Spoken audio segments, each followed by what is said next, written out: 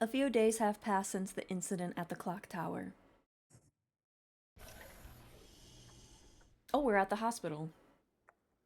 K Hospital is surprisingly empty for midday. Forgive the expression, but the place is basically dead. Oh. From the other side of the hallway, a familiar-looking man is approaching me. Who? Next to him is a small girl. Is it Mo and Saizo? Oh, Ida! Hello, Mr. Bean.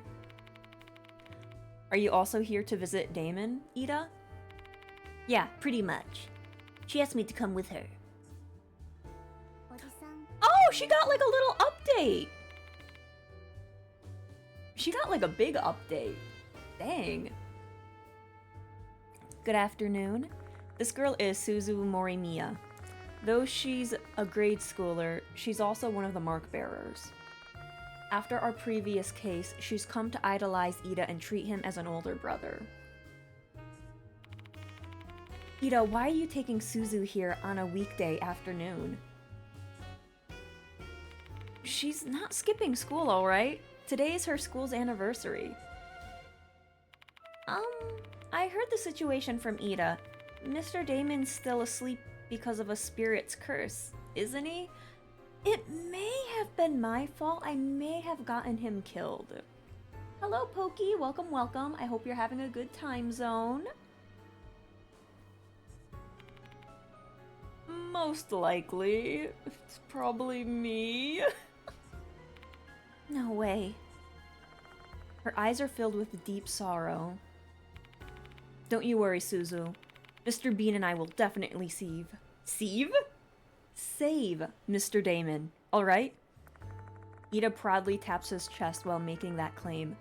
I have no idea where the confidence comes from. Yeah, it's Thursday. We're playing Deathmark. We're gonna be finishing this game really soon. Either Friday or Saturday. I guess it just really depends on how fast we can, like, really go through this. Despite my skepticism, the display brings a smile back to Suzu's face.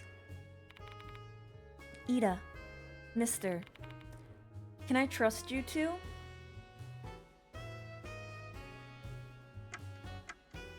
Rude. Thank you, Mister. Anyways, Mr. Bean, I'll continue to back you up on your investigation. Ida, about that. Oops, let's save that for later. I've got to get Suzu back home. I'll go to Kujo Mansion after that. Call me if you need anything. Is this man just like freeloading at my house, like stealing my internet and my food? See you later, mister. My old roommates used to call my cat Mister all the time, so whenever I see that, I think of my cat. Ida and Suzu leave after that. Crap, that was my chance to tell him. Following Slipmouth Kashima's case, I told Mo and Sho to stay out of the investigation, but Ida wasn't around, so I haven't told him yet.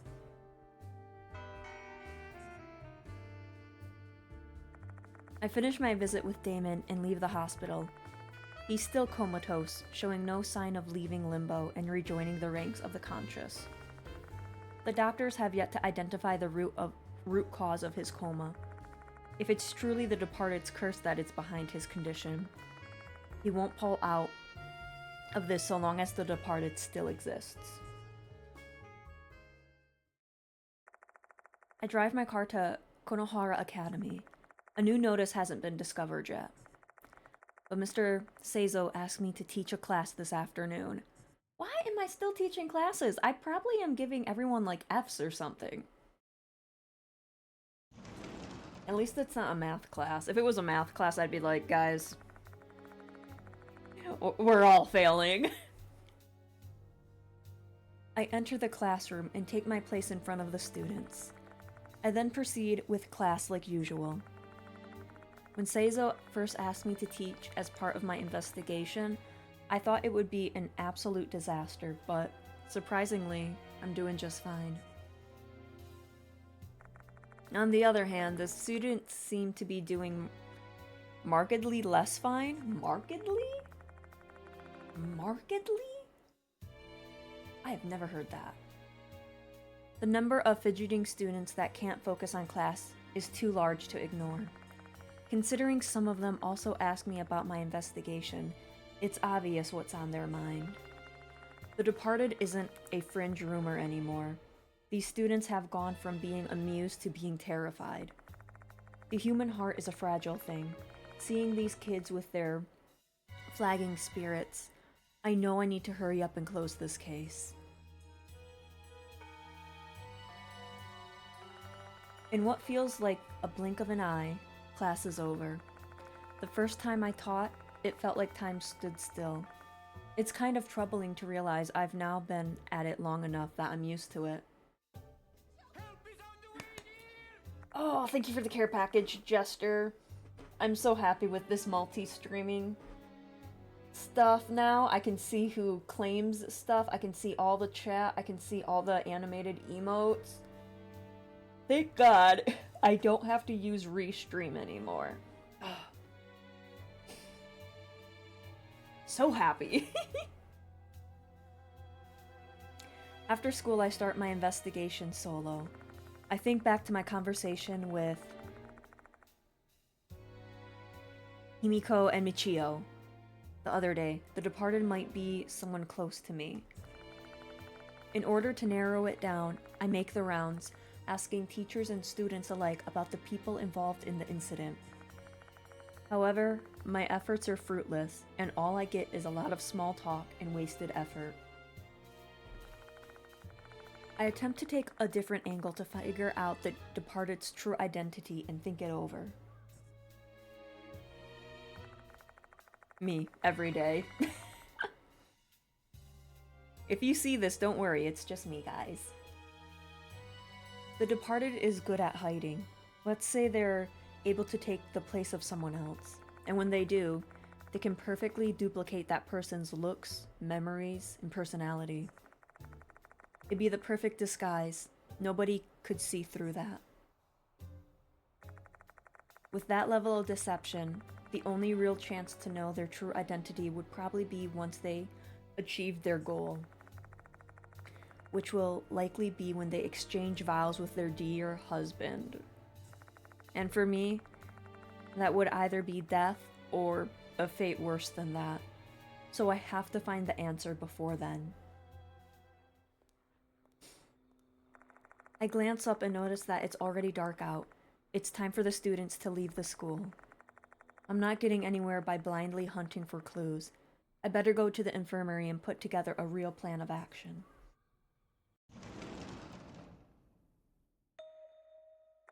I find a woman in a white coat waiting inside the infirmary. For a moment, I think she's a school nurse, but then I see her face. Hiro! I'm not a fan of that, like, dress under that. I'm not a fan of it. Hello, Bean. I never would have imagined you'd be a teacher here. I was really shocked when I heard the news from Damon. Hiro, why are you here? To help you out with the investigation. What else would I be doing here? She's very expressive. I do like that. And I really like the texture in the art. Lots of texture, like, dang. I never would have imagined I'd hear the word help come out of Hiro's mouth. There's gotta be a reason. She's Madoka Hiro. She wears a white coat, but not because she's a doctor. Hiro's a mark bearer who works at a pharma company as a researcher. If I remember correctly, you don't handle paranormal phenomena all that well. Well, true. I mean, after all that suffering I was put through before, how could I be expected to like it? So why are you here then? Jeez, you're so annoying. I have my own reasons, alright? She's rather intelligent, but Hiro also has quite the cowardly streak. I'm curious to see what her, Not codes, stats. Curious to see what her stats are. However, there are times when her curiosity gets the better of her and she ends up poking her nose into bizarre incidents. Call it a test of courage, I suppose. To tell you the truth, I'm here because Damon asked. In the event that something were to happen to him, he asked that I come to help you in his stead. Hence, I'm here, using up my paid leave. I appreciate you taking your obligation to Damon seriously, but this case is extremely dangerous. There have been a lot of casualties already. Oh, come on, don't patronize me. I'm fully aware of the dangers present. Then why are you... Because I want to save Damon. Simple as that. They're my friends too, not just yours.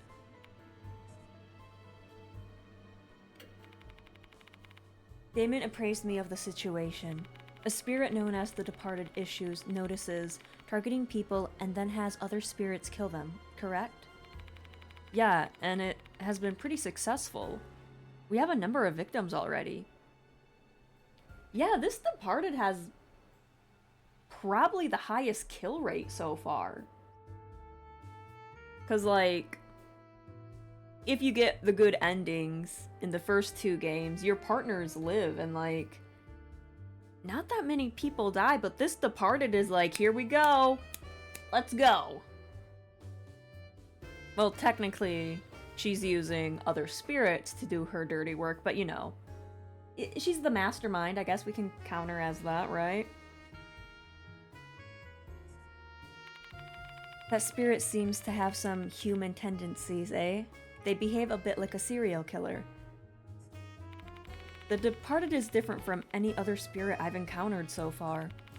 They're cunning and they possess the ability to pass themselves off as a human and hide within the school. And I've also heard they're obsessed with you. No?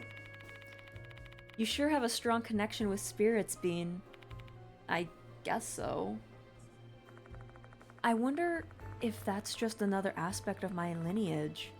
Like the way I seem to be able to see paranormal phenomena that others can't. Well then, shall we proceed with the investigation? Oh, wait a minute, Hero. I'm going to investigate alone.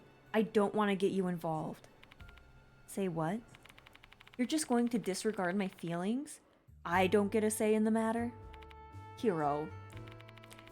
Didn't you understand what I told you before? You aren't the only one who feels frustrated about what happened to Damon. So you better ditch that weird, I'm the only one who can carry this burden, I'll sacrifice myself mindset. It really gets on my nerves. But I'll just take matters into my own hands if you keep insisting I stay out of this. Just give up. A triumphant smile brightens her features. I don't think I'm going to win a war of wits against her. Moving on to your investigation. I've heard there's no new notice yet. As of this moment, that is correct. I have a feeling one will arrive soon, though. Let's go check the faculty room. You have a sixth sense or something? I guess you can call it that. I have a feeling the Departed wants me, their dear husband, to continue pursuing this case. If my hunch is right, that means that they'll be more likely to issue a notice while I'm here at the school.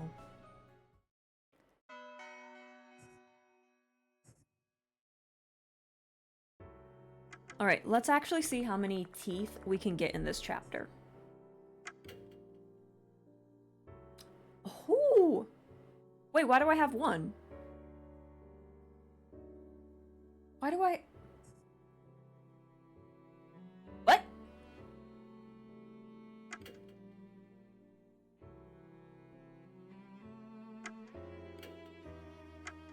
Why do I have one? Anyways, let's continue. When I get to the room, one of the teachers informs me that Mr. Seizo is away at the moment, which unfortunately means I'm going to have to ask Ritsu. Okay, well, Ritsu's cute, so it's fine. Goodness gracious, you again? Ritsu's cold tone of voice makes it apparent that she finds this meeting just as unfortunate as I. What's your business here? I have work to do. Has a new notice from the departed arrived? Notice? Oh, now that you mention it, I did get a report of something like that earlier. What about it? Why are you being so nonchalant for? Why didn't you tell me sooner? I believe I've made my position quite clear. I find this investigation of yours to be, at best, a pointless waste of time. Ritsu shoots a withering glare in my direction, looking like she just swallowed a bug. Lots of bug symbolism. Hello, Dev. Welcome, welcome. I hope you're having a good morning. She's usually pretty open about her dislike of me, but she's taking it to another level today. I got a report from the dorm manager the other day. She informed me that you took Himiko and Michio out and made them violate their curfew. The headmaster might have ordered me to let your absurd behavior slide, but this is unacceptable. So that's why she's being practically hostile towards me today. I didn't make those girls break curfew, but I can see how it's skewed that way in Ritsu's mind, and I doubt my explanation would change much. Those notices are pranks. It's mere coincidence that the students disappeared when the notices were issued. The departed, ghosts, the supernatural, it's all a bunch of ludicrous nonsense. To think a man like you has sullied the good name of teachers just to investigate this rubbish. Ritsu's practically got steam coming out of her ears. I wonder what I can do to calm her down. I'll be delicate. Trying to convince adherent non-believers of the supernatural can only make both sides frustrated. It's a waste of energy to try. Let's just get what I need and get out of here. Where's the new notice? I don't have it with me. I told the student who picked it up to throw it away. You told them to do what now? Which student was it? Kakuta? Kakuta? I'm saying that wrong. But I know where he's at. He's like the third floor guy, I think. Kakuta from the disciplinary committee. He found it when patrolling the school. What does he look like? He's a strapping, well-built boy.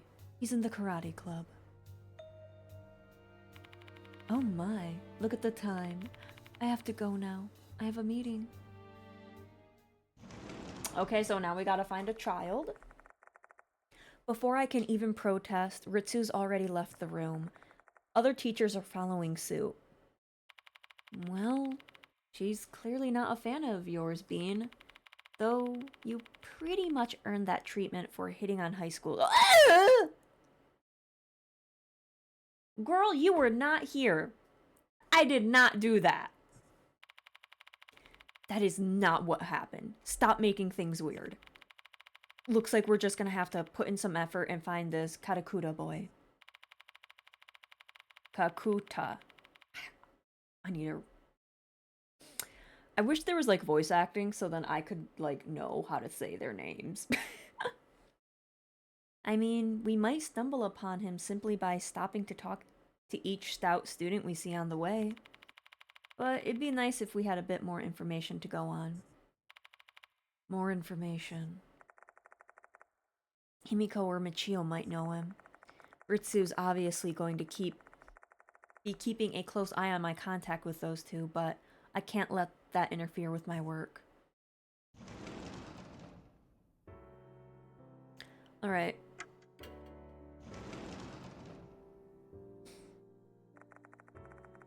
Himiko is organizing documents in the student council room. Oh, Mr. Bean. Thank you again for your help. Sorry, but I'm in a hurry. Do you know Kakuta? I've heard he's a big guy from the disciplinary committee. I know him. He's in 2C. How about you try looking for him in his classroom? Got it, thanks.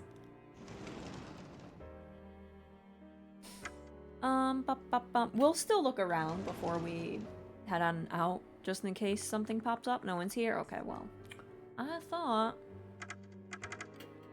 Oh, let me know if my volume and the game's volume is okay, please. Girl, you are tiny! Good lord. Oh, she's running like a little anime girl. Look at that.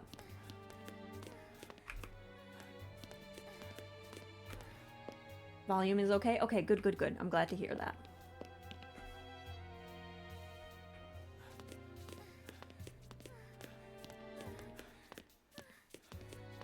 Who are you people? Hello? This school is getting strange these days. I know, right? It smells musty in here. Is it because of the Departed? I don't think the Departed is making things smell musty. Oh, I've heard there's an outbreak of mold somewhere in the school. Is this next, demon, yokai, spirit, whatever? Is it gonna be related to mold? Yikes. Just imagining that makes my skin itchy. Anyways, let's go home. Yeah. Interesting. The couple leave the area. Second floor. This way. Oh, hi, girl. Oh, hello there. I caught a painted lady in the courtyard earlier. Wanna watch some butterflies together? Sorry, but I'm in a hurry now. Do you know Karakura? I've heard he's a big guy from the disciplinary committee. Oh, I saw him going to the 3rd floor just now. What business do you have with that karate guy, though? Is the new notice targeting the Karate Kid or something? I don't know yet, but thanks for the info. Okay, so he was on the 3rd floor when we were exploring earlier, so let's... Well, he was, but now he's not. Okay, well, we're already up here.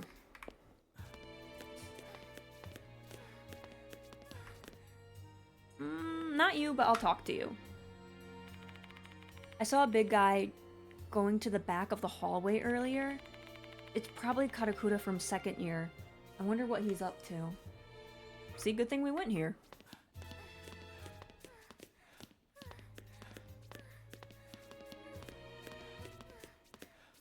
There you are. Hey, kid. There's a big, well-built guy standing over there. He looks pretty strapping. Are you Katakura? Yes. The name's Shinchi Kakuta. Well, now he gets like a profile image. Where's the Departed's notice? I'm hoping you haven't thrown it away already. No, I still have it. Mr. Itsu told me to trash it, but I felt like I should show it to you since you're investigating them. Thanks a lot. You should thank Himiko and Michio. They've been asking everyone to pitch in and help you out. He pulls out the Departed's notice and hands it to me. If that's it, I'll be heading to my classroom. Feel free to come by 2C if you still need anything.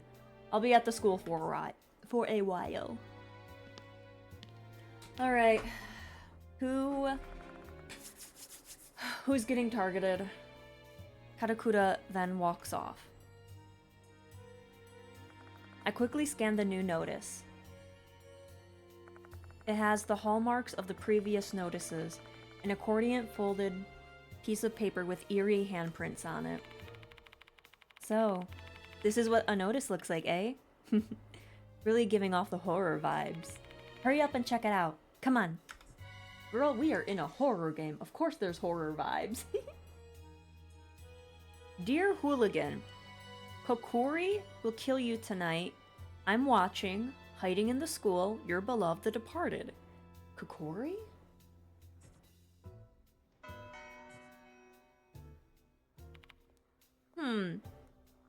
I don't know what that spirit is.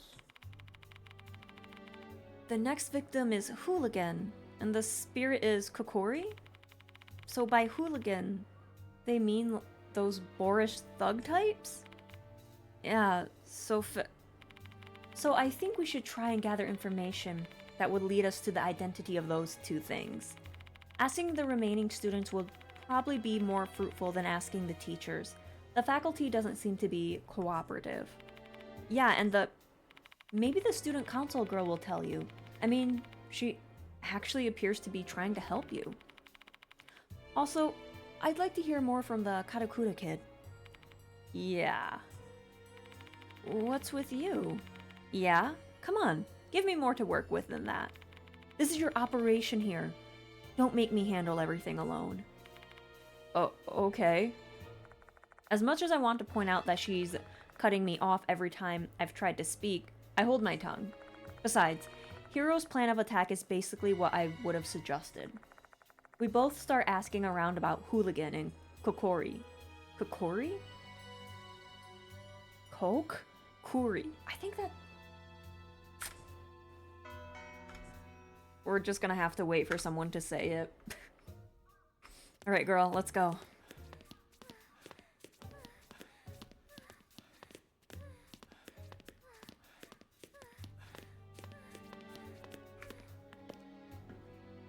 Hello, anime. Welcome, welcome. I hope you're having a good time zone. Did you find Karakura? Yes, thank you. I'm happy I could help. So, what do you want to talk about? Actually, we found a new notice. Whoa! So another one's finally here, huh? Show me. Not sponsored by Honda. No Honda days here. I show Michio the Departed's notice. So the next spirit is Kokkuri. Kokkuri. Well, Kokkuri usually refers to that old fortune-telling technique, but I'm sure you already know about that, right? Let me explain it to you then. Kokkuri is a fortune-telling technique that uses a coin and a piece of paper. You summon a spirit named Kokkuri and ask them some questions. It can be dangerous since you're dealing with a spirit after all. There are some people who get a big scare out of it. But the Kokkuri mentioned in this notice is a ghost, not the fortune-telling technique. So Kokkuri is both the name of the technique and the summoned spirit, and the rumor is referring to the spirit. Can you tell me more about it, Michio? Sure, why not? That reminds me. Hime and I were called by Miss Ritsu this afternoon. Do you know what she said? Don't get too close to Mr. Bean. He doesn't belong here. Oh, okay. Sorry, I shouldn't have talked to you. She's probably gonna give you a lecture. Don't worry about it. You're my lifesaver, and you're hunting down the departed like I am. So, about the Kokkuri in the notice. I have a feeling it might be referring to Mr. Kokkuri. Well, who is Mr. Kokkuri? There's a rumor like that at Konohara Academy. Mr. Kokkuri. Kokkuri? Oh, so I was right saying it? Oh shit, damn. High five to me! Have you gone to the corridor on the second floor? Of course not. That place is restricted. Do you know why? It's because of the Kokkuri shrine. That place is cursed. There's a shrine? I'm not lying, it's the truth. I've even heard stories about it.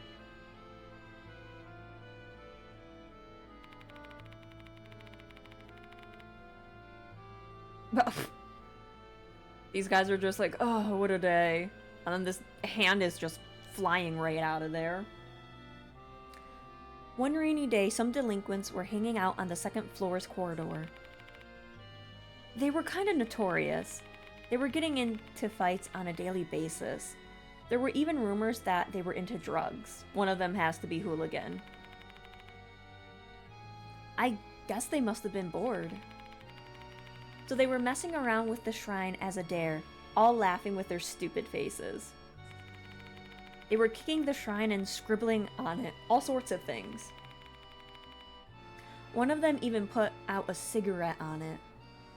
These guys are just asking for death. Good lord. Don't touch that stuff. The wind and rain got stronger. The delinquents were about to head back inside. At that moment, they heard a voice mixed with the wind. Kill Hooligan?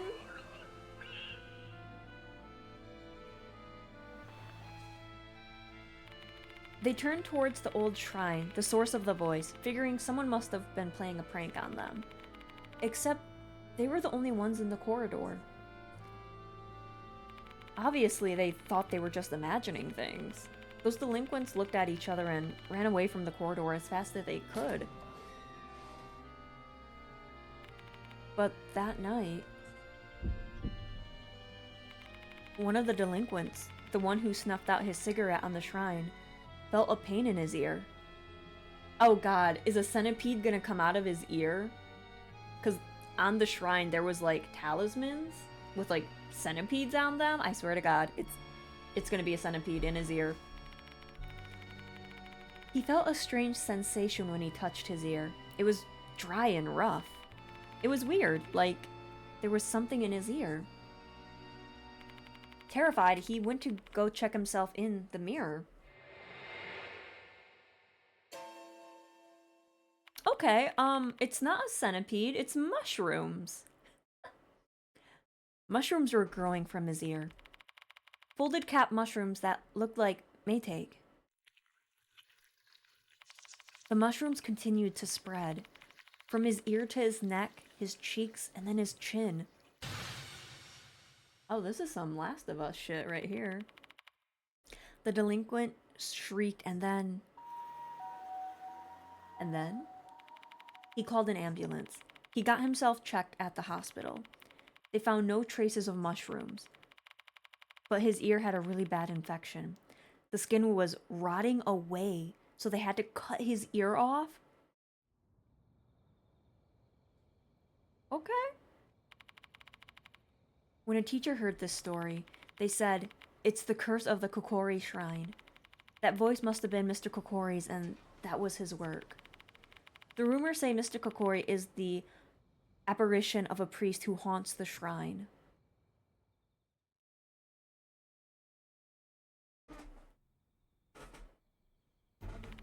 And that was the rumor about Mr. Kokkuri. So please, stay away from the shrine in the second floor's corridor. If you're cursed by the mushrooms, your lovely face will be ruined. Is Mr. Kokkuri the name of the shrine? Correct. It's called Mr. Kokkuri because the shrine has a mysterious voice. No one knows what Mr. Kokkuri looks like, as they've only heard his voice. Creepy, isn't it?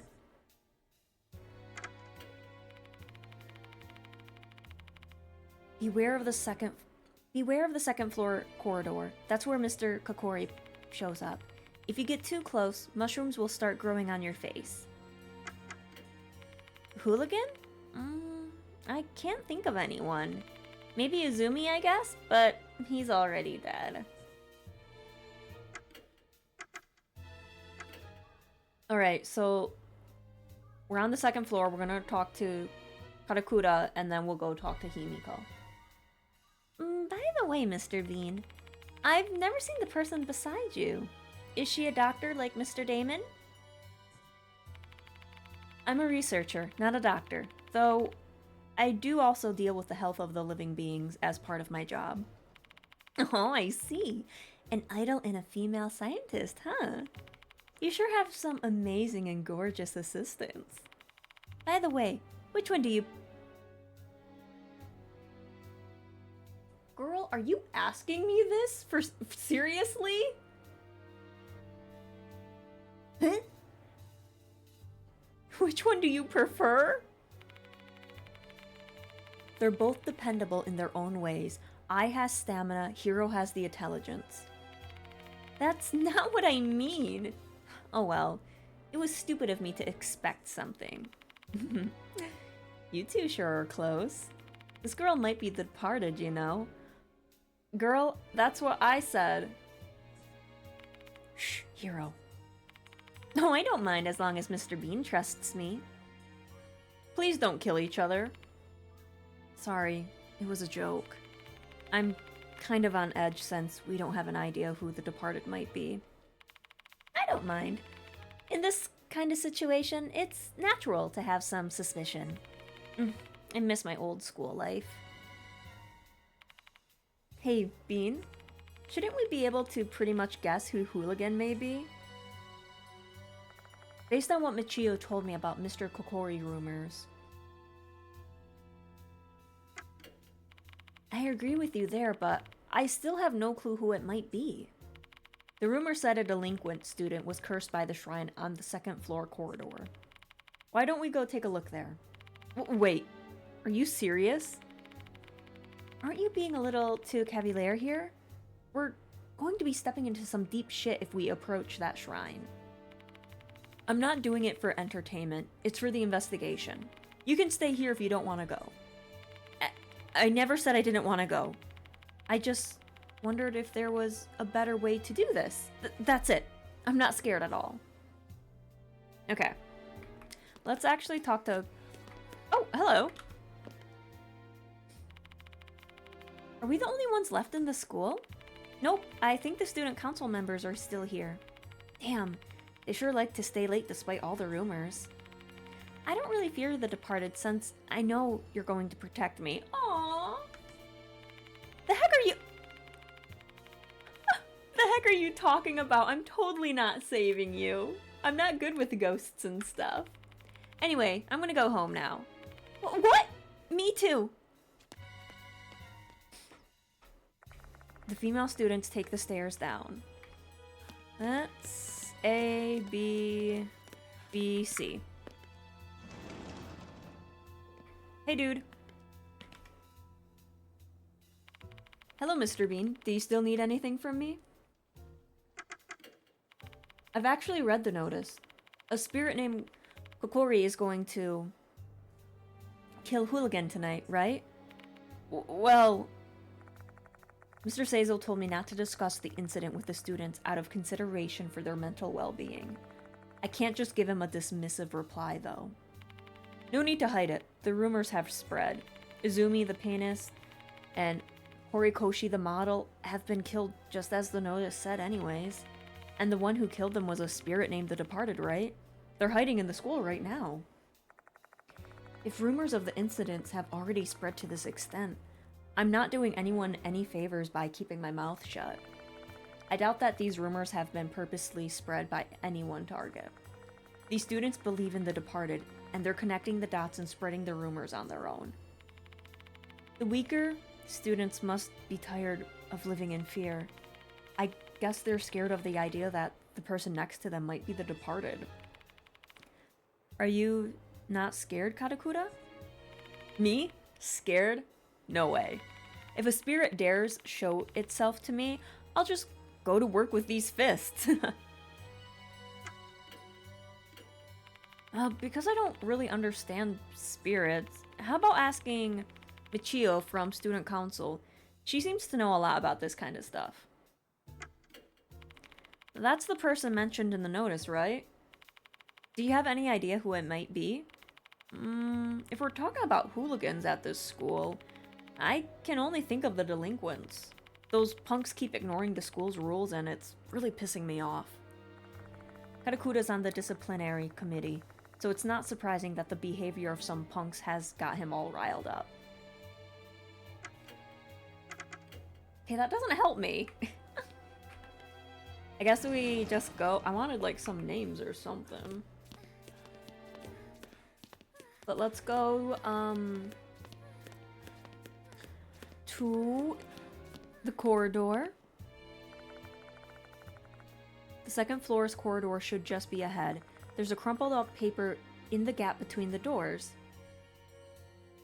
Warning, the second floor corridor is off limits. Not for me! The shrine where people supposedly heard Mr. Kokkuri's voice should be right ahead. Looks like the door's unlocked. Let's check out this place.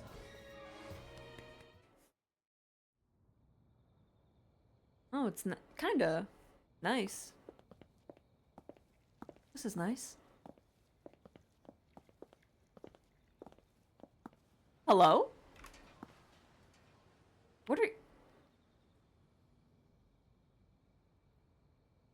Ma'am?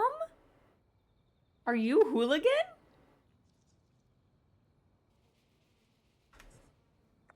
A tanned, ostentatiously styled girl is absent-mindedly lingering near the shrine. Hello there. Hero, we might have to run. Her reply is unintelligible, more of a groan. Just ignore her, Bean. Something's wrong with her.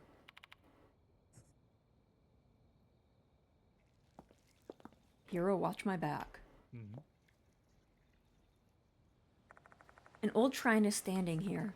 This has got to be the shrine from the rumor about Mr. Kokkuri. Let's take a closer look. The first thing that stands out is that it's a rather small shrine. It's completely weathered after being exposed to the elements for a long period of time. Another noticeable feature is the number of talismans on it.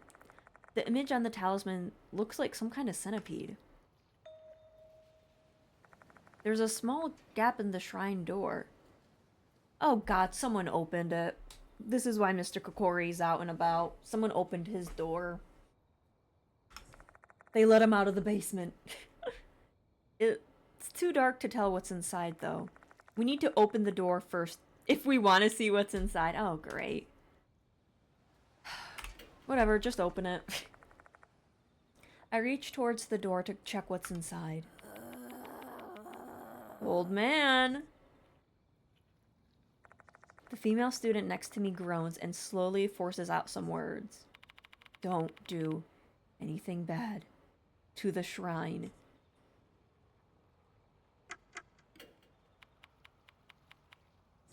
Old man, you're...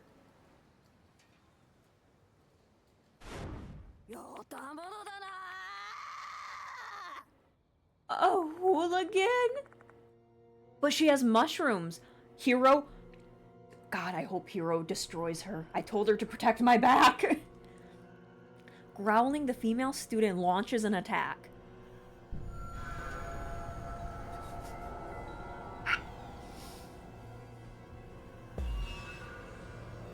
Okay.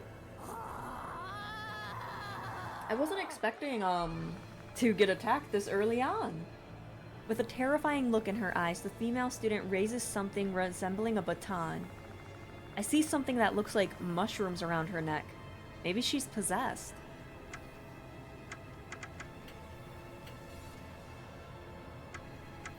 Do we take the attack or do we attack?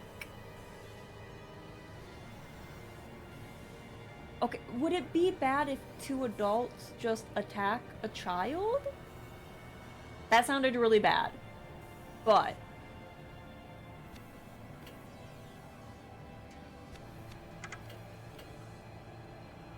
so that's 87. Nope, you can't do that. If I team up, I'll get like a better... I guess we'll just take the attack. Okay, Hero, God. This is gonna hurt. We try to use my bag. Oh, we're using a bag! Okay, I thought we were just gonna, like, stand there and let her, like, hit us. We're using a bag. Okay. We tried to use my bag as a shield to block her attacks. Did it work, though? Thank God. We clutch the bag tightly and block her attack. Nice. The female student recoils. Grab her, Hero. Okay. Calm down. Hero captures the student's arms from behind. Ooh, full Nelson. Helping out, I immediately restrain her.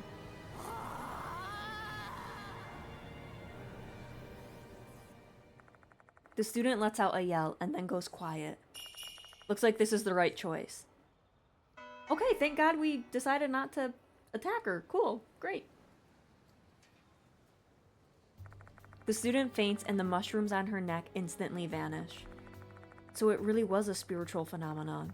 Assuming the rest of the rumor is accurate, that would mean the mushrooms were their shrine's curse. Keep an eye on her, Hero. I'll investigate the inside of the shrine. Sure thing. I walk towards the shrine and put my hand on the door. There's a talisman on it. Inside the shrine, I find some bizarre stuff. A petri dish used for experiments. Inside the petri dish is a dead centipede. Some red substance appears to be growing from the centipede. What in the world is that? It's like a fungus! It's a fungus! Oh, I just hit my mic. My bad. Oh, I see you found something interesting. Those red filaments are probably mushrooms. Oh, I'm so smart. It's difficult to tell without the caps. Without me realizing it, Hero's already peering over my shoulder. Looks like those mushrooms have been growing on the dead centipede. I think they're...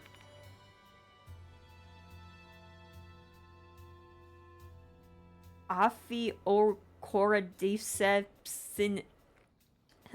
They're a mushroom. Very interesting. But what's it doing here?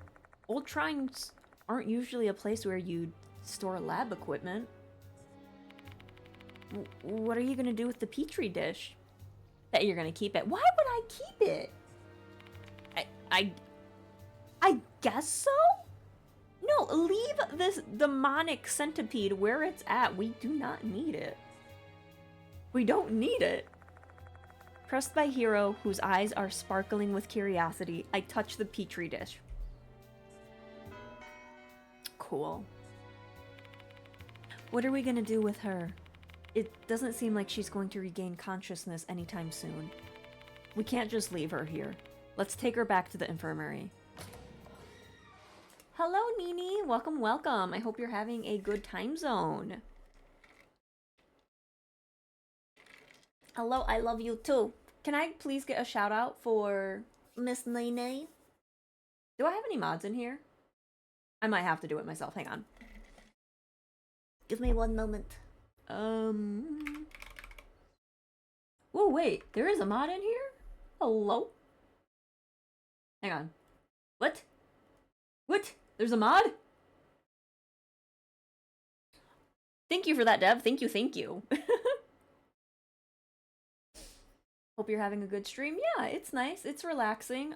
We found a little mushroom centipede thing in a shrine.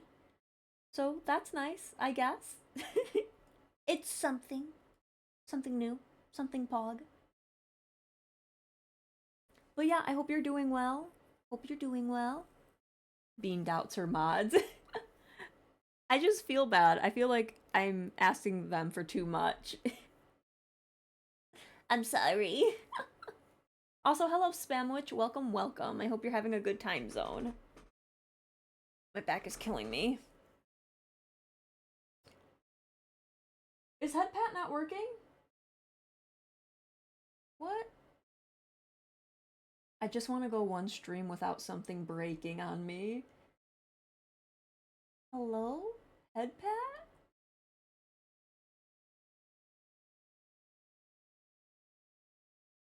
Interesting. Interesting. Loki was confused because I didn't see Devil's Message, but saw Spamwitch and was like, wait, they're not a mod, how? Yeah, that's not even a command I have. Hello, Pack. Welcome, welcome. I hope you're having a good time zone. God, oh, fuck. I hope that didn't come on the mic. I just, smashed into my microphone. She hit us. I'm sorry. My water bottle is huge, and it just gets in the way sometimes. We got bonk. I'm sorry. It was an accidental bonk. I didn't mean it. I'm sorry.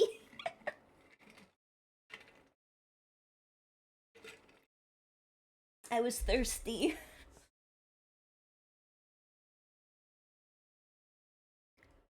My bad. I'm sorry. I hoist the female student onto my back and leave the corridor. From there, I walk straight to the infirmary.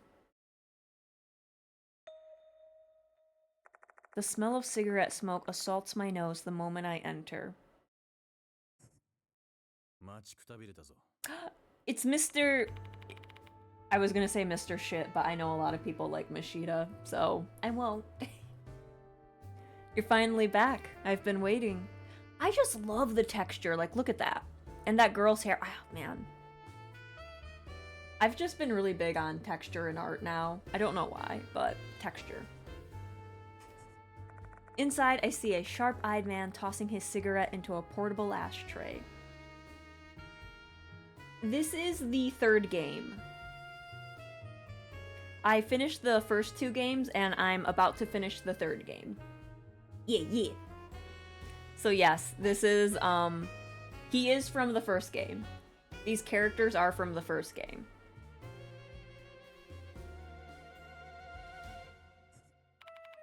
Mashita.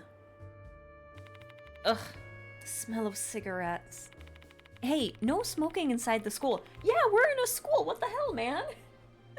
There are kids here. You're a terrible influence, you know. Where's your common sense, Mashita? Oh, is that how it is? Back in my day, the teachers would openly smoke in the faculty room. Well, times have changed. You need to be more considerate. Fourth one is coming out, but with an alleged weird name. Yes, Ninja was actually talking about that. They were saying how it might be changed to Spirit Doctor. And I was like, no, that just sounds like a corn name. Sorry. No, I cannot take a game seriously if it's called Spirit Doctor. I am sorry. I'm on YouTube. I can't say that word, Nini. But yeah, Spirit Doctor. But like, I'm happy there's a 4th game, but also... Oh god, please don't change the name. Please don't. I don't need people to come to my house, and when I get the physical copies, they'll be like, what the hell is this? And I'll be like, oh. But yeah. Yeah, I'm excited.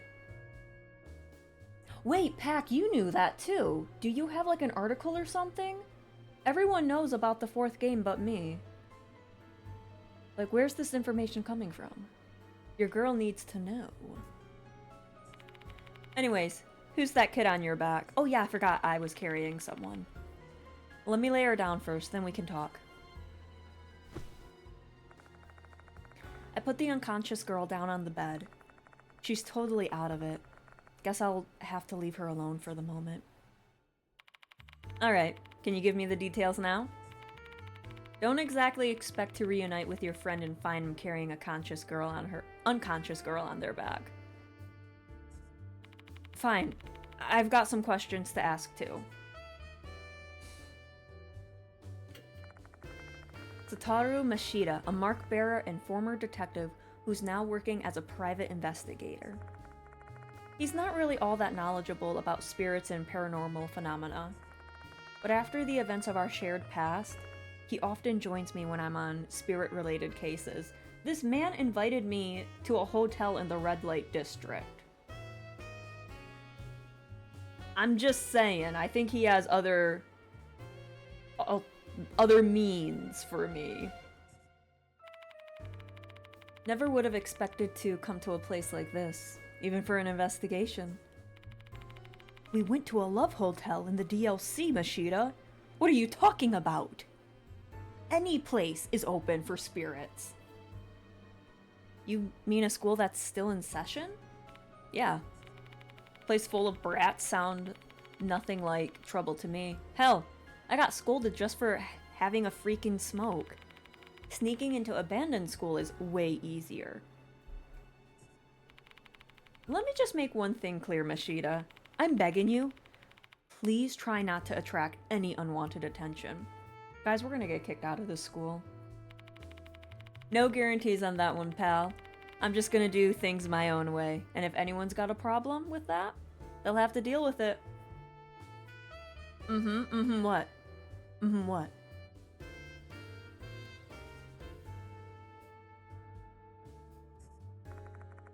The corner of his mouth twitches into a mischievous grin. Mashida's a man who will do anything for his investigation. Mr. Seizo and Ritsu will not appreciate his presence or methods. Okay, so we just have to keep him hidden. That's fine. That's fine. It's like keeping an animal when you're not supposed to have animals due to the lease, and then you just kind of hide them. We'll just, like, put him in a locked room when they come by or something. But his erratic methods have a way of dragging the truth out of situations where a more civilized approach would fail. Have you finished your job, Mashida? Yeah, can't tell you much about it though, since I'm under NDA. Okay, I thought we were friends though, oh my god. And just when I thought I'd be able to relax for a bit. That hag Yosaoka asked me to help you out? She's a real slave driver? You're so mean, Mashida, what the hell? This man is different from the other mark bearers. Because of his job, he's a seasoned veteran when it comes to cases involving dangerous and bizarre spirits. He's offering to help. If he's offering to help, I'll jump on it. His help makes it much more likely that Hiro and the Departed's targets will survive. Girl, I don't think the Departed's gonna like him. Like, I thought the Departed, near like the end of this chapter, because she like takes one of your friends hostage, I was thinking, oh, it's gonna be Hiro. It might be Mashida. It might be Mashida she takes. Sorry for causing you trouble. Save your thanks for the old bag. Oh, I'm just here to work. Damn. Damn. Yosaoka gave me a summary of the case. A spirit masquerading as a student, huh? Wonder how their grades are. He's cracking jokes, but his eyes show no trace of a smile. Under the surface, he must be just as tense as we are. You wanna know what I think? You're basically being jerked around by the Departed's notices. I mean, yeah, all those spirits from the notices, and you're still no closer to figuring out who the Departed is. Listen, dude. We're in chapter 5. There's 7 chapters. Give me some time. Give me some time. I'm almost there. I'm a bit slow on the uptake. Maybe you're right. But if I just ignore the notices, someone's gonna die. Then what's your plan? You're just going to keep dancing to their tune until they get bored and quit? Don't get sidetracked and forget your original goal, Bean. The only way you can solve this case is to find the Departed hiding in this school. And what you should do is start looking at everyone around you as a potential suspect. This is also the man that got mad at me when I took that dead spider and I buried her. I'm just saying. He gets mad at me for being a decent human being. Like, let me put this soul to rest, please. By the way, Bean. Mashida jerks his head over to the direction of the girl on the bed. Tell me about her already. How long are you gonna make me wait? I just found her outside. She attacked me. She fainted. We brought her here. There's not much to say else. I share everything I've learned about Mr. Kokkuri and Hooligan and the events at the shrine. So this kid attacked you? School violence is kind of a lost art these days. What a special moment in your teaching career, eh, Bean? Cut it with that. Hearing you say that makes my skin crawl. No matter how you choose to look at it, this kid isn't normal. She called us hooligans and had mushrooms growing around her neck. Right. Considering that, maybe she was possessed by Kokkuri. Oh, yeah, Mark? Hang on, there's boobs. Mark? I'm sorry, guys. Oh, sorry, we had a We had a very big scene where I had to use Mr. Marcus Plier. Give me one moment. I'm sorry, guys. You're not privy to the boobs. I am. I recall the time Michio was possessed by the slit-mouthed Kashima. She was fully under the control of the spirit, led by their desires. The student might have been the same as her.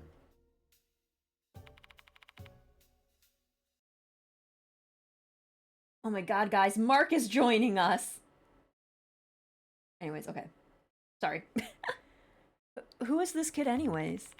She doesn't have a student handbook, and no matter how much we shake her, she's not showing any signs of waking up. Yeah, Mark has been with us for all 3 spirit hunters, man. He's just a staple now. God, I hope I don't get a cease and desist from Markiplier. I'd probably cry.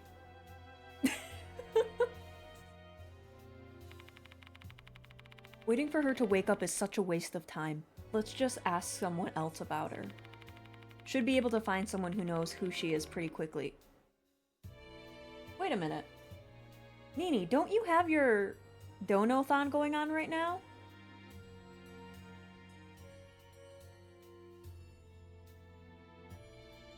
Or are you taking a break for tonight?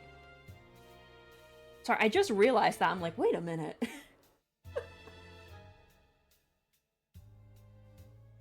I'm taking a break. Okay, good, good, good.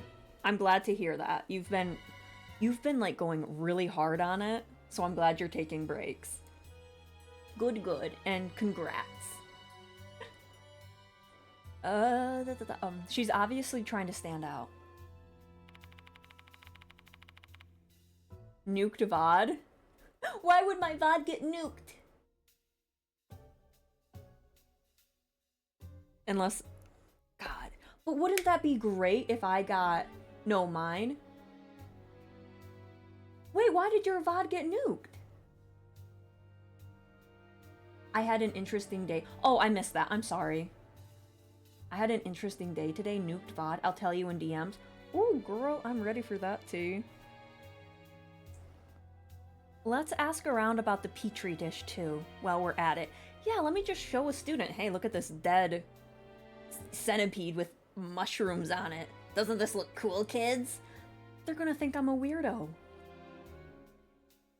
Like, no, how about I don't do that? I have to teach these kids. They already think I'm a weirdo. Who knows? Maybe we can learn who placed this in the shrine.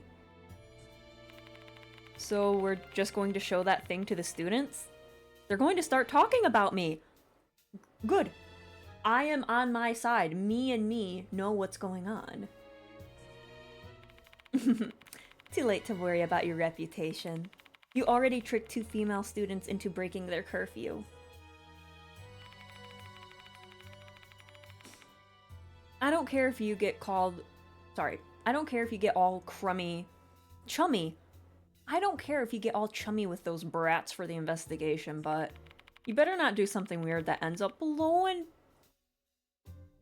Sorry, I read that wrong. I was gonna say blowing my back out, but no.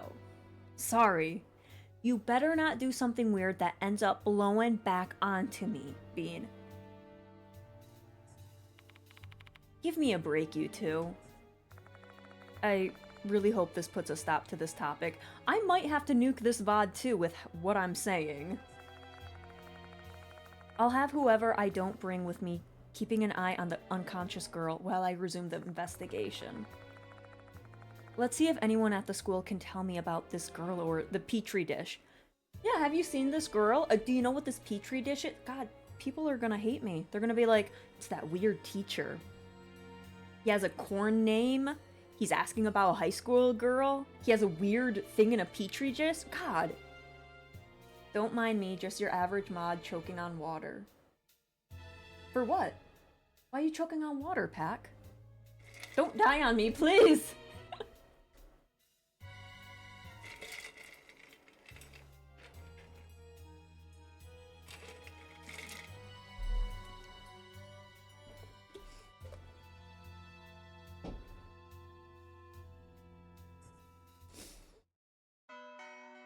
Ah, yes. Delinquent girl and creepy petri dish. And then Mashida's with us. Oh, I want to check out stats.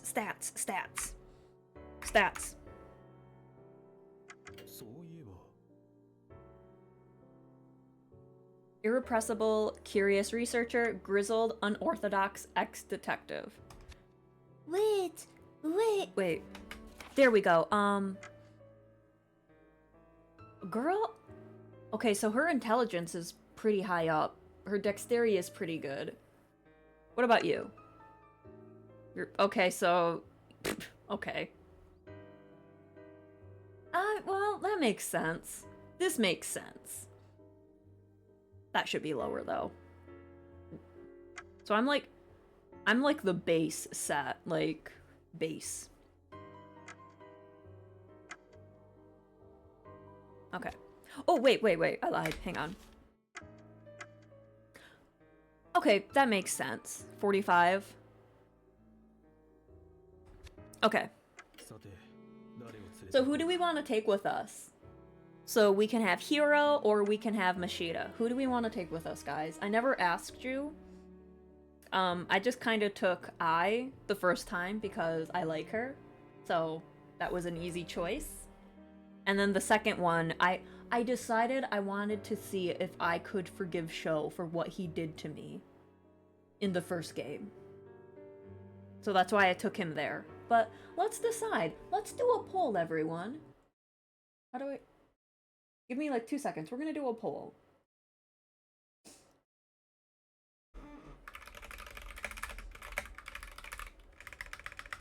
Who should be our partner? We have Mashida or we have Hiro. Wow. There we go. Alright. Alright. Please vote on that, and whoever wins, clearly mark Hiro. I mean, everyone can be a mark someone. Where are you, Mark? Look at... Oh, I'm Markiplier. Oh, that fits so perfectly, too. There he is. It's Mr. Markiplier. It's me, everyone. Markiplier. Mashida can be... Oh, I love this. It kind of reminds me of, when you go to, like, an amusement park or a fair, and they have those, little displays with, like, the faces cut out, and you, like, put your face in there. This is what it kind of reminds me of. It's Mr. Markiplier.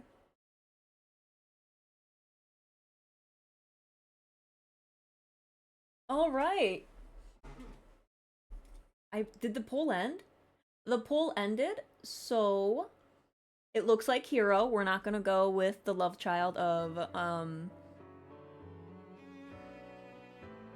Toguro and Satoru. Sorry, I forgot their names. That's embarrassing. So we're gonna go with her, because it ended. Wait, yeah. Why does it... Wait. It says closes in 25 seconds, but the poll ended. What is that? Anyways, we're just gonna pretend I didn't see anything.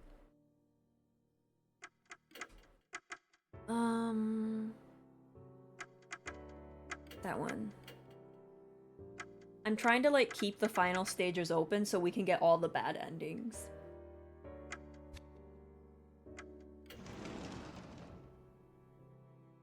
I sent the tea for later. Yes, excellent.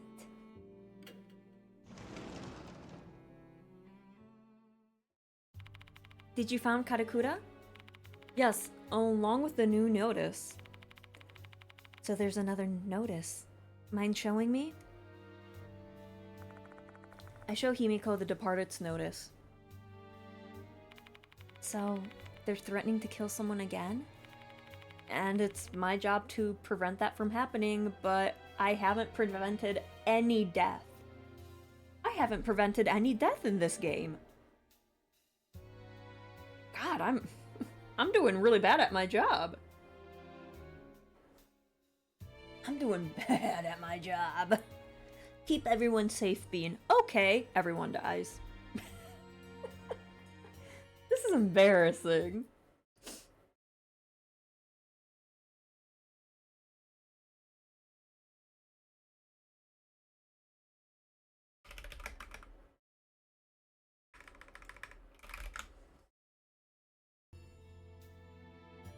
I think I missed that serving of tea.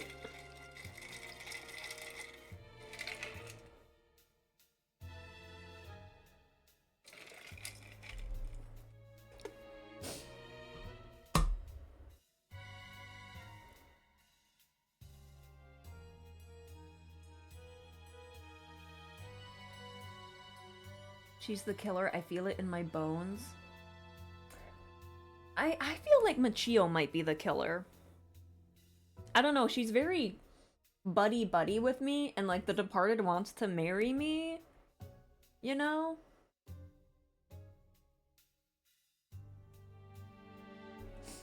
Those are my thoughts. If you've got any information that could help, please let me know. Sure.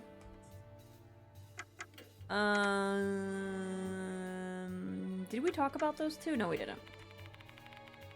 Sorry, I don't really know much about spirits. You should ask Michio instead. She's over on the second floor of the new building. Hooligan, huh? Compared to Model and Painus, this one's got a lot more room for interpretation. Finding the target might not be so easy. I described the girl who attacked me and asked if she knows her. I think I have an idea who she is. It might be one of the first years, Saki Maruhashi. What's she like? I don't know her personally, but some of the first year council members were telling me some things. They said she's never had any friends and is always on her own. She's got a bad rep because of that. There's nobody to defend her. There are all kinds of rumors surrounding her, saying she likes to go out at night, drink and smoke, and she's associated with a biker gang. These may just be rumors, but if they're true, that makes Saki a kid worthy of the name Hooligan. Oh, I'm gonna show her my petri dish. I showed you my petri dish. Please reply. I take out the creepy petri dish and show it to Himiko. What is that? That centipede and... What are those red things? They're actually mushrooms. Do you know anything about this petri dish? Not at all. I don't know anything at all about it. Mr. Bean, can you please keep that away from me? Can you take your petri dish and shove it? Oh, yeah. Sorry about that. Himiko breathed a sigh of relief when I put the petri dish back into my bag. Her reaction's totally normal. Hiro and I have just become so desensitized to these sort of creepy things that we forget how normal people view them.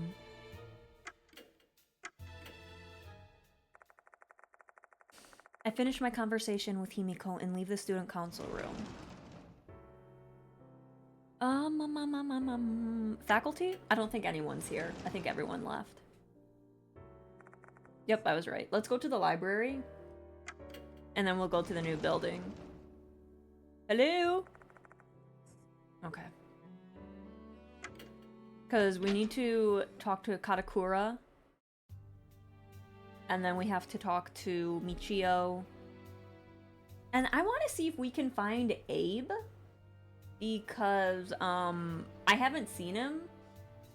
And, like, I feel like he's gonna know some stuff. What? Well, she's the first... Should I... She's very noisy. Hero.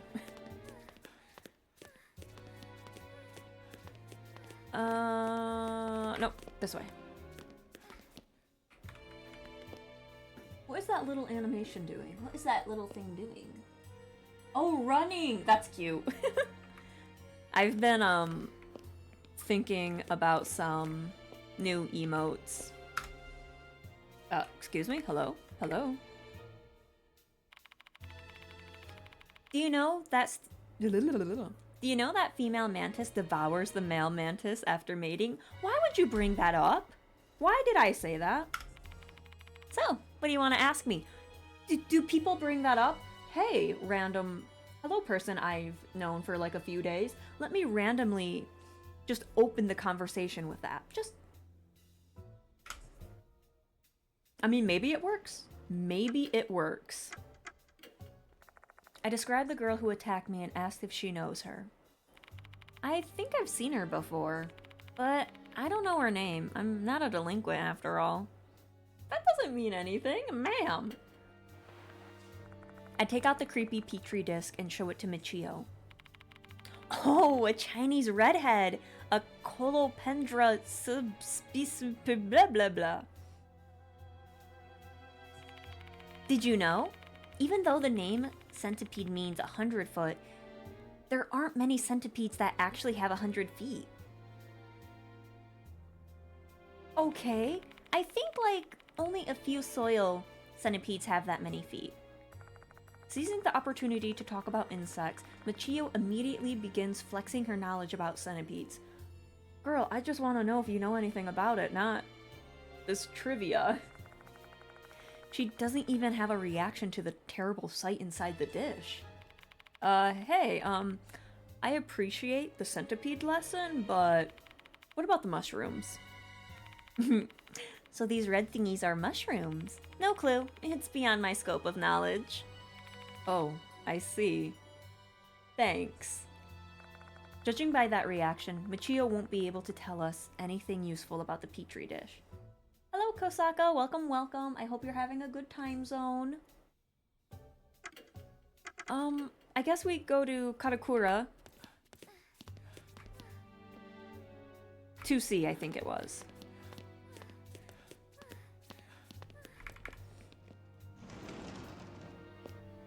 And then we go from there. Hello, sir.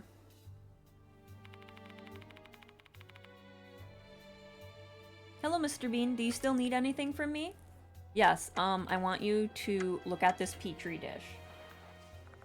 I take the creepy Petri dish from my bag and show it to Karakura. What? Oh, that was a reaction. The moment he sees the dish, his eyes bulge. What's wrong, Karakura? No, it's just... My apologies. It's so disgusting, I don't even know what to say. Centipedes alone are already gross, but the mushrooms just make it so much worse. Where did you find it? The science room? How did he know those red things were mushrooms? Mr. Karakura, is this your centipede I am holding? You know, I think I might have to nuke this VOD. I'm saying too much shit. No, it was inside the shrine on the second floor's connecting corridor. Huh? What was this thing doing in there? I have no idea either. Doubt it's a prank. Oh. I have to get back to patrolling. You know something. Sorry, but I've got to end our chat here. Karakura bids us farewell and quickly leaves the classroom. Hey, Bean. There's something weird about Karakura's statement. Did you catch it? What's off about Karakura's statement? He said something about the mushrooms. It's the mushrooms, of course. When I first saw the Petri dish, I didn't even realize they were mushrooms, except I did know. Just not... Other me did not know. But Karakura noticed that right away. That's a bit strange. Exactly. For a second there, I was worried that you might have missed it. I have a feeling he knows where those mushrooms came from. We better speak to Karakura again. He should still be at the school. Let's go find him.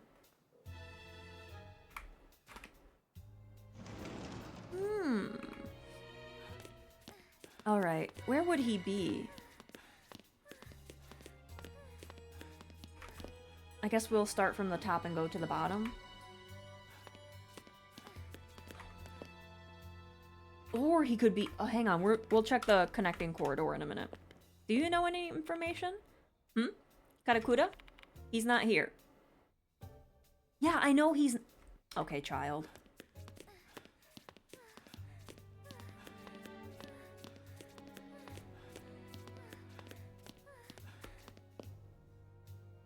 Okay, I guess we'll just... Oh, tooth? Chairs sit atop the nicely lined desks? No.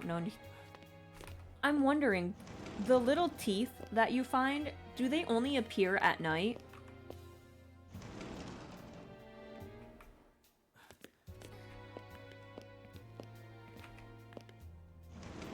Because I feel like I'm missing so many, but at the same time, I don't think we found any during the daylight.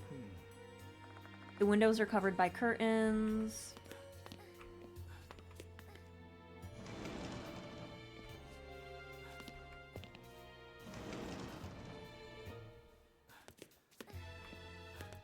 I probably should have asked about the delinquent girl. I forgot I didn't ask him about that. Crap. Nope, can't go through there. Let's see if he's out here. Hello?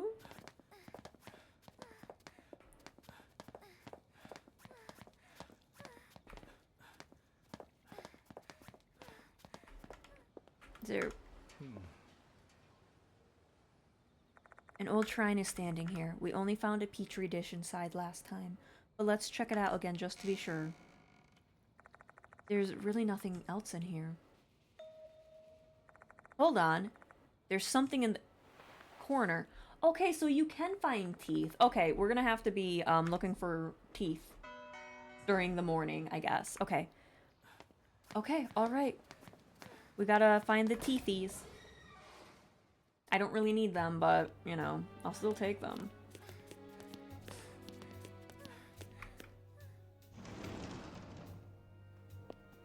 Karakuda? Oh. Okay, no teeth. That's fine.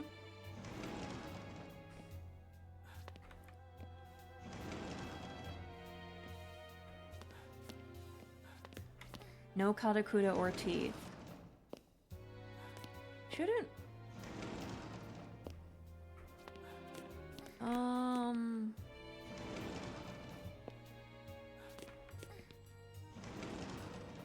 Hello? Oh, teeth? No. Why aren't there teeth everywhere? Hello?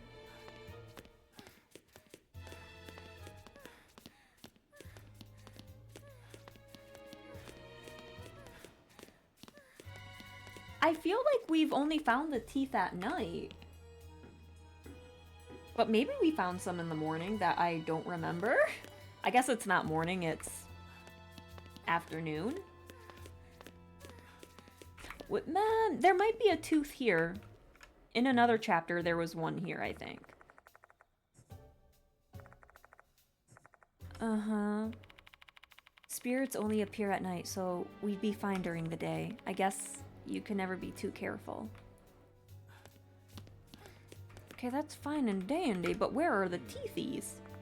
There's a large bulletin board here. This is where the first notice was posted. When I move the papers around, there's a nut. Yeah, okay. But is there a tooth? This red thing looks like mold, huh? Do you mind if I... Oh. I forgot about the mold and what color it was. And like the students were talking about mold earlier. And then the centipede has like red mushrooms. The color red seems to be, a color that's connecting things. We connected the mold, the mushrooms. That doll is like covered in red. I'm just saying. We still don't know that doll's name. But I'm just saying, everything's kind of connecting. Everything's connecting. Do you mind if I collect it and analyze it? Yeah, girl, take it. I don't mind. Alright, where's that child?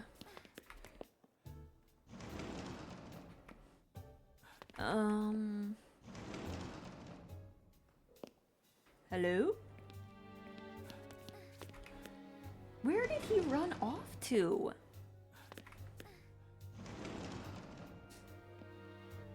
Oh. Hello, people.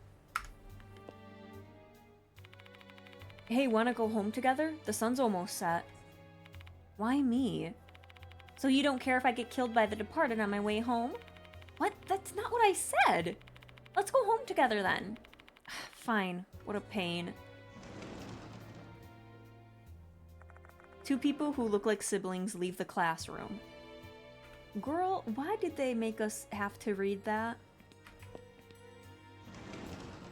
I love whenever I look at Hiro, I'm just like looking way above her. Like I'm not looking down or anything, I'm just like, hey.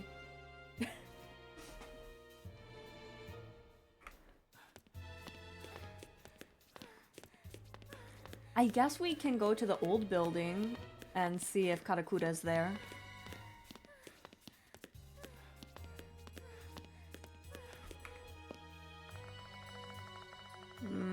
Okay. Oh no! Don't look at that.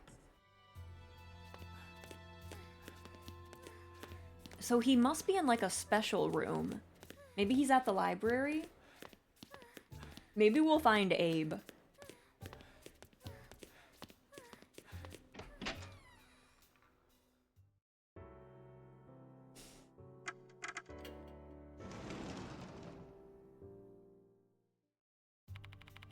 How much have you learned so far?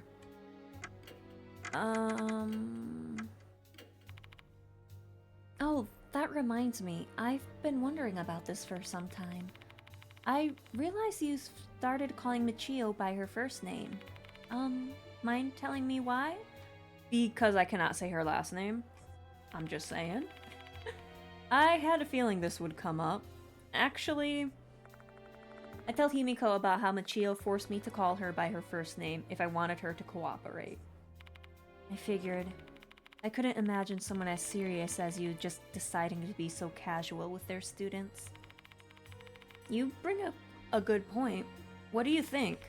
Should I go back to calling her by her last name? No, don't do that. Michio will hate me. Why would she? She's trying to get along with you in her own way. So I don't want to interfere with her wishes like that. Oh. Alright. Bye. Library. He has to be here. Okay, he's not here. Hello?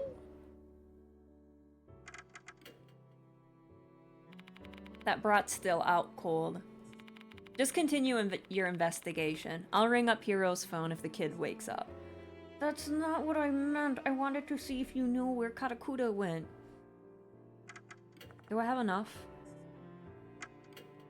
That's not what I meant. I meant this. Ugh!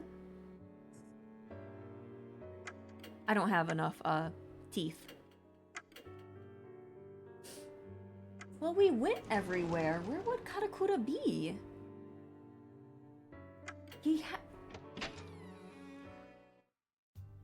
We must have missed something. We went through all the classrooms. We can't go into any of the bathrooms. I don't think we can go out here. No, we can't. So... And I don't think we can go to, like, the special classrooms. No, we can't. And we can't go to the, corridor to the old building. No, we can't go in that one. Michio's the only one there. When would... Okay. When did this get unlocked? A large shelf with a glass door. Flasks and vials are stored inside. They're clearly lab equipment used for class. I better not touch them. A large shelf with a glass door. Test tubes and tripods are stored inside. For some reason, there are a number of dead insects stuck on the door. Goodness gracious. They should store these more carefully. A pile of cases used for carrying equipment. I shake it lightly, but it doesn't seem like there's anything inside.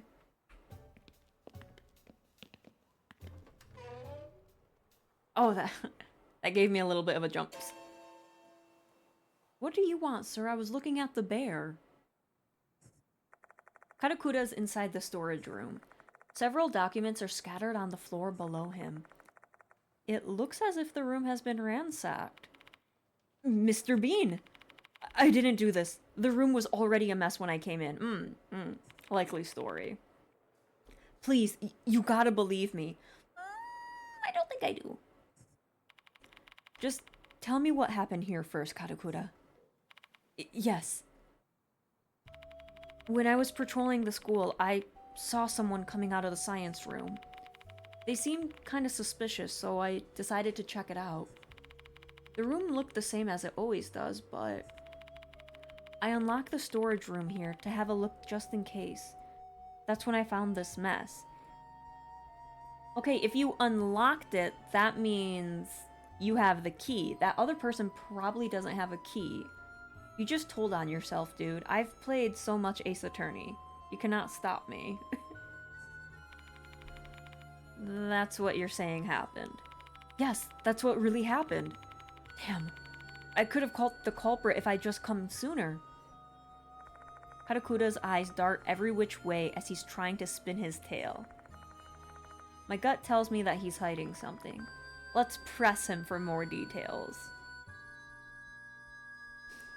Every time you say Mr. Bean, it reminds me of the other Mr. Bean. Yes. Me and him are very similar.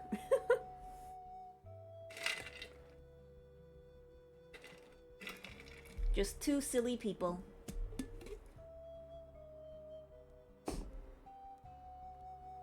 I gotta take a sip, hang on. You're Mr. Bean? I am always Mr. Bean, Panda. And also, welcome on in. I hope you're having a good time zone. I am always Mr. Bean.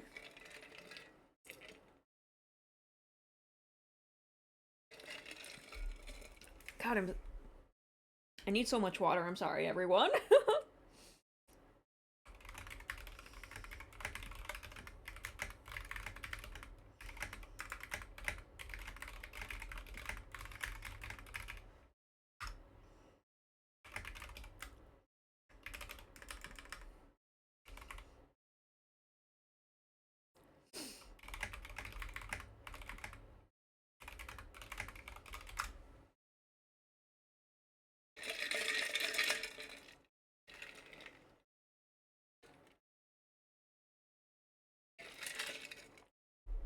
I feel like I'm not getting enough water in my sips.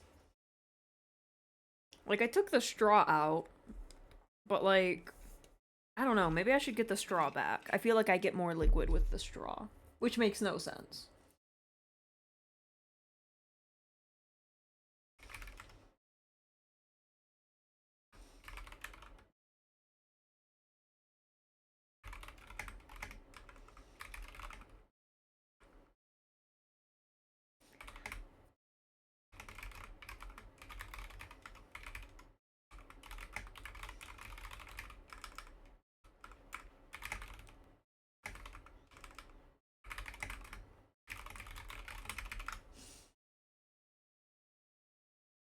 She's in her DMs. No, she's in my DMs. I am in your DMs. And you're replying to me, Miss Ma'am. You are replying to me.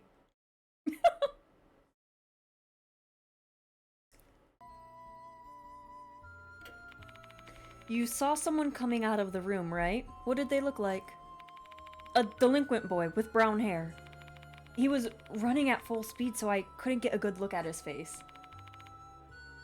Why didn't you chase him? I didn't know what I should do. At that time, I had no idea he'd been poking around the storage room.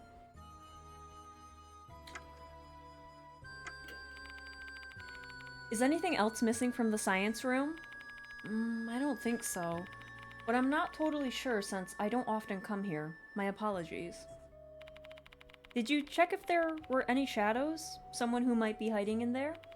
I checked over the room, but I didn't notice anything out of the ordinary. That's why I decided to enter the storage room. The storage room was locked, right? Yes, so I unlocked it. Since I'm on patrol, I have the keys with me. Is it easy to borrow the keys? No, not at all. Who knows what those delinquents would do if they had these keys? Only trustworthy students like me, someone on the disciplinary committee, would be able to borrow the keys. Right there, sir, I got you in your lie. That's all I need to hear from Karakura. Of the 3 pieces of information he gave me, 2 of them are inconsistent. He may give himself away if we point it out. Let's put his feet to the fire, shall we? It would be, I know it's the key, but I don't know if it's... Nothing was in disarray. Is it...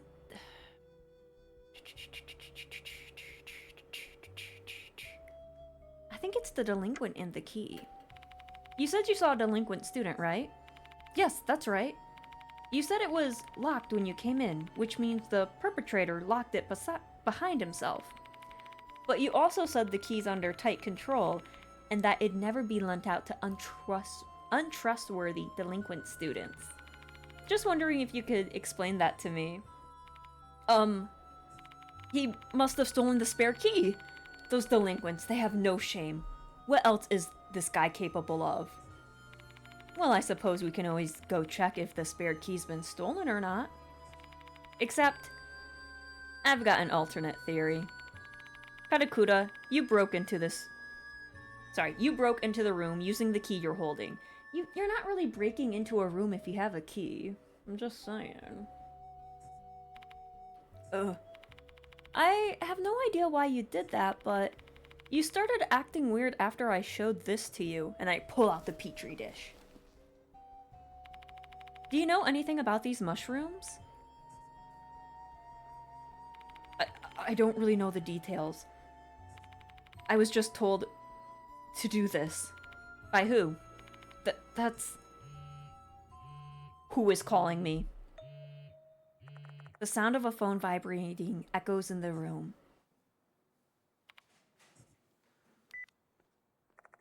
Karakura takes out his phone. He's just going to answer a phone call when I'm talking to him? Rude! He then stares at the screen, his eyes wide with intense concentration. Oh. I was summoned. I have to go, or else I'll be killed? What? Are we dealing with like a mushroom cult now? Killed? Who told you they were gonna kill you? MK?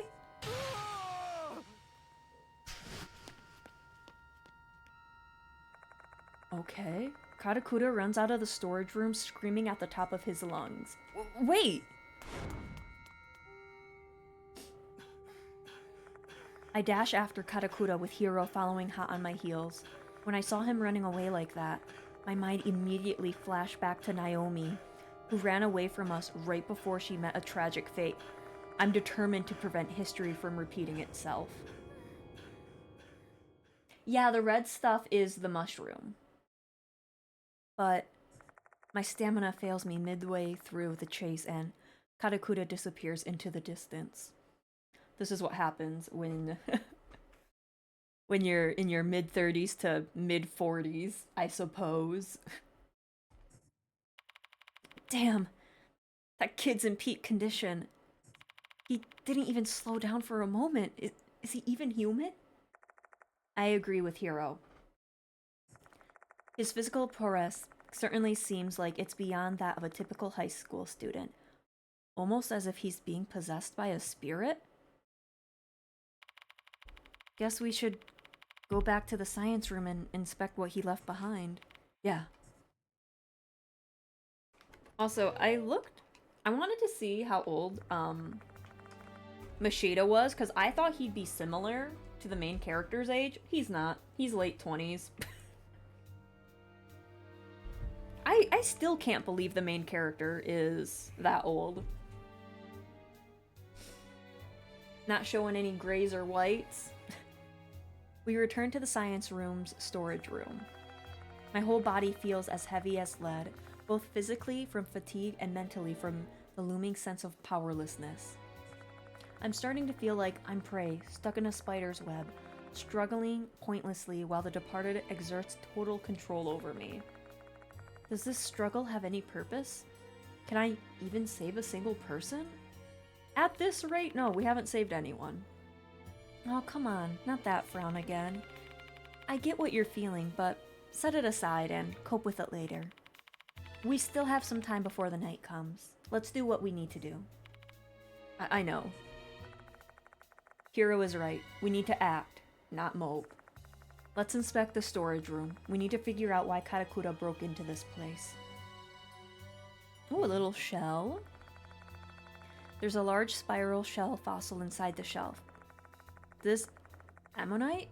Its distinctive shape looks pretty artistic for something natural. Are there any teethies? Hello, little teeth. I need you. Let's look at him. This is a fine stuffed bear.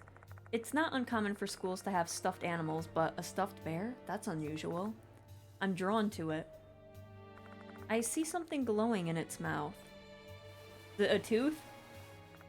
I put my hand into the mouth, though I can't fit it all the way inside. What are you doing, Bean?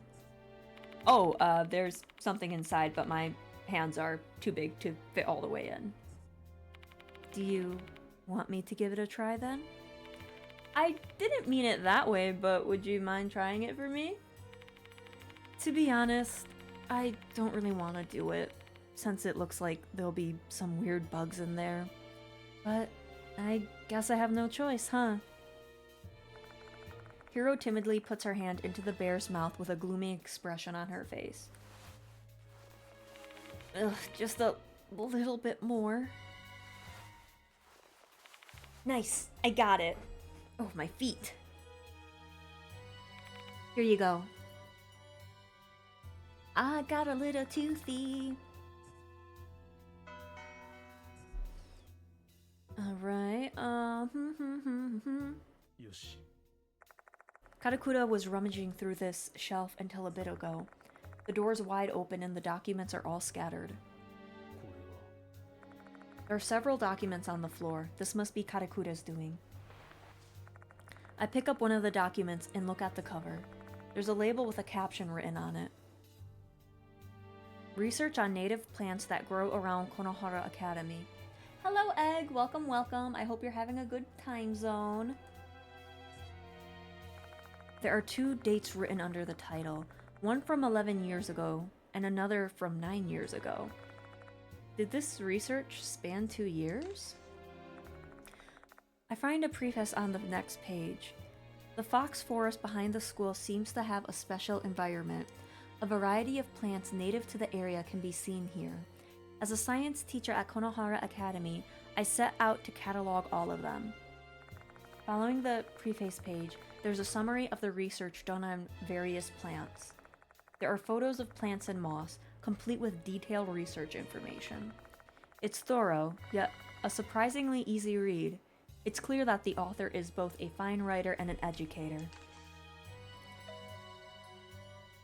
What in the... The page between fox azalea and foxtail fern has been torn out. Is there a fox mushroom? I skim through to the end, but I don't find anything about red mushrooms. Maybe what you're looking for is on the torn page? Most likely. Karakura must have done this. I bet it's why he snuck in here. Why would he do that, though? If he got caught, he'd be expelled. So you're saying the mushroom data would have to be worth that risk for him? I guess he thought it was. I can't even imagine what information would be that important, though. If we can find that lost page, we may get a step closer to understanding Katakura's motives. Should we report this to the school bean? No, we shouldn't. We'd back Katakura into a corner if we did. We can always decide to turn him in later, once we've heard his side of the story. Okay, let's go, I guess. I don't know who this is. Ah, Mr. Bean, finally. Oh, Michio. Abe showed up earlier and left me a message. Seekers of wisdom, I shall await you in the Garden of Knowledge. What does that even mean? Don't ask me. I've got no clue either. Well, that's all. See ya. I know where it's at. I just have to remember how the hell do I get there. Having finished her business with us, Michio strolls off. I think it's actually on the first floor in the corridor.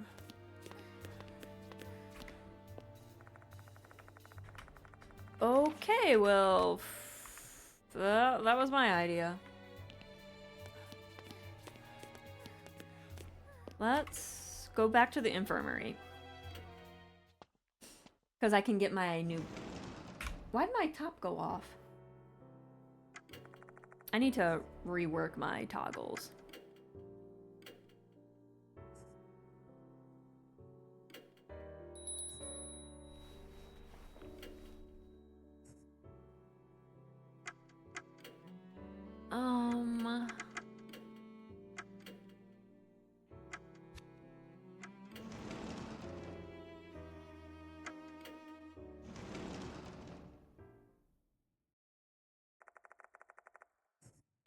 There's no one inside the library, or so I thought. After a beat, a boy suddenly emerges from behind the bookshelves. Okay, there he is. I thought he was in the actual garden area. Welcome to the Garden of Knowledge, Mr. Bean. Oh, shit. Nope. Seeing that you're here, that must mean you're in need of assistance from the sage, aka me. You're the one who called me here. You literally called me here and told you to meet you here. I'm not seeking you out. You told me to find you. Goodness. So you haven't realized it yet. My left eye said you wanted my wisdom. Hence why I told you where I was in advance. Consider this my being generous and proactively providing you service. I can't follow his line of thinking at all. One thing for certain. He's being nice to me today. Maybe he's in a good mood or something.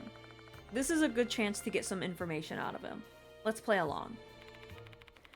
I didn't realize that your clairvoyance let you see so far ahead. You really are incredible. Just as you mentioned, there was something I wanted to ask you. That's right. Ask away. I'm listening. Please wait, Mr. Bean. I shall share information regarding the departed case on one condition.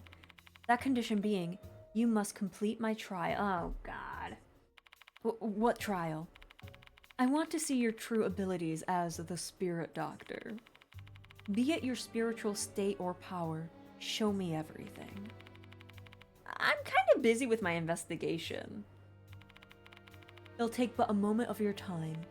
Are you ready? Okay. Now, allow me to explain the trial. I have 3 talismans with me. Take them and get a good look. Each talisman has a symbol on it. Triangle, square, or star. Star. That's the best one. I'm going to envision one symbol in my head.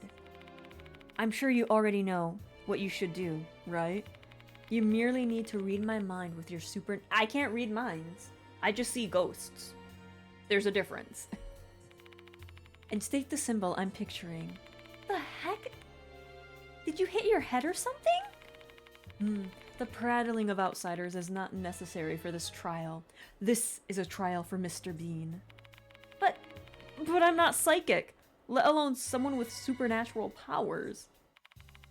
Humbling yourself, I see. I have selected a symbol. Now demonstrate your powers to me. Semen? Abe starts mumbling something as if he's meditating.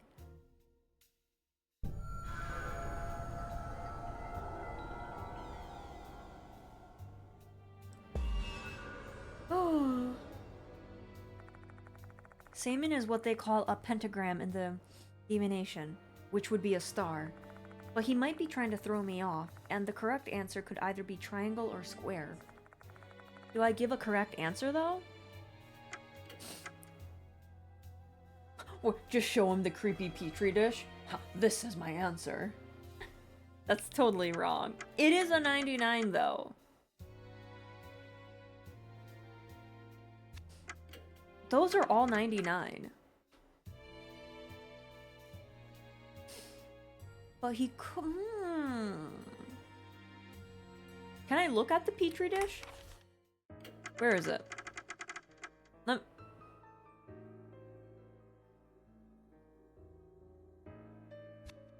Okay, I thought maybe I could look at it and maybe the symbol would be in there.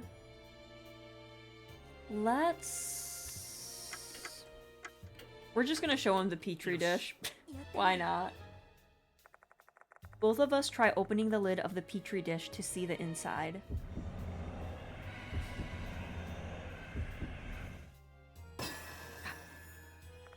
The hideous centipede shows up the moment I open the lid. I'm pretty sure Abe's terrified of bugs, Hero. I see. Bean, you better show our young friend here what's in the dish. I present the petri dish to Abe, making sure he gets a good look at the centipede inside. Oh! Centipede! Get it away from me, please.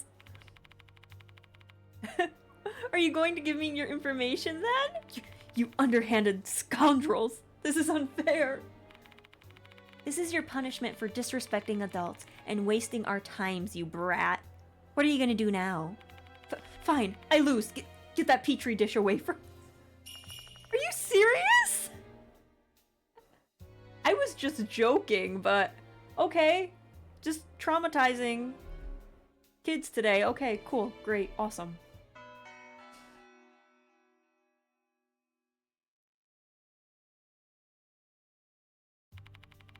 I've learned a lot. So this is how you exterminate spirits. You observe them, and then strike at their weaknesses. How incredible. Spirit Doctor. We gotta change that name. I fulfilled my end of the bargain, Abe. Time for you to spill everything you know. Understood. I let him know that a new notice has arrived and asked them about Mr. Kokkuri, sorry. So this time it's Mr. Kokkuri, huh? I know him. Obviously. A spirit that haunts the shrine in the second floor's connecting corridor, as well as the Fox Forest, is it not? Forest? That's news to me. Goodness me, the Spirit Doctor didn't even know that trivial bit of information? I guess you leave me no choice. Did we have... I don't remember the first game have anything, like, having anything to do with foxes. I know the second game did. This game clearly does, but I don't think the first game had anything relating to them. Allow me to tell you the rumors I've learned.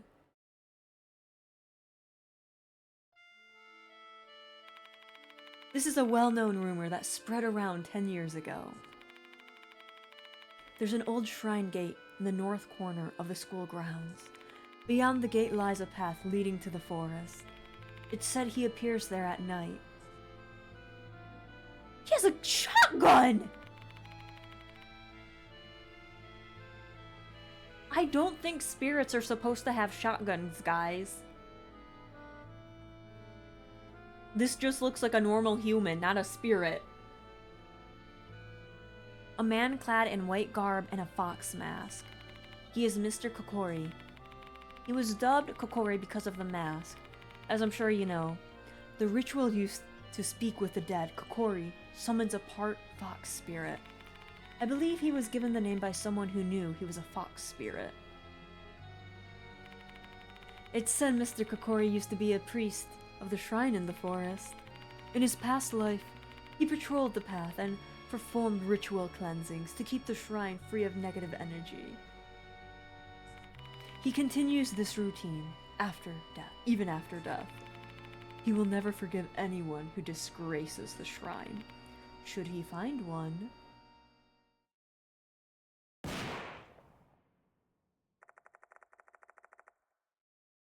he will shoot the scoundrel right in the head. See, that doesn't sound supernatural, that just sounds like a normal human. I'm just saying. That is the Mr. Kokkuri I know. Well, Abe, you're wrong. Thank you for allowing me to impart my wisdom. That's different from the rumor I heard. There are two rumors of Mr. Kokkuri after all. The Fox Forest rumor predates the one about the second floor shrine. Perhaps details have changed over time through the retelling of the rumor. Or what if both rumors are actually true and none of the details have changed at all?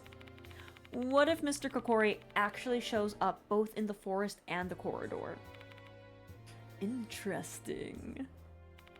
Unfortunately, the Mr. Kokkuri of the corridor is completely different from the one in the forest in terms of the period, place, and the curses they wield.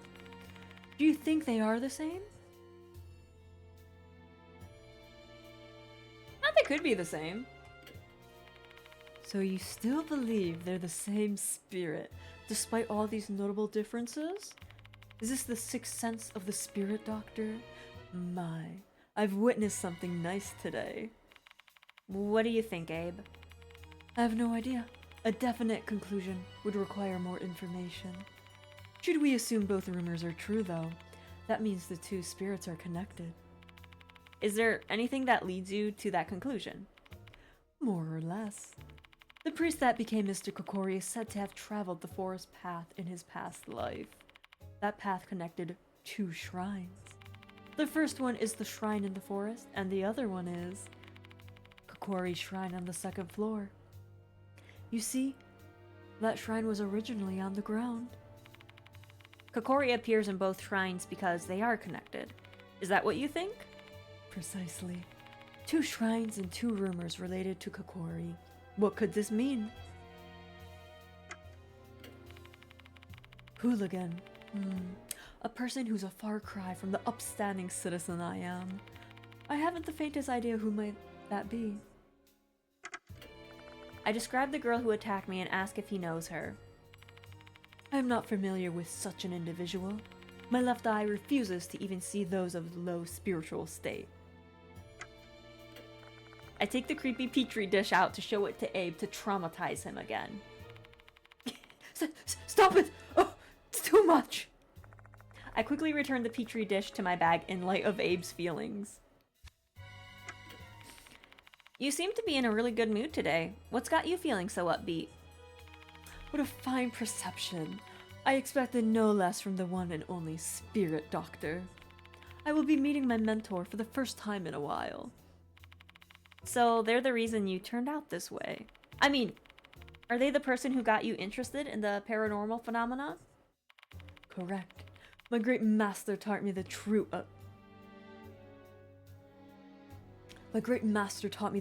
of this world. They made me the man I am today. They're the reason why Abe has developed such an interesting personality.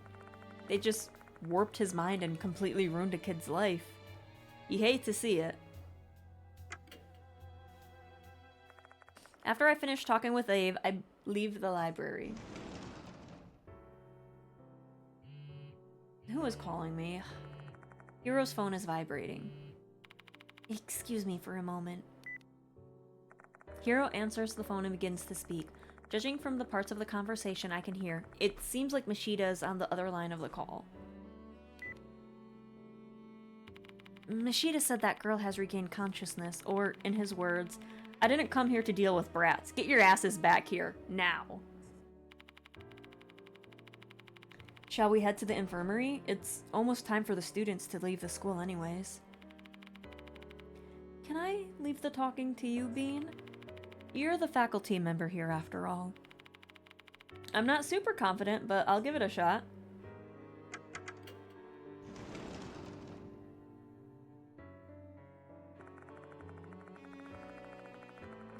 I find the delinquent girl and Mashita glaring at each other when I arrive at the infirmary. About damn time you got back here. I told this brat what happened, though I'm not sure if she actually understood anything. Seeing as she hasn't spoke a damn word, do something about it, Bean. So, the situation falls on me. Once I'm ready, I should talk to the delinquent girl. Ooh. I'm pretty sure that's a collect what you can collect right now. Because after you talk to her, it's gonna move over to night. Which I think we got every tooth. So I think we should be safe.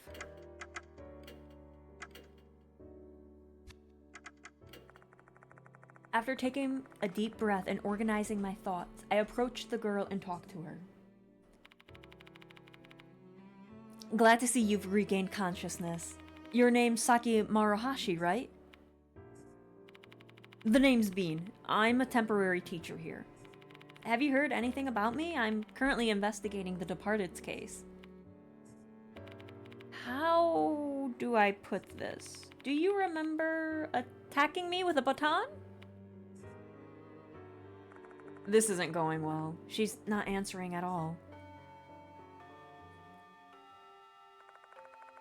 A chime sounds, signaling the closing of the school for the day.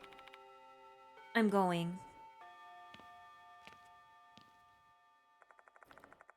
Saki starts walking towards the exit. Wait!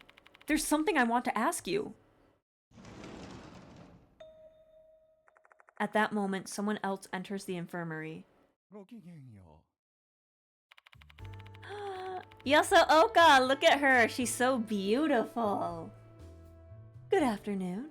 It sure is quite lively here, isn't it? Yasooka? My, it's been a while since we last saw each other. I don't think I gave her that voice in the first game. I don't remember the voices I do anymore. The kimono-clad woman is Towako Yasooka. She's another... I'm gonna sneeze. Oh, I was able to mute in time. She's another mark bearer and also a renowned fortune teller. She's also quite famous as a spiritualist and has helped me a lot. The sacred objects Mo brought to the school are actually hers. What brings you here? Why, I'm here to help you out, obviously. I wish I could do like a hot mommy voice, but I can't, so sorry guys. Damon and Mo have been keeping me informed about your case. I see you've gone and gotten yourself wrapped up in another terrifying incident. My creature is crying. And knowing you, I suppose the wheels of fate must be turning once again. None can escape the fate they were born with. I'm curious to see what twists and turns that strange fate of yours will lead you down. Alright, here we go. We can start from here. I'm sorry, everyone. Perhaps Yasooka's age has given her this philosophical perspective on life. However, she's certainly not cold-hearted. If she were, she wouldn't bother lending a hand to people who face a daunting fate. By the way, who is this girl? Girl, I don't know. Oh, she just grabbed her. She's like, bitch, you coming with me. Oh, please let me know if my volumes are okay, since OBS took a poop. It probably messed up my audio as well. Saki stares at Yasooka. This is a far different look than the glare she directed at us earlier. There's not a trace of her prior hostility. You're Yasooka, aren't you? You're on OMG Paranormal Experience. Yes, that is I.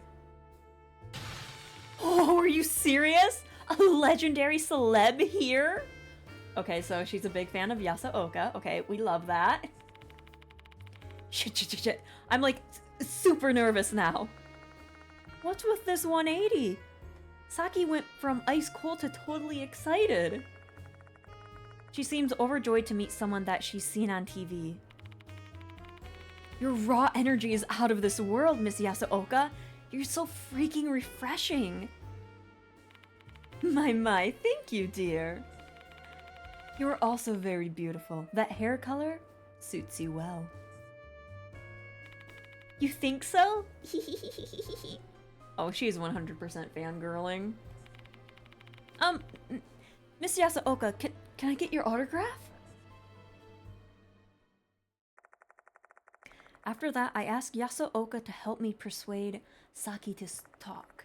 Because of that, she reluctantly agrees to cooperate with us. Those are long words. I'm only doing this because Miss Yasuoka asked me. I don't like you. No one likes me. A few episodes ago, I was called a middle-aged four-eye freak. It's fine. I'm used to it. So, what do you want to know? Oh, you want to get to know me? Saki Murahashi from 1B. My favorite subjects are math and art. Oh, that's an interesting combo. My favorite food is sweet red bean. Oh, hey, it's me! It's a me! Is sweet red bean buns, and I love looking at motorcycles. Just looking at them? Not riding? Yeah, I don't have a license. I really love the plating and gold glitter paint on vintage motorcycles. Not a problem, Egg. Thank you for stopping on by. I hope you have a good sleep. My cousin's the leader of a biker gang. He's got this red chicken on the cowl of his bike, and it looks so cool. Once Saki starts excitedly talking about motorcycles, detailing, she looks like any other enthusiastic kid. I've heard that you're often hanging out by yourself. I can't help that, you know. There's no one in the school that I can talk to about art. And I get bored talking with them about other stuff. Do you know anything about Mr. Kokkuri? Nope, never heard of him before. Who is he anyways? That's a pretty strange name. He's a spirit that haunts the second floor corridor. Are you for real? I would never have gone there if I'd known. It's stupid to mess with spirits. Does that spirit show up from the shrine? It's also said he appears in the Fox Forest. Not the Fox Forest. That place sure is bad news, huh? I've heard weird stories about it. What kind of stories? Are they about spirits or... Nah, not those kind of stories. I heard punks used to sneak into the forest a long time ago. I don't know if it's real or not, but apparently some of them never came back. Punks in the forest at night, huh? What a strange combination. Not really. Don't ask me why. I've got no idea. But none of the students here ever go near that forest because of that rumor. I don't remember. It's like there's a blank spot in my memory or some shit. How much do you remember then?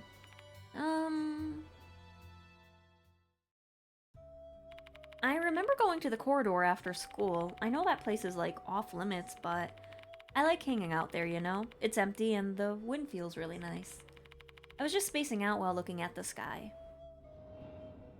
Flashbang. But then I got this strange feeling. I got goosebumps. I started freaking out. And it all came from that shrine, so I approached it. I opened the door. I found a disgusting petri dish inside. I thought it was just a horrible prank, so I went to grab it. And my memory got wiped after that. I don't even remember attacking you or being carried to the infirmary or anything. That's all. So you're not the one who put the dish in there? Of course not. My Gramps is the chief priest of Kintoki Shrine. Ever since I was a kid, I had a fear of gods drilled into my skull. Kintoki. That sounds super, super familiar. And you think I do such blasphemous shit? Hell nah. Kintoki. Wait, Kintoki! The trees! Okay, now it's all coming together. Rip my boy. I think I know who you're talking about, Ninja. Because he was in that Kentucky chapter. Oh, shit's connecting. Oh, look at me remembering stuff. Look at that. Seeing how pale her face is, I don't think she's lying. Who put that petri dish in there? I've asked her everything I can think of. Is Saki really the hooligan that Mr. Kokkuri is targeting? I share my doubts with the mark bearers and ask for their opinion. I don't know. Neither the law of matter conservation nor Euclidean geometry applies to spiritual beings, so it's not like you can apply logic here. I don't know what her being the target. I don't know about her being the target hooligan, but she's definitely a delinquent. I'm thinking the same thing. Hey, old hag, the spiritual stuff is kind of your whole thing, no? Give us your take. Then Yasuoka just slaps him. Let's see. Saki doesn't strike me as a malicious person, and if she were truly the target, she should have been slain in front of that shrine. Instead, the spirit only chose to drive her mad. In my opinion, I am doubtful that she's your hooligan. Thank you. Hello, Asper. Welcome, welcome. I hope you're having a good time zone. Well, who is hooligan then? It's probably the other guy. I can't think of his name. Kurikata, I remember it. I forgot. Even after discussing the matter further, we failed to arrive at a convincing answer to this mystery. That means we're still lacking information. We have no choice but to keep investigating the subject. Which means that our next destination will be the place Abe mentioned earlier. The fox forest behind the school. A little hand. Yeah, there hasn't been a lot of jump scares. There hasn't been like any that have gotten me, but I don't know, they kind of stopped with them. I wonder why. By the time we finish our discussion, the sun has pretty much set. The night phase of our investigation is about to begin. Either Hiro or Mashida will accompany me for the night, the other will stay here. I'll be managing the sacred objects in Mo's stead tonight. Come to me whenever you've gathered enough lost souls. You're gonna help us out, Yasuoka? But of course. I have far more knowledge about the spirit world than you lot. I should be able to use the knowledge to assist you somehow. Experience is the best teacher, after all. It's dangerous, though. I appreciate your concern, but I've already lived a long, full life. I don't really value my life as much as I used to. Girl, no, don't do that. I'd rather not see anyone younger than me die, though. So please, allow me to be of service, Bean. Alright. Seeing that we are dealing with spirits here, I'm grateful to have an expert with us. Still, I can't have her walking around the forest in that beautiful kimono. I'll just have her stay here. You'd better stay here too, Saki. At least until we've got a clear answer who Hooligan is. Sure, I don't mind. I can just ask Miss Yasuoka to give me life advice. Life advice? You're too young for that. Everyone has their own problems, you know. It doesn't matter how old they are, even my own grandchildren. And just like that, the three women quickly become immersed in their chit-chat. As I look at them... Hey. Mashida approaches me. Of course he approaches me. Take this, Bean. What, is it food? He hands over a paper bag. There's something heavy inside. Is it food? Is it a gun? I run my fingers along the paper bag. It seems to be made out of metal and has a rectangular section leading to a more rounded... It's a gun, isn't it? Right? Leading to a more rounded section. Mashida, is it... Lower your voice, idiot. Do you want the others to find out? I don't know how to use one of these. Relax. This one doesn't have a safety... This one doesn't have a safety. Just aim and pull the trigger. Sir, that makes this gun extremely unsafe. Why are you bringing a gun into the school? Oh my god. Mashita, what the fuck? Start smoking in the school, bringing guns. Jesus, Mashita. Still, because it doesn't have a safety, be very careful with it and don't cause it to go off by accident. Give me a gun with a safety then. My god. Don't give this kind of stuff to civilians. It's for your own safety. We have no idea what we could be dealing with, and if something happens to me, you'll be glad you have it. Girl. Am I just gonna go to the forest and fight a guy with a shotgun with my handgun? Is this it? Is this it?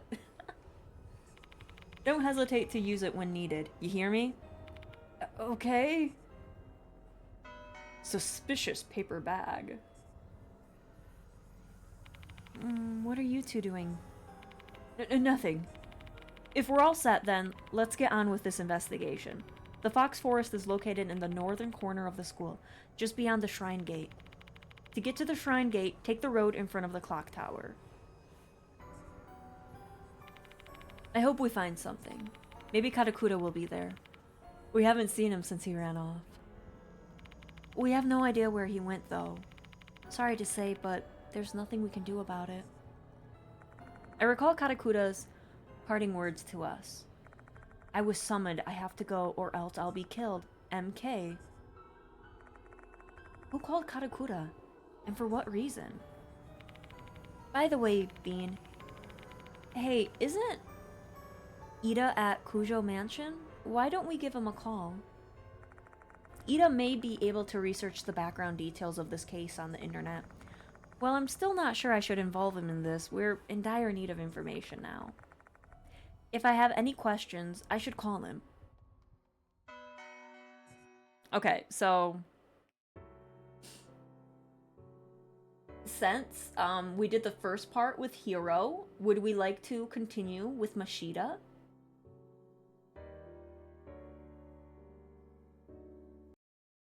Let me crack my back.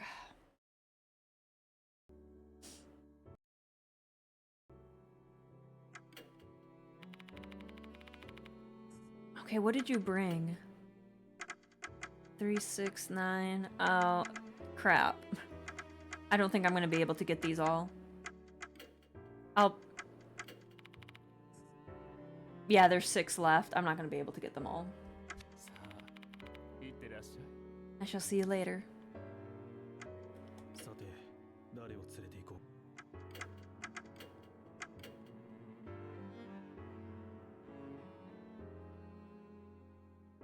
Okay, we're in the middle stage. I guess we should talk to Ida. Talk to Ida. I pick up the phone in the infirmary and punch in the mansion's number.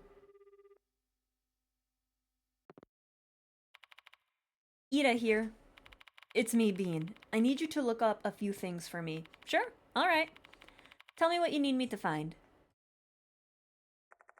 I share details of the incidents to Ida. You just keep running into spirits one after the other, huh? There's way too much evil stuff terrorizing that school, man. If I was enrolled there, I would have just taken off running and never looked back. So, what do you want to ask?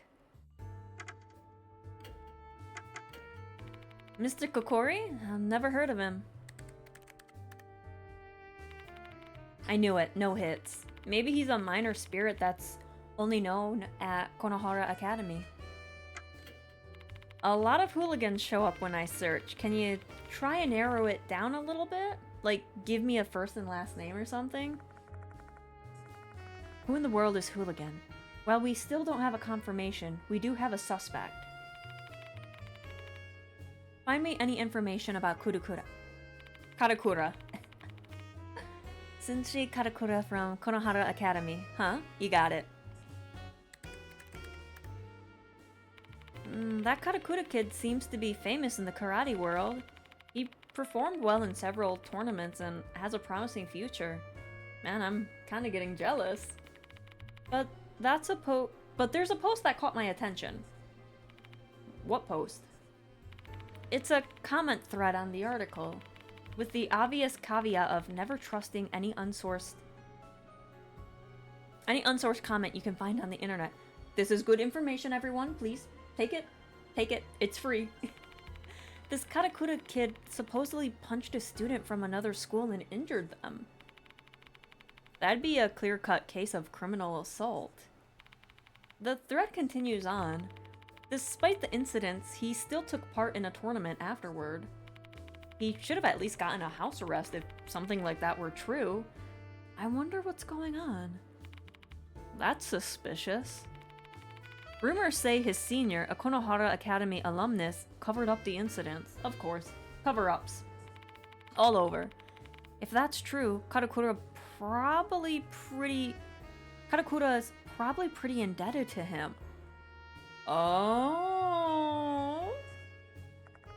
If these rumors about Karakura are true... I keep saying Karakura, it's Karakura. Are true, the fine, upstanding student on the disciplinary committee actually has two faces. How would that be related to this case, though? Let me show you this. Oh, I can't show you the Petri dish. Never mind. This game is set before smartphones, so I can't send people a group message with the Petri dish. Red mushrooms growing out of a dead centipede? Ugh. Just saying that makes me feel gross. Glad I didn't have to see the real thing. I'll bring it back home. Don't worry. I'll bring it back home. Talk to you later. Alright, guys. Here we go.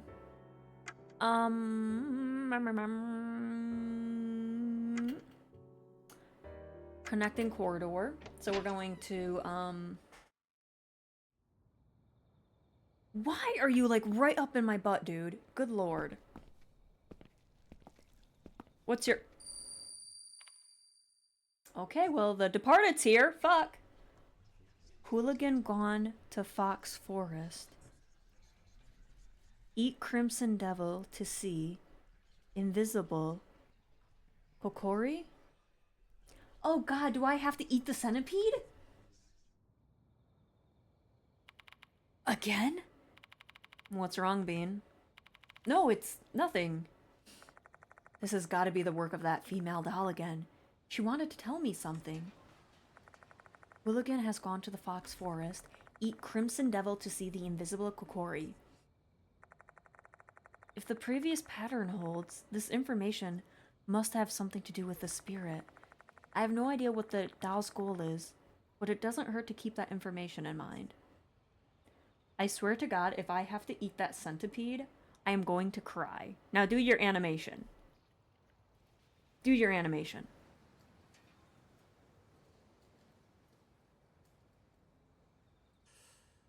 Okay, Edgeworth, what the hell?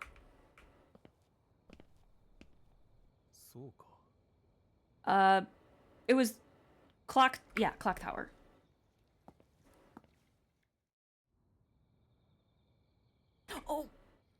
Oh, there, you know, we won't look for teethies, it's fine. Okay. This is our first time at the forest, so this is interesting. We arrive at the north end of the school's ground. The shrine gate we see before us must be the entrance to Fox Forest. A traffic cone and a barrier are blocking the way. I imagine they're there to prevent people from going in. However, this might have the opposite effect. They're quite attention-grabbing, and it's not difficult to bypass the barrier. Oh, what's this? Is it a tooth? An old shrine gate. It looks regal despite the dull color. Beyond the gate is a dense, gloomy forest. This place is really suspicious. I feel like a demon or a snake is about to lurch out. Well, how about you go first then?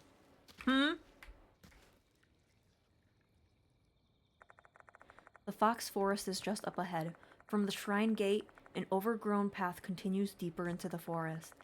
This should be the path Abe mentioned. The path that connects the Kokkuri Shrine's former location at the school and the shrine in the forest. Mr. Kokkuri uses this path to go back and forth between the two shrines. Are these tiny-ass cones actually intended to close the road? What a joke. The path ahead is unknown territory. Stay sharp, Mashita. Yeah, you better not let your guard down either. And then we both lift our legs to go over, and then we trip and fall flat on our faces. We delve deeper into the pitch-black forest. As we press forward, the light from the flashlight illuminates more and more trees crowding around us. But I'm so riled up that the shadowy forms look like a horde of monsters to me. Who knows? Maybe a real monster's poised to strike just beyond the imagined monsters I'm seeing. Once my mind starts down the train of thought, my skin starts to crawl. I'm getting in my own head and making myself paranoid.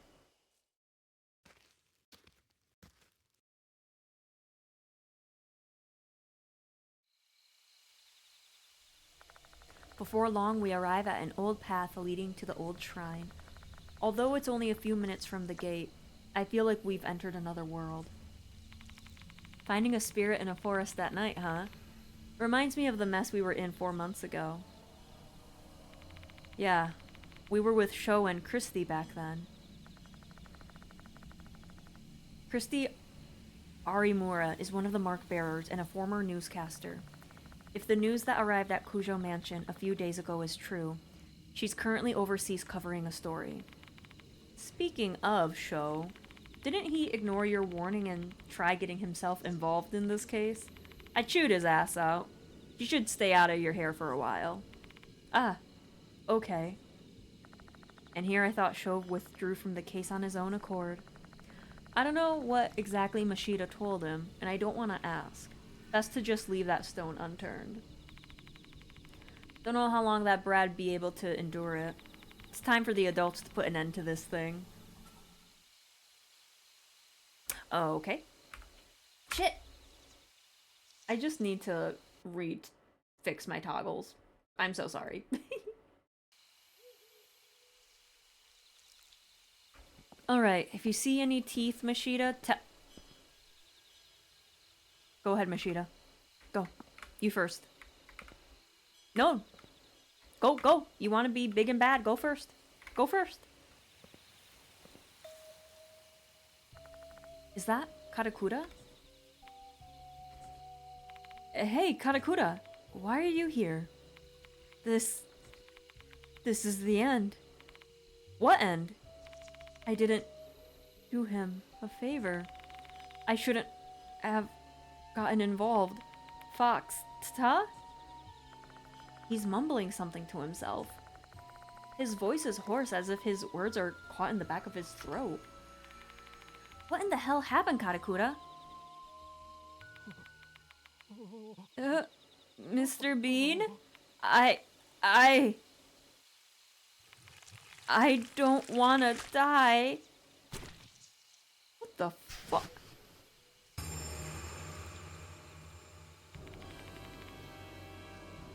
Oh! His face bulges from within, red lines webbing across his skin as it pulls apart.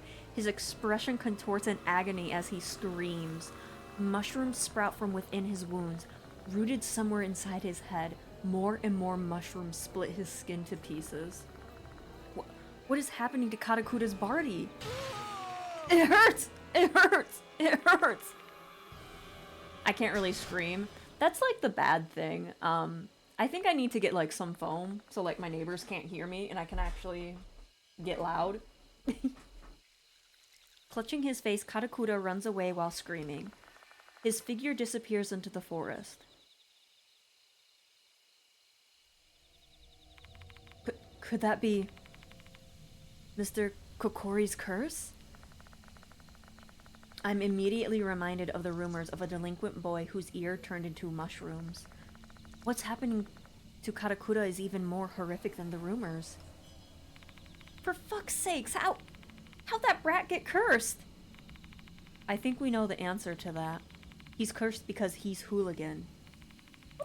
did he do? I don't know, but Katakura seems to have an idea why he got the curse.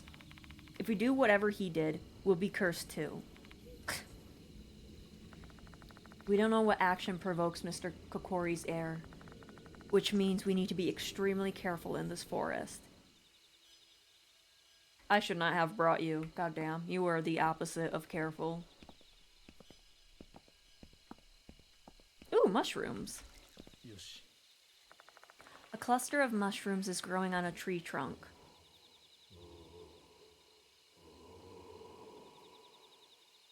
I hear something. It sounds like a human groaning. Is there something in the darkness?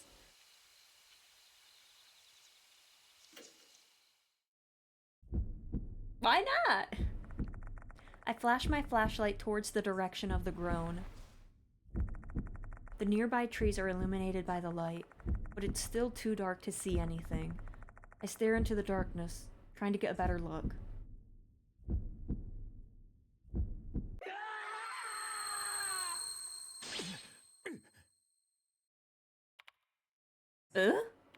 What was that? Those eyes are looking at us. Is this spiritual phenomenon tied to Kokkuri? Or did other spirits in this forest do it? Hello, Antares. Welcome, welcome. I hope you're having a good time zone. I don't really know. At that moment, I feel something strange at the bottom of my foot. It feels like I'm stepping on something small and hard. Exhausted from work? I'm sorry. I hope you'll be able to get some days off in the coming week. I raise my foot and pick up the item. Is it a tooth? Did I pick up a tooth? Beautiful. I needed that.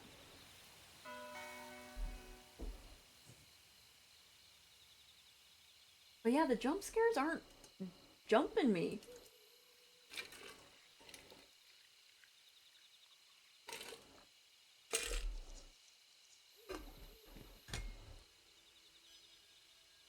Don't Edgeworth me, child. I'm like maybe 10 years or maybe 20. Oh! So if the main character is actually in his mid-40s, he'd be like 20 years older than Mashida. That's weird.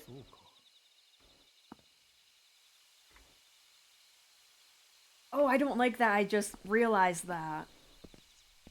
I'm just gonna assume he's in his like mid-30s.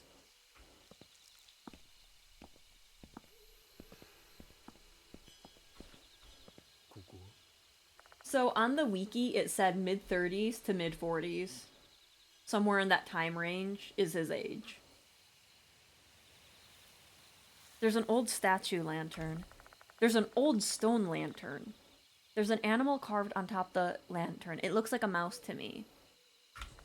Do these animals mean anything? I'm getting curious now. I better look it up. The future is now, old man. The stone is quite weathered, so these things are quite old. Its surface is mostly covered in moss and mushrooms.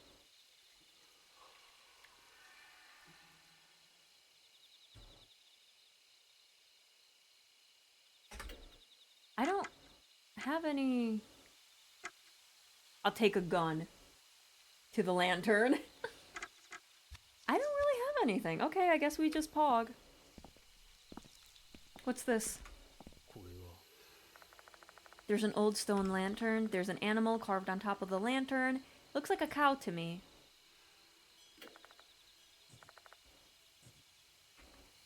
That's weird. What's this? A tiger. I don't have anything. What's this? Old, okay, blah blah. A rabbit? Oh, hey! Hang on, this is a rabbit. Something should pop up. Because rabbits are very, connected in this game. But is there... Okay. I thought something would pop up for a rabbit. A dragon? Are these like the zodiacs? Like the Chinese zodiac animals? Snake? It might be. A horse. It is. It is 100%. A sheep? Wait. No, it was a goat. Why is there a sheep there? It should be goat. Monkey, that's correct.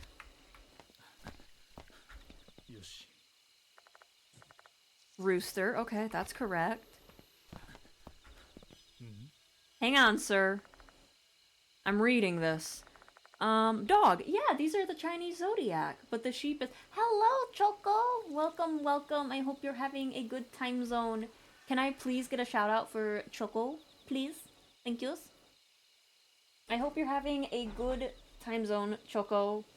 And you're relaxing. And enjoying your break. Oh god, my back. I gotta stretchies. I wish I was relaxing. I feel that. I feel like when I go on my break, I'm not going to be relaxing either. But I hope you're having a good time and you're enjoying yourself. That's what matters, yeah? I have no break, so I'm working. Okay, so, do you want to go? Wait a minute. That's the kid from the beginning, because it's the blonde hair. Do you want to do this, Mashida? Hello, sir. What is that? A stooped figure is blocking our path. It's a man with mushrooms sprouting from his body. Or rather, it's more like a man who has become mushrooms. Oh, that's powerful. Damn. He bellows a maddening roar, and I feel a thick haze constricting my consciousness.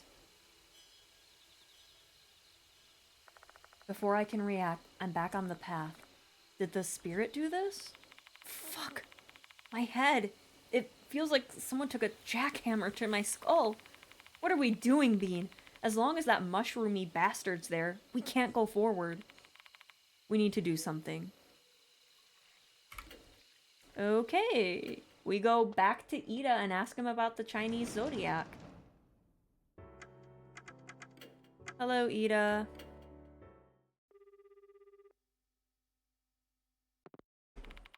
Hello, Bean. What do you want me to look up? Oh. Poop, I think I messed up.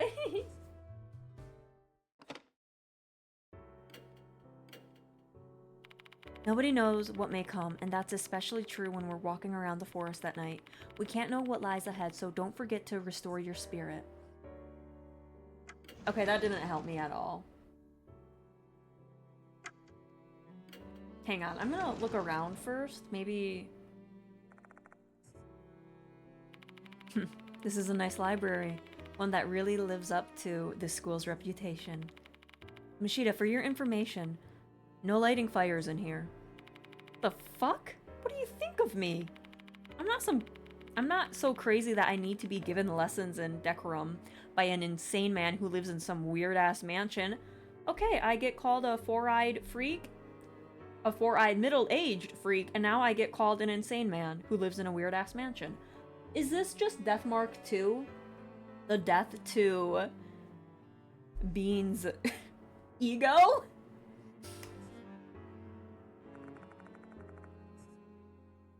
What?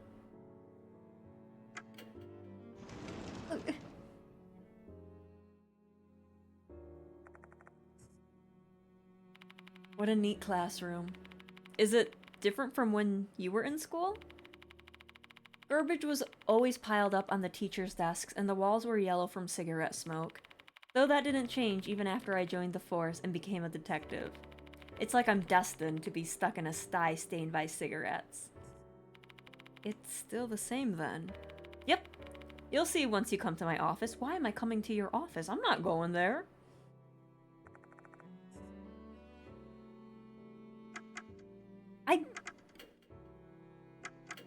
guess we go to Fox Forest?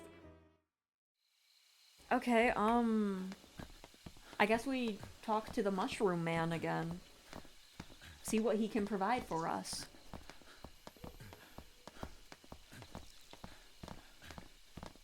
This is a long path.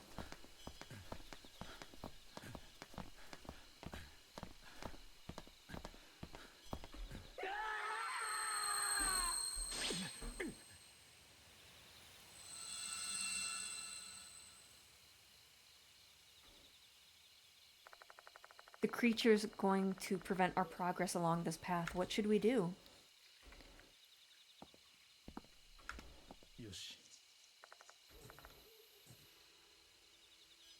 I don't really have items.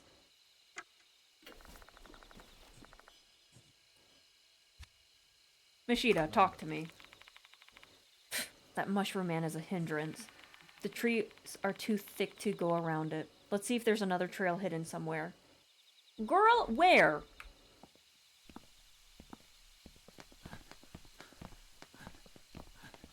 There is no trail. We've...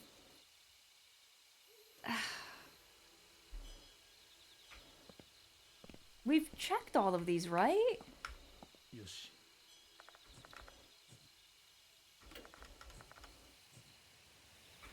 Maybe we didn't check them all? Okay, let's, I guess, go back to the beginning. Okay.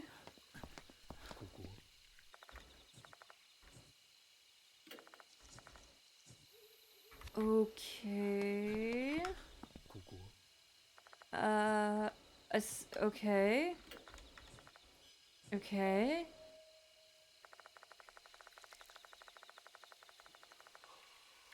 Behind the stones, there seems to be animal tracks leading further into the woods, diverging from the path. Hello, elephant. Welcome, welcome. I hope you're having a good time zone. Pushing my way through the dense foliage, we walk further into the woods. I wonder how far this trail goes. What if we can't find our way back home? Well, God, I hope we find our way back home. I'm not staying in this forest. There's an opening area in front of us. Something's there. What is that? I find a different path. I guess this is the back road? There's a large rock at the end of the path. What on earth is it supposed to be? Oh, it's like a sacred rock. Or like, it's protecting something. A huge stone is blocking the path. A thick shrine rope is wrapped around the stone. It looks like a serpent. I wonder what that means. Should I investigate it more closely? Absolutely! I'm trying to get everything set up due to new internet. Oh, nice! That's good. I'm happy to hear that. I hope it goes very easy and well for you, and doesn't take too long. The rope looks like it's protecting this huge rock. There must be something behind it. Should I try touching the rope? Why not? Touch it! Touch it! What's the worst that can happen?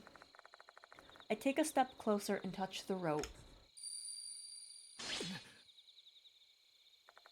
Suddenly, a sharp chill runs down my spine.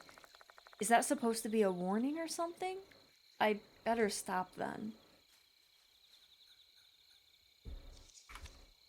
Well, what the hell, Mashida? What do we do now? Well, we...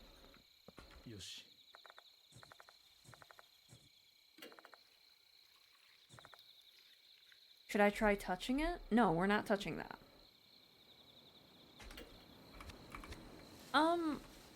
There must be a different path, Mashida.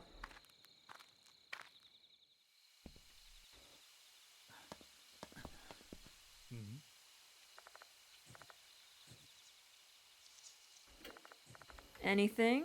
Nothing, okay. So, there has to be like a different path.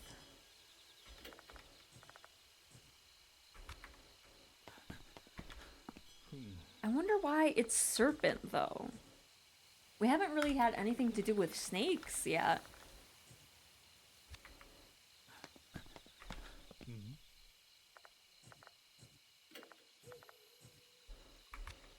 is the serpent path?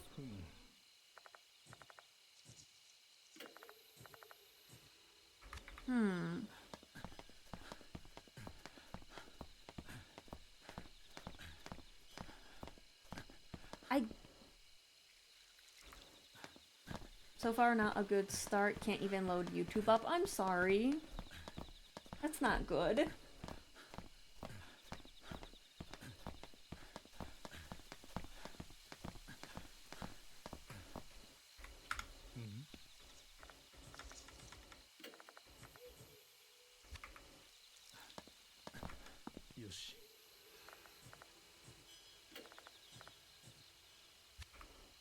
I think the serpent path is the only one we can do.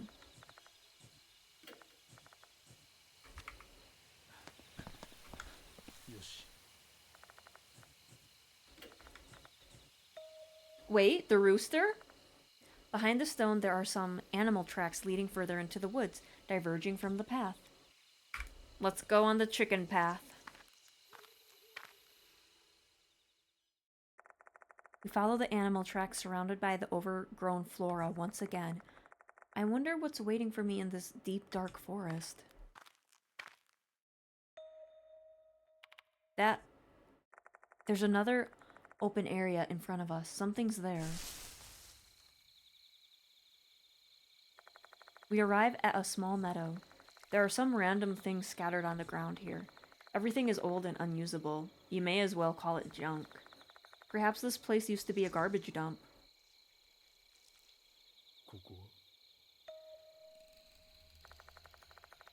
Yeah, OBS died on me, and then like a few minutes later I was able to get it back up and running. But welcome back! We're playing Spirit Hunter Deathmark 2. This is the latest game in the Spirit Hunter series. There's an old signboard on top of a broken trailer. It's a wooden signboard. This kind of thing used to serve as a notice board in olden times. These days you don't see them outside of period dramas. There's a brief sentence written in old-fashioned script. To the shrine, 2 beats for the monkey, 3 beats for the tiger, 1 beat for the... Okay, I have to smack the shrine? I don't really want to smack shrines. 2 for monkey, 3 for tiger, 1 for sneak. Okay. That's not making any sense to me. You're a teacher, aren't you, Bean? Solve this one. I already solved it, Mashida. Mashida immediately gives up. Looks like I'm gonna have to unravel this puzzle myself. Let's see. It starts out with to the shrine, so maybe it's indicating a ritual one has to perform before visiting the shrine? Monkey, tiger, and snake are obviously referring to the Chinese zodiac signs. So what does beat mean? Would it be clapping? Right, clapping your hands is a typical part of a shrine visit, so that seems to fit. So that means we have to clap our hands in a particular manner before going to the shrine. This is probably how people in the past showed their respect to the gods living in the shrine. I jot down the contents of the board just in case.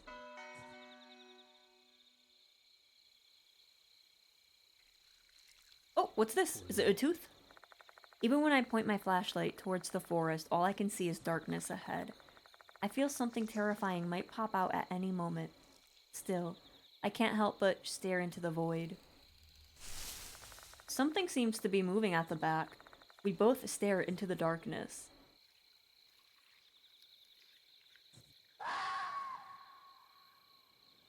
Was that a bird? Was that an animal sound? Sounded human to me, though. What was that voice? We better not stay here any longer. What are you talking about? We gotta look for teepees. An abandoned, decaying drum. Its frames has gotten rusty after being exposed to the elements. Why is this in the forest, though? Better take a closer look. The rim of the drum is stained pitch black. It's too dark to see anything inside. Should I take a closer look? Oh, yes. I get up next to the drum and take a peek inside. Is there a tooth? The inside is also pitch black. My guess is that they used this to burn things. I assume they were burning garbage given the surroundings. Why did they do it here, though? There's something at the bottom of the drum. There's not enough light for me to make out what it is with my naked eyes. Should I shine my flashlight on it?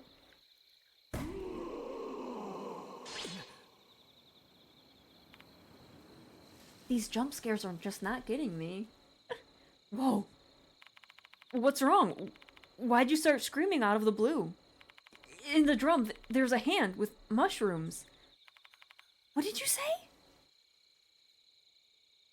Mashita peers into the drum. Can't see shit. Turn the light here. Okay. I turn my flashlight towards the inside of the drum while Mashita looks in. However, we only find a thick pile of gray ash. There are several mushrooms as well, the same ones on the nearby tree.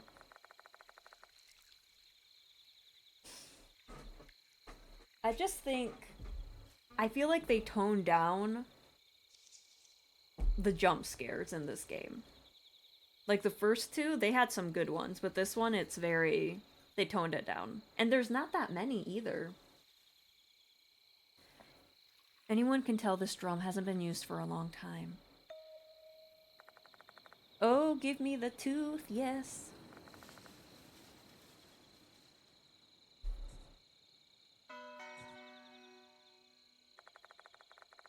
Was it just a spiritual phenomenon? Whose hand was it then? Any tooth, NG. Yeah, NG's gotten me a few times too. There's some clips on YouTube. Plugging more. Oh, crap. I forgot to pin the new YouTube comment because, oops, we had to restart the stream. But yeah, we've gotten some good clips off NG. Alright, so it's 2 monkey, so we gotta find the monkey. I think he's this way. What are you? Monkey. Perfect. So clap twice.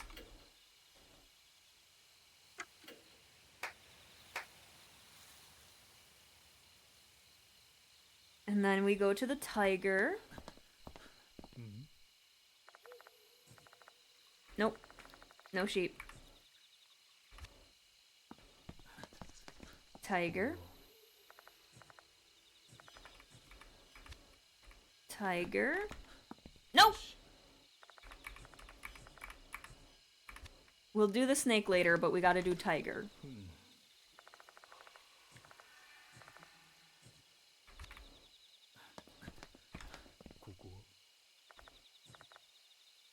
No. I think tiger might be a bit later. I lied, it's right here. 3 for the tiger.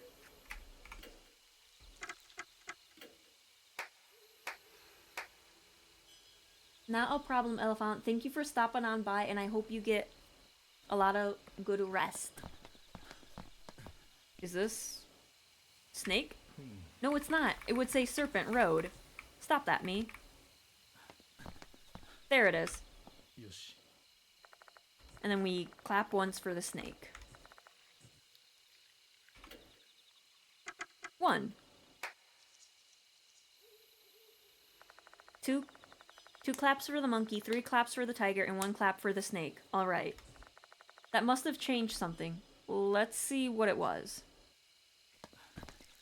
Oh! It was probably, since we ended at the serpent, it's probably, the stone moved away. You know what? Never mind.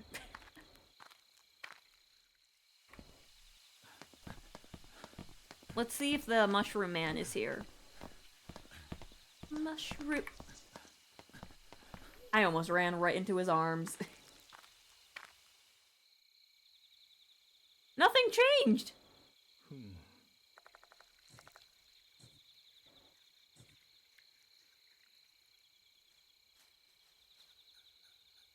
Well, I guess we can run to the mushroom man again.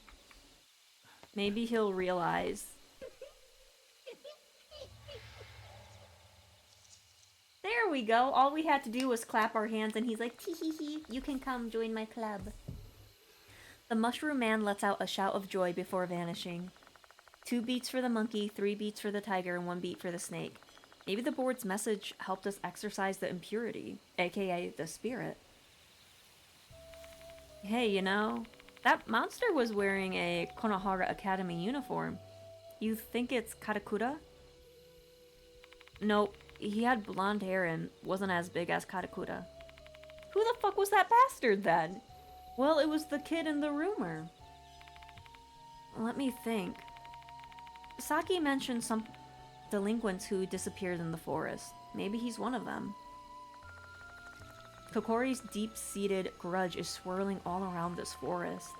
One slip-up and that figure might be the last thing we ever see.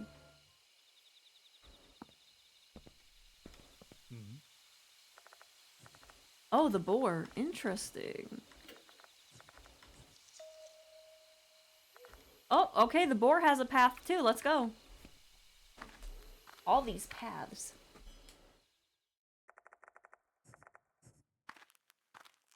I can't believe it's almost 12. What is this? There's an open area in front of us. Something's there.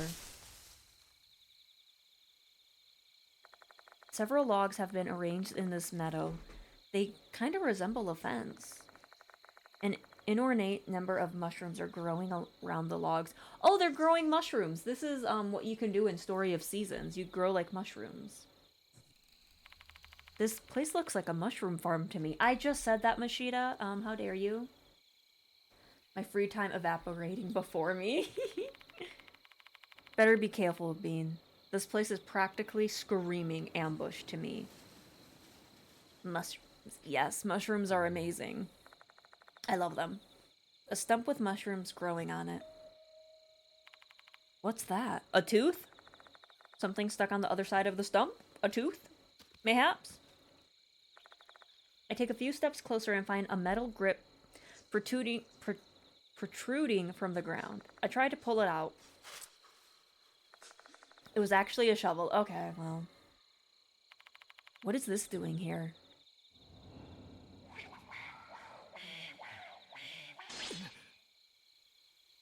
That wasn't human. That voice just now. It sounded like a male's voice. That sounded like a creature. Mashita is not showing any reaction. Looks like I'm the only one who heard it. The shovel might have some sordid tale attached to it. Despite the creepiness, the shovel might come in handy. I decide to take it, despite my pounding heart's protestations.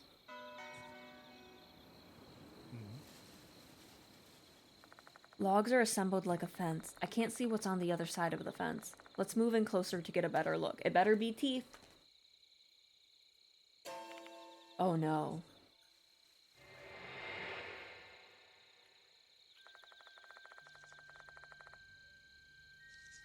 This is very similar to one of the Hannibal episodes. I think it was, it might have actually been episode 2 of season 1 of Hannibal. Like, there was this guy who was like, he had like his mushroom garden and it was like people and all that stuff. We find a corpse wearing a Konohara Academy uniform on the ground. Unsettling, whitish mushrooms are growing from the body. Is this another victim of Kokkuri's curse? Kokkuri. What are we gonna do? Stay back. I'll inspect the corpse. I cautiously approach the dead body. Where should I start? My eyes are fixed on the corpse. Ugh. I can feel gastric juices well up in my throat. The more I stare at it, the more repulsive it looks. This used to be a human being, and now it looks like this? Don't look away. I utter a mild question to myself and continue observing the body. While the sprouting mushrooms have torn out the uniform, it isn't that dirty. He must have died recently. A green tie? That indicates he's a second year. Mushrooms are growing all over his large body. I reach inside the corpse's pants pockets to steal his wallet. Inside, I find a cell phone. It's pretty much stock and has no distinctive customizations, making it hard for us to guess who owned it. Maybe I can learn something from the phone itself. I press the buttons to no avail. Guess it's been broken. I reach inside the corpse's blazer pockets to check for the wallet there. I find a piece of paper inside the pocket. It seems to have been torn from something. I position the beam of my flashlight so I can examine the paper's content. Fox lacata? A type of fungus that only lives in fox forest. It's spore carp? Doesn't have a cap or stalk. Takes the shape of a reed. Okay, so it's the red little mushroom. A poisonous mushroom. It contains 10 times the amount of cycloben, which is a hallucinogenic, as the infamous Cyclobi argenteeps. As of this writing, there are currently no laws regulating possession or cultivation of this fungus. However, considering the negative impact it would have on individuals, especially minors, official regulation and study are needed. So is this like a mushroom cult? Descriptions of a plant are written on it. This must be the missing page from the guide in the storage room. Scarlet, strip-shaped mushrooms? It should be referring to these plants.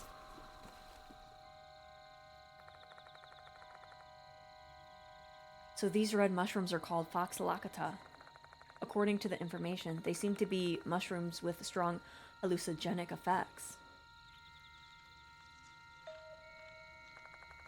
There's another piece of paper inside the pocket. Unlike the first, this one is written in rough, hurried penmanship. The author of this note was definitely pissed off.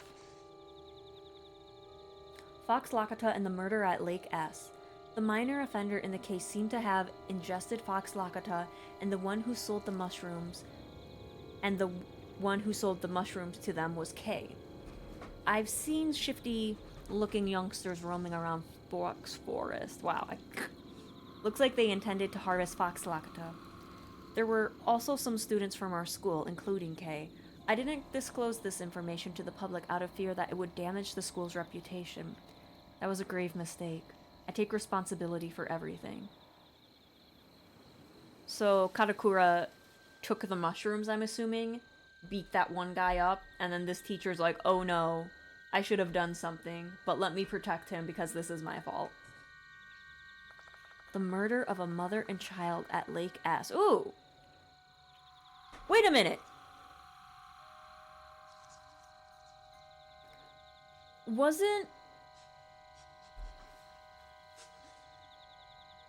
that the lake that was in NG? Because I know the mother passed, but the child, like, lived, because he was still alive, and to, like, purify her, you just had to tell her your son is alive. He's right here. He entered... Was it a poetry contest, I think it was?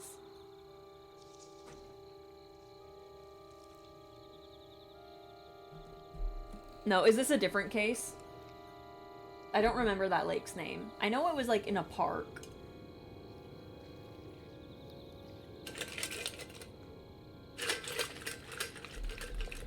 Hiroshima Park. Okay. I should have remembered that. An incident I never heard of before. That's all there is to inspect. Find out anything useful, Bean? Yeah, quite a bit.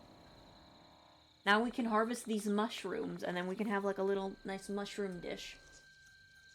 I describe the corpse's features and show Mashida the items I find. I'm guessing that corpse is the brat, huh? Gotta be. He's a well-built second year, and that torn research paper in his pocket is a dead giveaway. If that's not Katakura, who else would it be? Katakura had been cursed by Kokkuri. The curse didn't end just because he ran away. He probably lost his stamina here. We might have a better idea why he came here once we check out his belongings. Let's keep that stuff, Bean. Right.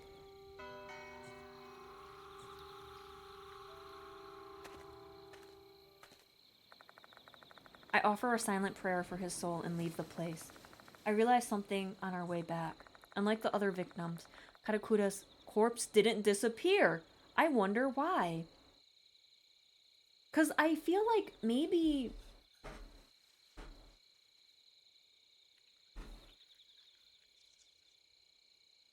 maybe the departed had nothing to do with it. Or maybe because it was so far in the woods, like, they couldn't, like, see it, you know? Hello, Lacking. Welcome, welcome. I hope you're having a good time zone. And thank you for the biddies. Thank you, thank you.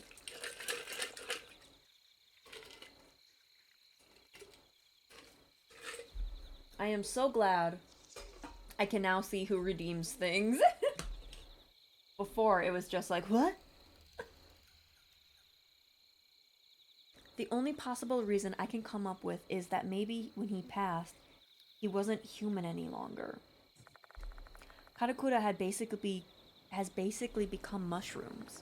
Even his parents wouldn't recognize him in that state.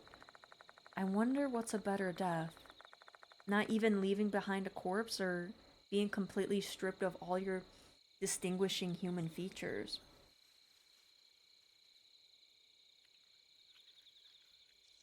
Any teeth? Oh, teeth! Mushrooms are growing on a lump of moss. There's nothing particularly interesting here. Not even red mushrooms that resemble fox lakata. I think we need to go talk to Ida to get some information.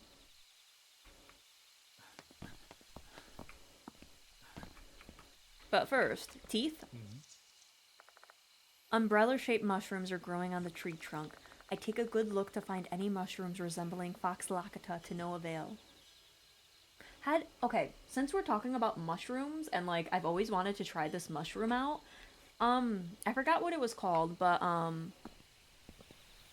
Julian made, like, a lobster bisque out of it, and, like, mac and cheese. What was it called? What was it called? It was like a mushroom that... God, I can't remember the name. That's embarrassing. Hang on. Julian Solanita mushroom.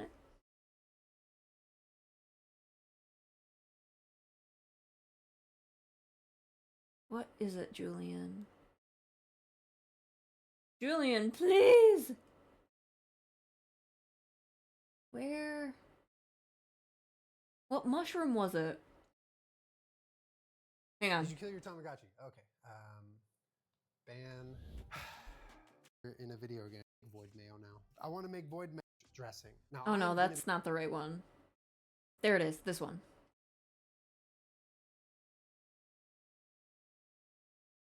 Where is it? Why don't people put... Oh, wait. Oh, it's called the lobster mushroom? Is that the correct name? Mr. Julian, please.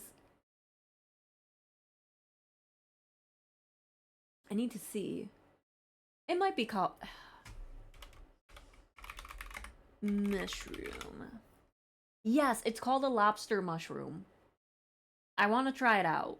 But, like, I can never find any near me.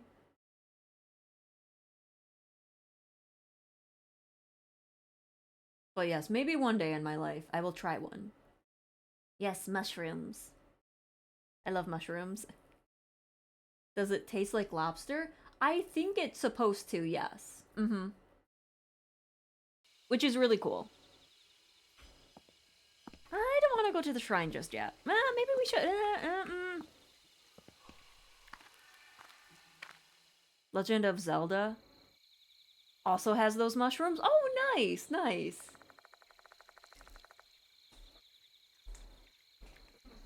We find ourselves in an open space after passing the gate. This should be the grounds of the shrine, however, there are no remains of any buildings to be seen. Have they completely decayed? An old stone lantern with mushrooms scattered here and there. At that moment, I spot something glinting on top of the lantern. Is it a tooth? I step closer and find a small object on it. Oh, good catch. You'd make a good detective, Bean. Alrighty, give me the little toothy. Yes, we're all leveling up. Beautiful.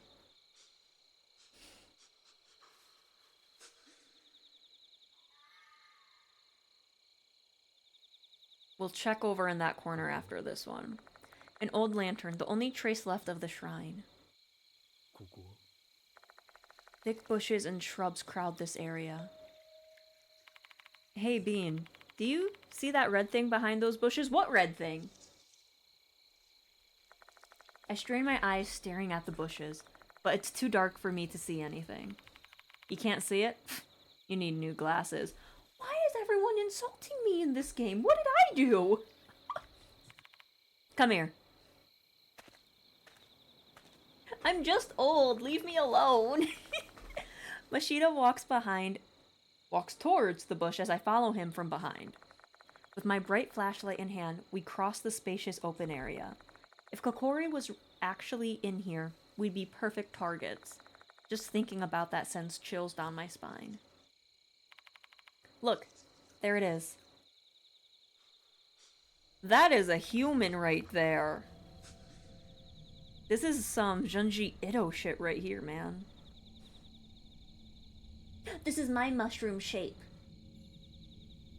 There's a red figure laying in the inner area. Hang on a second. Those are clumps of red plants that are in the shape of a human. Still, this doesn't explain anything about the shrine. We better take a closer look. The mushrooms growing here are thin, red filaments.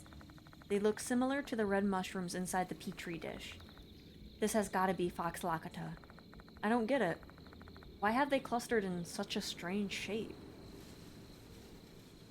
What if I give the petri dish to it?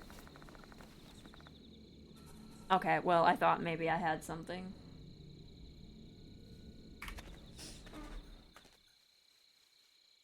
Okay. Bean, we've got to examine that fox lock. But I did. I'm sure there's some. Fine. Okay. Fine. I'll look at it.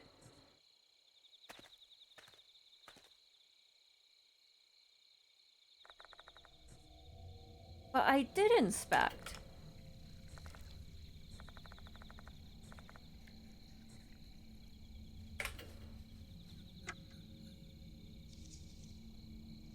Do I dig it? I take a small shovel from my bag. My gut's telling me something's buried here.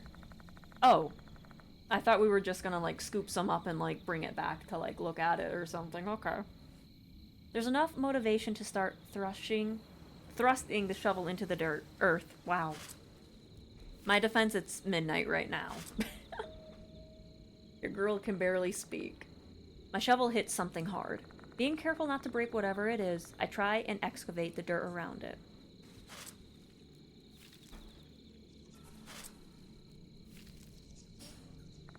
Before long, the object becomes visible. They're old human bones. The bones are clad with tattered clothes. Dirt has worked its way through the fiber now, but I believe this used to be white.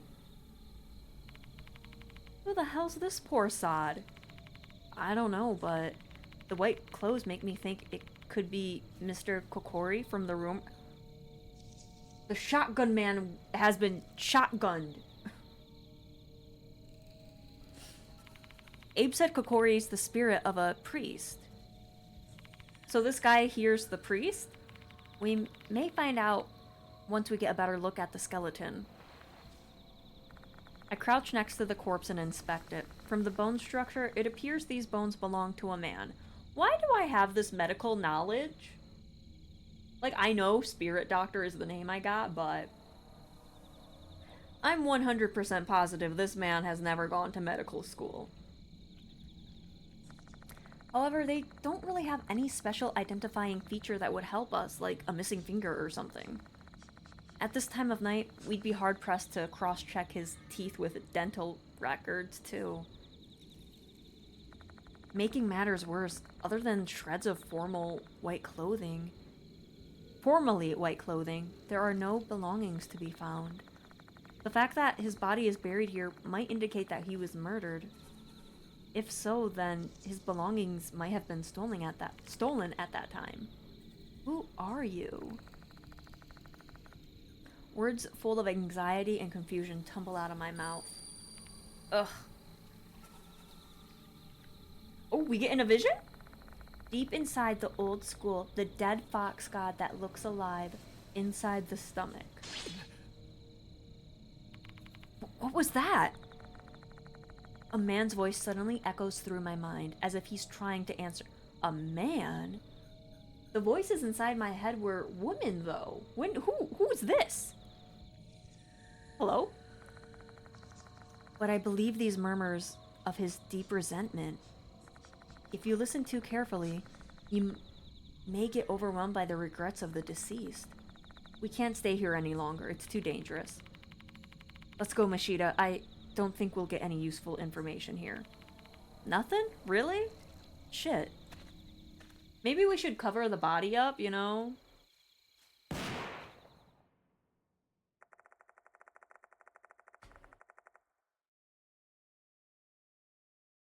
Did we just get shot?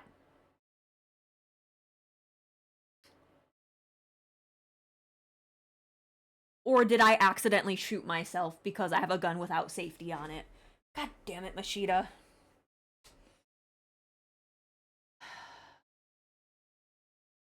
Suddenly the sound of a gunshot rings out and reverberates through the shrine grounds.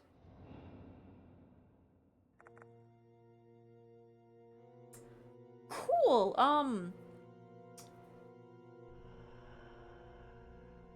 Great, he brought his shotgun with him. This is great, Mashita, great. Fuck. That's... It's got something resembling a hunting rifle in its hand. Is that Mr. Kokkuri? No, because it was a shotgun in Mr. Kokkuri's hands. Kill hooligan? I'm not a hooligan. God, the flashbangs. Mr. Kokkuri disappeared? Another gunshot rings out and the bullet hits the ground near our feet, spraying us with dirt. Oh, we gotta eat the centipede. To see, because he's invisible, we gotta eat something red. Okay, so we just have to take some drugs so we can see it. This is fine. This is bad. That thing does real damage, and he's trying to shoot us with it. Okay, we're gonna eat some mushrooms. Hey, Bean. Don't go out there like that. You're wide open. After saying that, Mashita hides behind a nearby tree. I do the same and hunker down behind a different tree. The bullet hits somewhere completely off target. The bullet hits a spot near the lantern. This guy's obviously an amateur. I think he's using a hunting rifle, but you can see the groupings of his shot is very loose. Either that gun's old and hasn't been cleaned, or he's just a poor marksman who keeps missing the target. I think as long as we keep a good distance from him, the bullets won't hit us. True, but we shouldn't be careless. He only needs one lucky shot to kill us. What should we do then? I can't see him anywhere. We can't just sit here and wait for him. We'll be dead meat once he gets close enough. Everything is certainly trending very badly for us. Even if we try to make a mad dash for it, the road ahead is straight and narrow. Even a bad shooter with a bad gun is going to be able to hit their target eventually in this kind of situation. What should we do then? We go eat a mushroom. Yes, this is a visual novel. Yes, yes. There's a working PC version, but you have to fiddle around with the files to make some things work. Yeah, the game should just be available, like, for modern consoles, so everyone can play it. And, like, everyone has been asking for it for, like, years, so it's like, just give the people what they want. We really can't make a move so long as we don't know where Kokkuri is. Hold on. We can't see him right now. I feel like I remember something, but I'm not too sure. Keep calm and think. There must be clues somewhere. Oh, I'm gonna eat the centipede. No, I'm gonna eat the mushroom. So true. The demand is there. Like, it's free money for them. It really is. Like, you've already made this game. Just throw it on Steam, make it playable on there. Yeah, it does have action costs. I open the petri dish and decide to eat some of the mushrooms that grow on the centipede. Mashita looks at me and just starts to cry. And then I have to succeed, and if I don't succeed, I have to retry it again. I bite one of the mushrooms sticking out of the insect's body and tear it off by force. Then, with steely determination, I swallow it down. Whoa, that was a lot of health. I feel my body getting warm, like I just drank a mug of hot water. My heart is beating so fast, my vision starts to blur. This is probably the effect of Fox Lakata. Hey, you alright there, Bean? Yeah, I think so. I just ate a mushroom off a dead centipede. I'm doing great. You got a problem with eating bugs? I am so sorry, Shun. I am so sorry. We're not even eating the bug, we're eating the mushroom off it. That is true. That is true.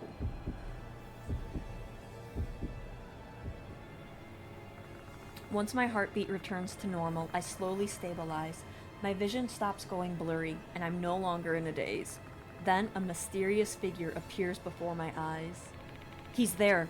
I can see Kokkuri. Looks like this was the right choice. Kokkuri hasn't moved an inch. Rest assured, he hasn't come any closer. Wait, what? You can see Kokkuri? Yeah, thanks to the red demon. Eat Crimson Devil to see the invisible Kokkuri. The female doll mentioned it before. Calling us hooligans, Kokkuri aims his gun in our direction. Did I just get... The bullet hits the tree we're hiding behind. His accuracy's improved. We're pinned down here. One thing's for certain, we can't escape right now. We need to find some way to fight back.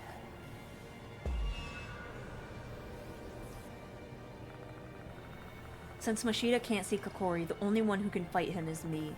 There's not much I can do to fight back, but I've got to give it my all. I forgot you can team up with people that aren't with you. I could shoot him! What is,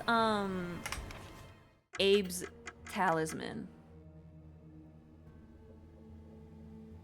That's nothing really.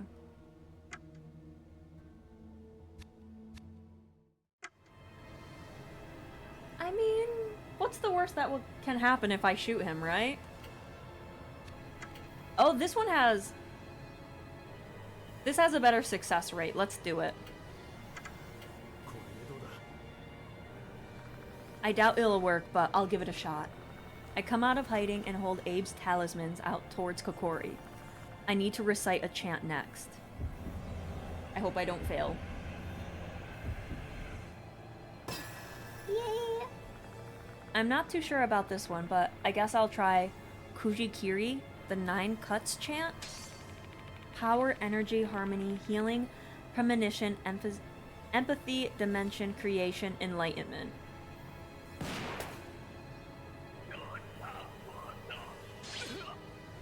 That's a no. As I expected, this did not work. I'm attacked instead.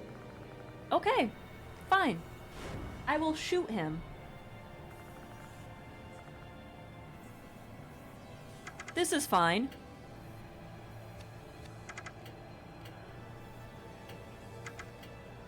Okay, I guess I'm just gonna grab Mashita's hand and be like, okay, I'm gonna guide your hand and you shoot when I say you shoot. I open the suspicious paper bag and take out the gun inside. After all, I'm a complete novice. I don't have any confidence in my ability to shoot a gun. Machida, can you do something to distract Kokkuri for a few moments? I figured you were gonna ask something like that. I'll do something about it. Believing in Machida's tactics, I poke my head out and ready my gun. Not a problem, Shun. Thank you for the raid, and I hope you get a lot of good sleep tonight. Machida leaves his cover and shoots into the open space. Kokkuri turns towards Machida. Great job, Machida. I take aim at Kokkuri, who has now stopped moving. Breathe deeply and calmly pull the trigger. Pull my devil trigger. Kokkuri lets out an eerie howl. Did you get him, Bean? I think I hit him. Although, I guess it's more like my bullet just passed through his body. Well, he is a spirit after all. If you could defeat them with guns, no one would call me to investigate. They'd just get the military.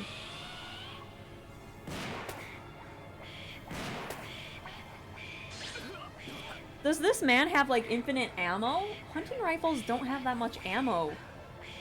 Kokkuri screams in anger and fires his gun. Then he begins to approach us slowly.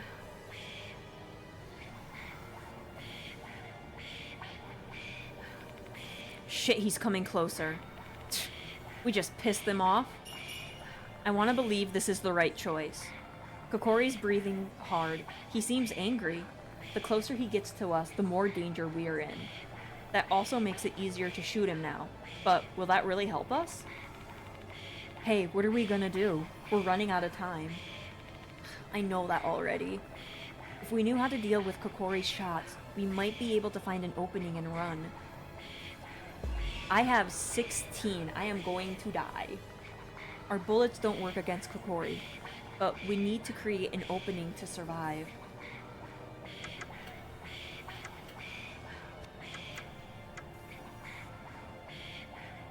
I think...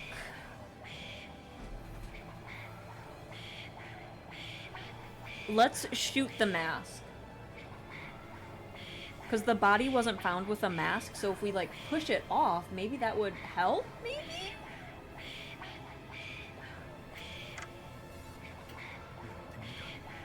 Oh, God, this hurts.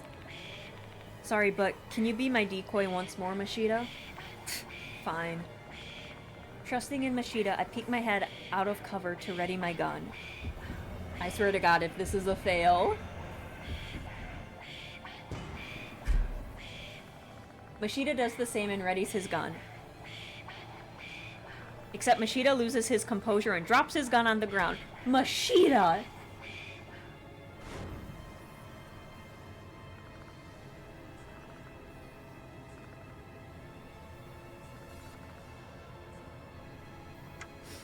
Machida! Please! He's like, oops, Butterfingers. I'm gonna kick you out from behind this tree, Machida, if I fail again. Oh.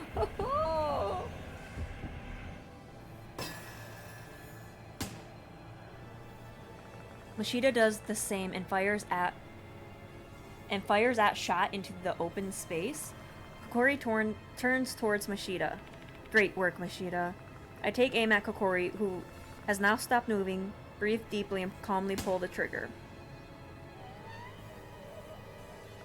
Kokkuri lets out an eerie howl. I think that was wrong. Did you get him, Bean? Unfortunately, it was the gun. I had to hit the gun. Why didn't I hit the gun?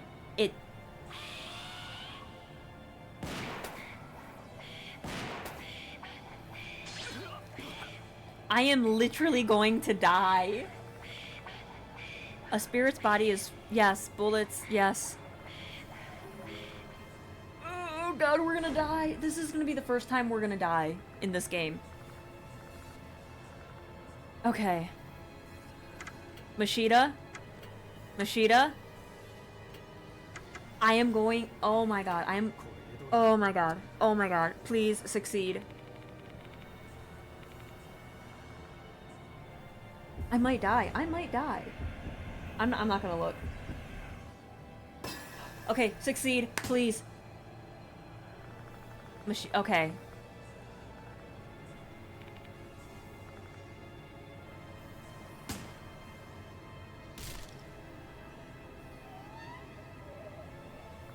Kokkuri lets out an eerie howl. Nice, that definitely hit.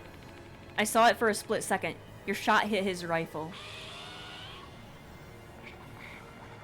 Kokkuri sounds frustrated and angry. Something must have happened to his rifle. Did our attack jam his rifle? It's now or never. Kokkuri can't shoot us. Let's get out of here, Mashita. I know, no need to tell me. But that's when we go up to them. Just run up, take the rifle, and then just beat him up. Once we reach the path, we beat feet and don't slow down. Beat feet?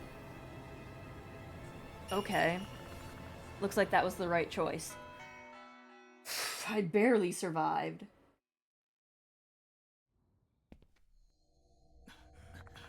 Mashita and I race out of there as fast as we can. We're running straight for the exit. There's no guarantee that Mr. Kokkuri will let us go even if we escape the forest. Like Slipmouth Kashima, he can probably follow us now, and that he's set his sights on us. We'll have to be careful everywhere going forward. Even so, our only choice right now is to run for our lives, even if hell is gonna be hot on our heels wherever we go. Our only goal is survival, and I'm sure that Mashita feels the same. It's the exit bean. Is he still chasing us?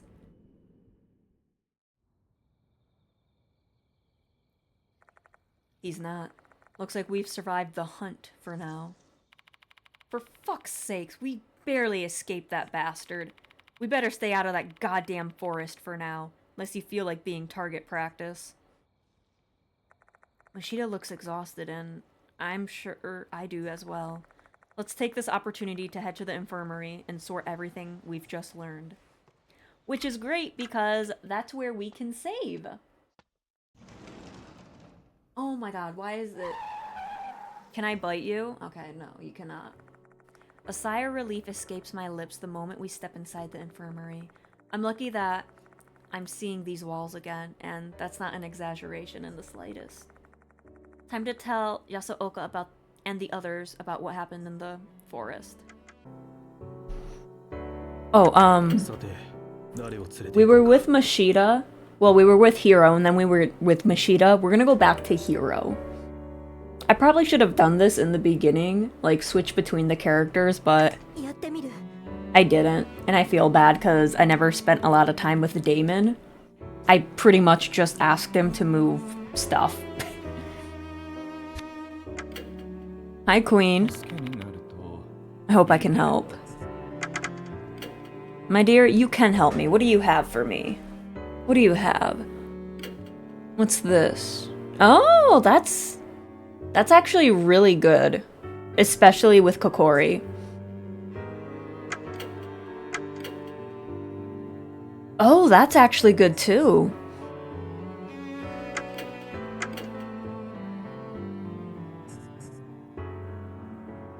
I'm actually gonna grab the Muramasa award. Oh, yep.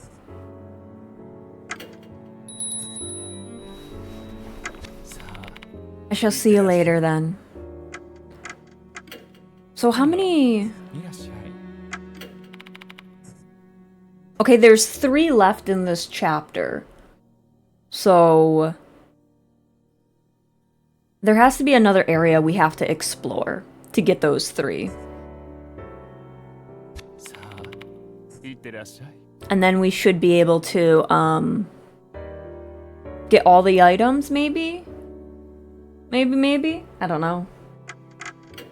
But, welcome back. Took you a while. Oh, you be quiet! You were with me behind the trees, hiding for your life. You be quiet, Mashita.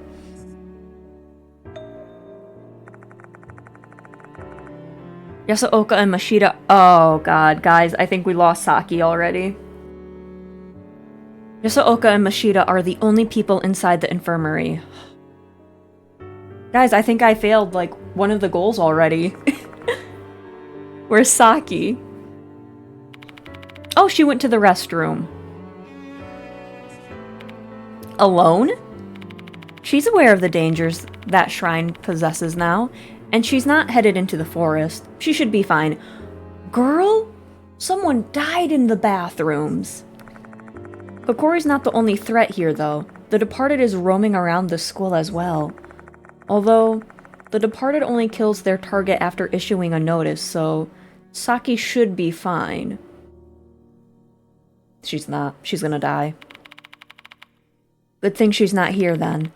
I'll give you a quick summary of what happened before she returns. There are things I don't want her to hear. I fill them in on what happened in the forest. I see, so Karakura is... It's painful to know that a young life has been lost like that. But does that mean Karakura was hooligan? More or less. Karakura stole a document about Fox Lakata, so he must have known something about it. Though, I find it hard to imagine that he was acting on his own. Fox Lakata is a strong hallucinogen, so it wouldn't surprise me if other people were doing something with it. A strong hallucinogen, eh? I'd like to study it at the Institute.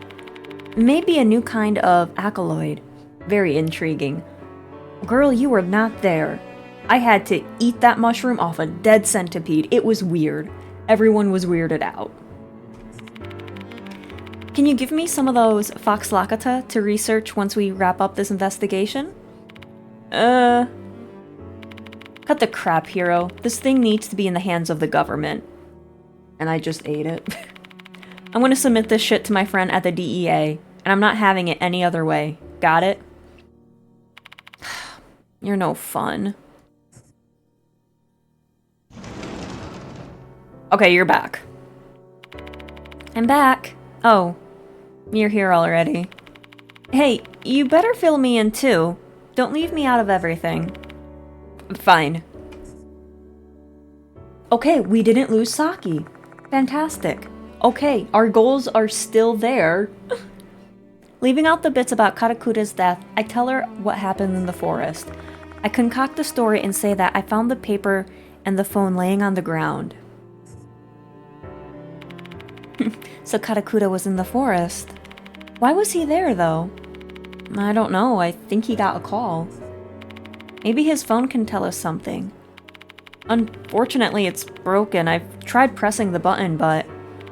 Let me take a look. Saki starts touching the phone screen like it's her own phone. It's not broken. The battery's just dead. Oh my god. She's gonna call me an old man for not knowing a phone needed to be charged. Anyone with a phone should have been able to realize this. Jeez. How bad with tech stuff are you, Grandpa? Every chapter. Leave me alone, I'm old.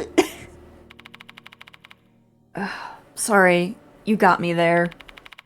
I have a charger that'll work with this phone at home. Maybe we should try and charge it, and then see if we can get something out of it. My home's not far from here. This phone's going to be pretty useless to us with a dead battery. Let's take her up on her offer. Hey, I'll be right back. Girl, do not be walking the streets at night. The Departed's out there. We all have to go together in a taxi. We're just letting her go? Okay, I guess the other characters were not here when, you know, the Departed's been around or something? I don't know. I've been here every chapter and I'm like, maybe we shouldn't split up. What should we do now? Should we wait until the kid calls us? I object to that course of action.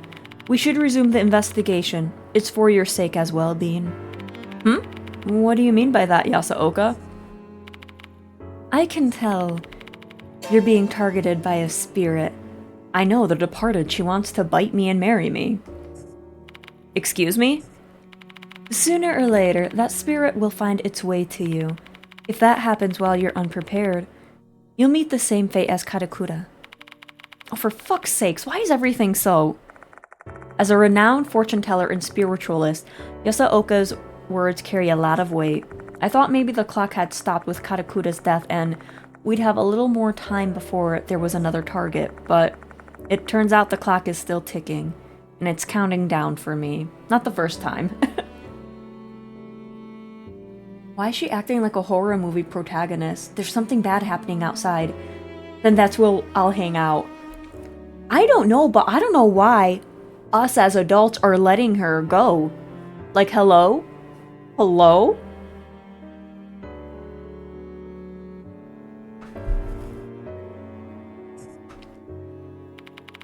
But what should we do? We still don't know who exactly Kokkuri is, right? That's something we can research. I have an idea. Remember the case from Katakura's document? Let's look into the murder of a mother and child at Lake S. Bubbly water. That's been stuck in my head. You know what, Machida? Same here. It kind of just dropped on us and we're like, what? And then we got attacked? How are we going to investigate that? I swear to God, sometimes this character right here does not remember we have someone at home who can Google stuff for us. Have Ida look it up on the internet. See? Machida knows. Have Ida look it up on the internet for us. He should at least be able to pull up a general summary from somewhere. And by that, I mean go call him up. Wait, why do I have to do it? You know how to use a phone, just call him yourself. Nah, I don't really like talking to him. We're not really on the same wavelength. Rude. So that's your issue? I guess you can't expect a nice otaku and a hard-boiled ex-detective to get along. This could be a romance, though. Someone could make a cute little story about an ex-detective and a little otaku. Looks like I'm gonna have to be the one to call Ida. Clip what? I didn't say anything.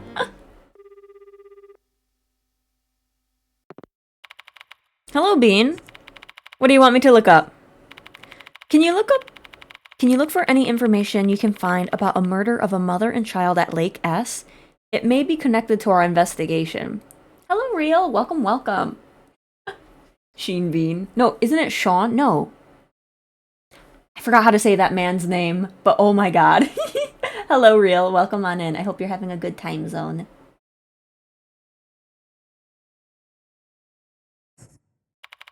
Jeez, a mother and child being murdered?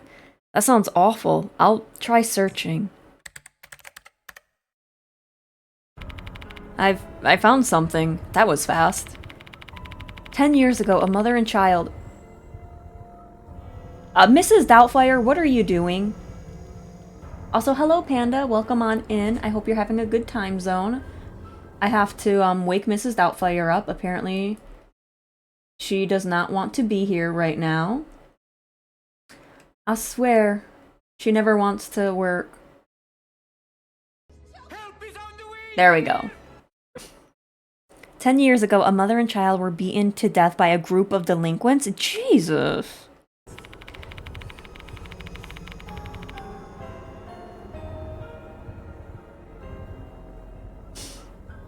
I'll share the details now. It's pretty long, so you should probably start taking notes.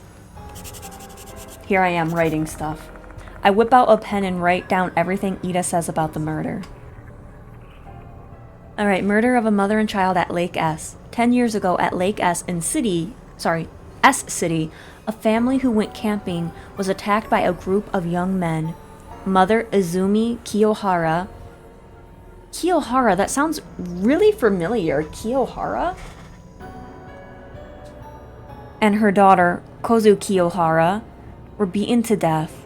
The father, Masaki Kiyohara, was gravely injured but survived.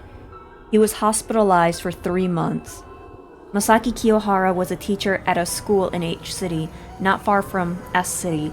He continued to work there after the incident, but later disappeared. The crime was committed by 8 juveniles, all between the ages of 16 and 19. At the time of the crime, they were under the influence of mind-altering substances. Due to their ages, Names of the perpetrators were not disclosed.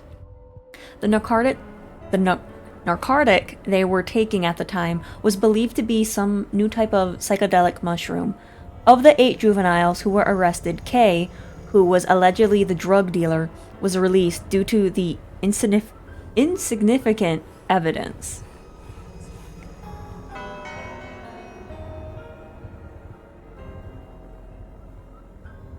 I wonder if Kay is Katakura. But then that means Mr. Kokkuri... If K is Katakura, that means Mr. K has to be the father. Right? That's what makes sense to me. That's horrible. Those violent punks are scarier than spirits. Ida might have a point there. Spirits who curse humans are pretty frightening, but humans are responsible for creating spirits in the first place. The malicious actions of people cause grudges, and grudges create spirits. It's a chain of hatred, one that begins with humans. I have no idea what's happening, but I completely agree. Good. I'm glad someone agrees with me. By the way, Bean, I need to get going soon. Oh, you can leave the mansion if you want. Thanks for your help today, Ida. No problem at all.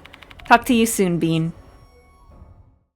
He just, like, sat at my house just waiting for my phone call. He was just, like, watching Netflix. He's like, what new animes have I not caught up on yet?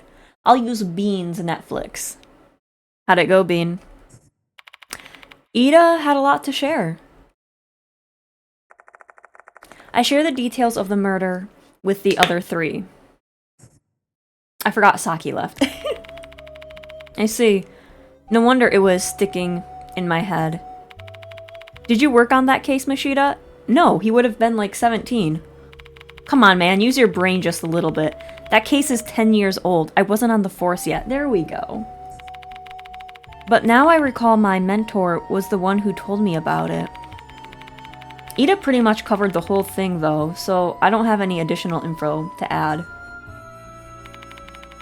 Do you think the mushrooms from that case are from Fox Lakata? This case is just full of mushrooms, huh? Can't argue with that. The curse involving mushrooms growing from your body, Katakura being turned into mushrooms. The Fox Lakata on the dead centipede in the petri dish that I ate. Now we've learned about the tragedy caused by Fox Lakata 10 years ago. No! It couldn't have been Katakura 10 years ago, because he would have been like a child. So Kei isn't Katakura. So that means Mr. Kokkuri is not the dad. Everything's connected to the mushrooms. Boy K, the one who wasn't prosecuted. Could it have been Katakura? He would have been like 4. God damn it, I just told you that case is 10 years old! Mashida's yelling at us because we don't know math. We're like, oh, please! There's no way Katakura was involved back then. Well, it's pretty unlikely for him to have been directly involved. But he knew about the Fox Lakata. He reacted to the petri dish and he even hid the documents. Everything would tie itself up nicely if he turned out to be a mushroom dealer. I imagine we don't have enough information yet. However, the key to discovering Mr. Kokkuri's identity is likely the link between the past and the present cases. Or so I believe. Guess that's all we're gonna get out of this deduction session. What we need now is some solid evidence. Let's continue the investigation, Bean. We don't know where to start, though. We probably won't find anything in the forest or the shrine in the corridor. Huh. I have a place in mind. For real? I got some information in the forest that'll lead us to the next spot. I mean...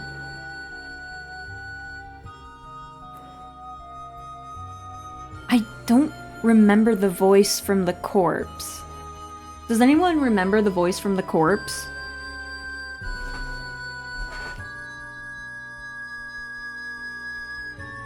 I might have to bring up my VOD and like look up what the corpse said, because I do not remember.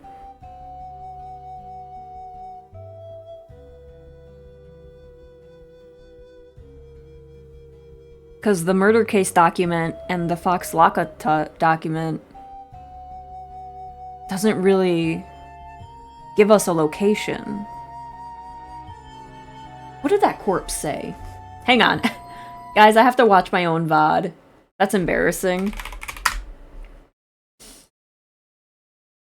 We just played it last night. That's even worse. But it was getting pretty late, so I will forgive myself.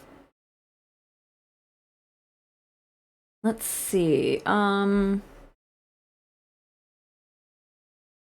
me see if I can find it.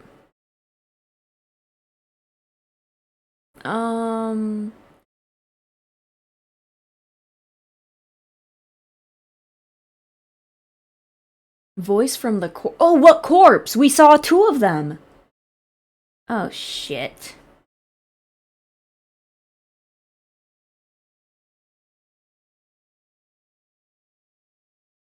How do I speed myself up?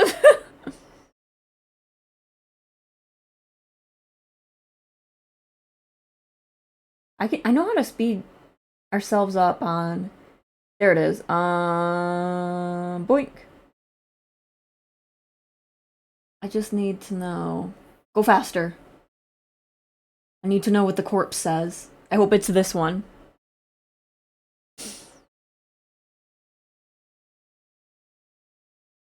Come on, uncover the corpse, please, faster.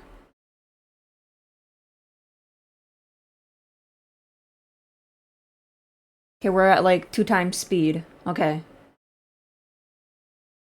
What did the corpse say? Do do do do do do do do.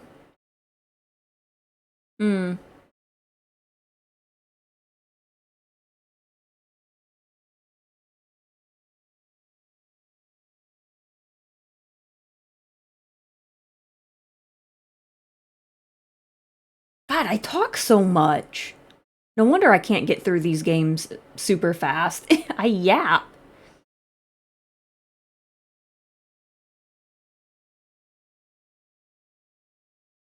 But why won't the corpse speak to me? Speak to me. Who are you? Oh, wait. This is the right one. Deep inside the old school, the dead fox god that looks alive. Okay. Old school, so we have to go to the old building. Okay, cool. Pog. VOD recap speedrun. Pretty much. Right. The voice I heard when inspecting the bones. Deep inside the old school, the dead fox god that looks alive, inside the stomach. That voice told me to investigate somewhere. Maybe heading to the location they mentioned will help us identify the corpse. And if we can learn about the person who became Mr. Kokkuri, we can start devising a plan of attack. Which sounds great, except we're running low on time. Should we really just trust something that I heard from a mysterious voice when so much is at stake? Having trouble making a decision? When you're running out of time and you need to make a tough choice, just trust your instinct and hope for the best. You know what's most important when dealing with the spirits. Courage and conviction. Thanks for the reminder. I'll go with my gut and act on the information the voice gave me. So just listen to the dead people, that's great. Let's search for the dead fox god that looks alive in the depths of the old school. Alright, hero, let's go.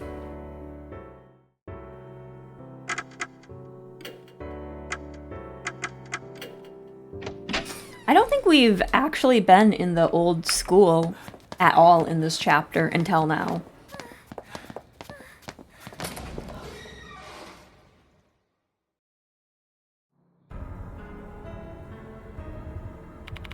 So, this is the old building, huh? Wow, it's totally giving off bad vibes. The dirty floors and walls are really setting the mood. Well, they don't really use it anymore, so they've been neglecting it quite a bit. I wonder what this place was like 10 years ago. It might have still been used. 10 years ago. Oh, the Lake S murder. Wasn't the victim's husband a teacher? He might have been working at this school. That's why you wanted to come here, isn't it? There's a chance the victim's husband used to be a teacher at Konohara Academy, but I chose to come to this place because that voice told me. The old school must refer to the old building. Where is the dead fox god that looks alive, then? Where in a school might students study living things? Be the science room. Okay, so it's gonna force me to go to the science room. Okay.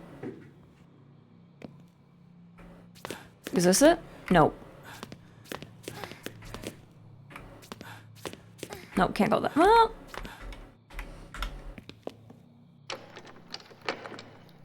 Door is locked, it won't open. The second floor's corridor is right ahead. Alright, hopefully we can find all the teefies.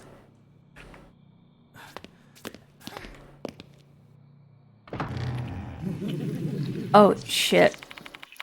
Was that the Departed's voice again? Oh, what's wrong with this place? I feel like I'm going insane. We better find the root of the curse. Yeah, this only, like, happened once before. They didn't really use this a lot. Doesn't look like the root of the curse is here. Let's look somewhere else. Doesn't look... okay. Numerous dead insects are lying inside the dusty sink. The cursed tooth is rolling around. Found it. This cursed tooth is the cause of all this. What a preposterous object! Break it now! Yeah, okay. I reach my hand into the sink and pick the tooth up. Ugh. This is bad. I'm getting dizzy. Shit! I just dropped a tooth.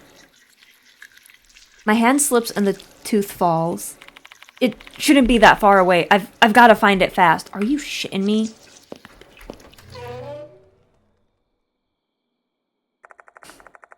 Has Bean played any Warhammer games? I have not, no.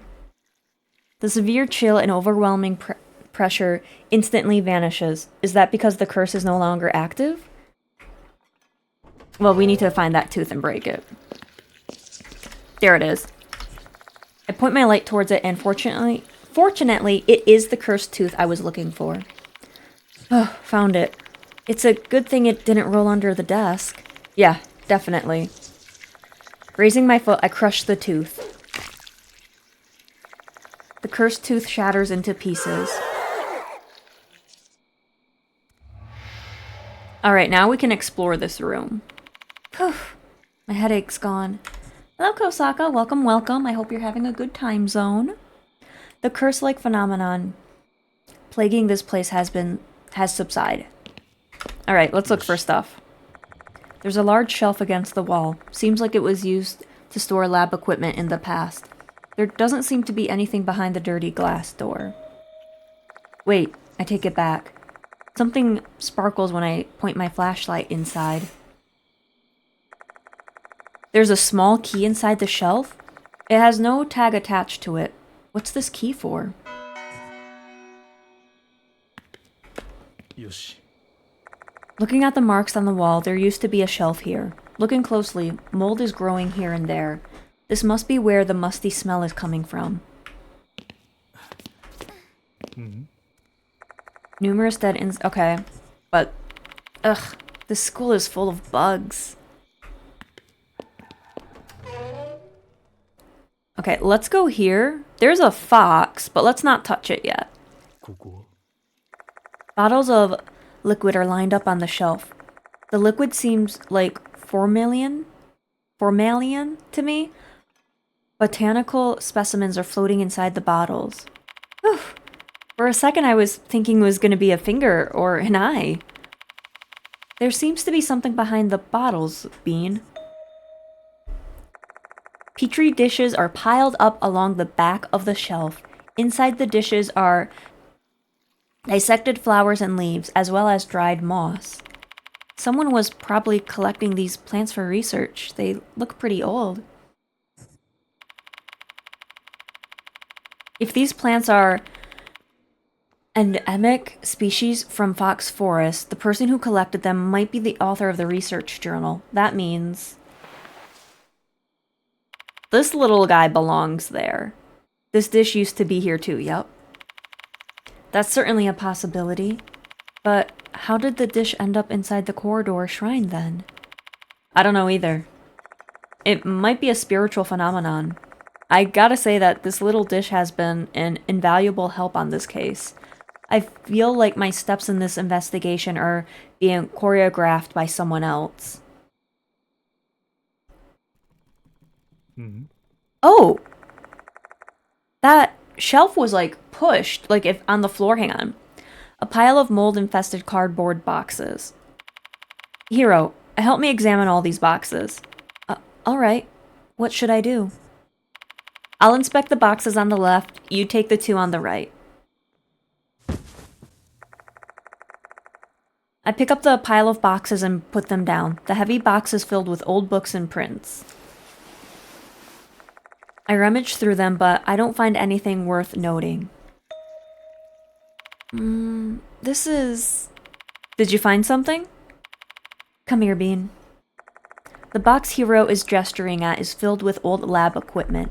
I find something small hiding among the test tubes and beakers. Oh, a tooth! Yay! I pick it up. It's an eerie tooth. Yeah, see, there's like marks of this like being moved. Mm-hmm. An old atomical model covered in dust. It's in such bad shape that it seems shockingly mundane.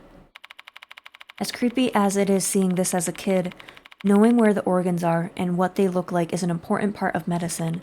Oh, and for your information, I would very much like to decorate my house with one. Oh, okay. Okay, girl. You do you. I find an old steel cabinet. There's something behind the glass door. Let's take a closer look. I think this is where the key... Yeah, okay. Like, the preservative? Yeah, that's what I think they were talking about. The door opens with a delightful, crisp clack. I think the fact that the stuff in this game is hard to believe adds to the fantasy. I open the door and find a dissection scalpel inside. Despite all the dust, the scalpel isn't that rusty. It can probably still cut things. Am I gonna have to cut this open? There's a stuffed fox specimen on the shelf. A fox god. We definitely need to inspect this closer. Looking at the creature's features, this stuffed fox is real, one intended to be used for education. It was probably taxidermied by an artisan. This fox looks alive. It's a shame such a fine item is sitting neglected here. The color of its fur has faded.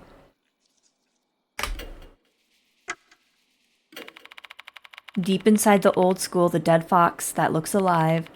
That must be referring to this fox. I need to check out what's inside its stomach. Maybe whatever secret's inside this fox's stomach can shine a light on Mr. Kokkuri's identity. I've got a feeling something will happen once I figure out what that secret is. Oh! If there are any things that we haven't done yet, we'd better finish them before doing this.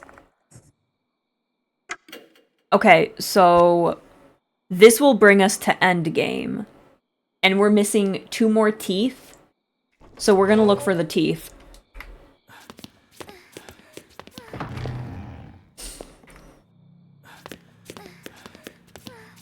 Nope. I think we might have accidentally got locked out of the 2 teeth. Because I don't think we really found any in the morning. So I think, I mean, it is what it is, you know? We'll just go through with it. Hello, Ninja. Welcome, welcome. I hope you're having a good time zone. But yeah, I think we missed some TFs. Which is fine. It's not like it's an achievement or anything, so it's all good. Plus, I think we're pretty fine with the items we have, so let's... I'm not sure, but I don't think you can get locked out of teeth besides going to the next chapter. I feel like I looked everywhere. Like, I looked all in the new building. I think I looked everywhere. I think I'll be fine. We're just gonna... Let's get to the end game. I'll miss some TFs, but that's okay. Use the scalpel to cut it open. I get the dirty scalpel from my bag and approach the stuffed fox. I press the tip of the scalpel to the fox's belly. And then I slice it open. The fox's stomach is gaping. Yikes. A swarm of tiny bugs pour out of the fox's stomach. That's disgusting. Given how old the fox is, I should have expected something like this, but even still, I can't help being disgusted. Brushing away the bugs, I stick my hand inside the stomach cavity. Okay, James Sunderland, just shoving your hand in random holes. This is... What did you find? This thing. I show Hero the plastic square I found. Plastic square? Isn't that a floppy disk? You know what that is, right, Bean? I'm just asking to be sure. Girl, I know what that is. It's the thing you use to save data on a computer, isn't it? Correct. If we have a computer with a floppy drive, we should be able to see the data on this disk. Computer, huh? Where's a computer here? Now that I think about it, I remember seeing a laptop in the faculty room. Okay, never mind. We solved it. The future is now, old man. We better hurry if you have an idea where one is. We need to gather as much information as possible before Mr. Kokkuri shows up. Alright, we got a floppy disk.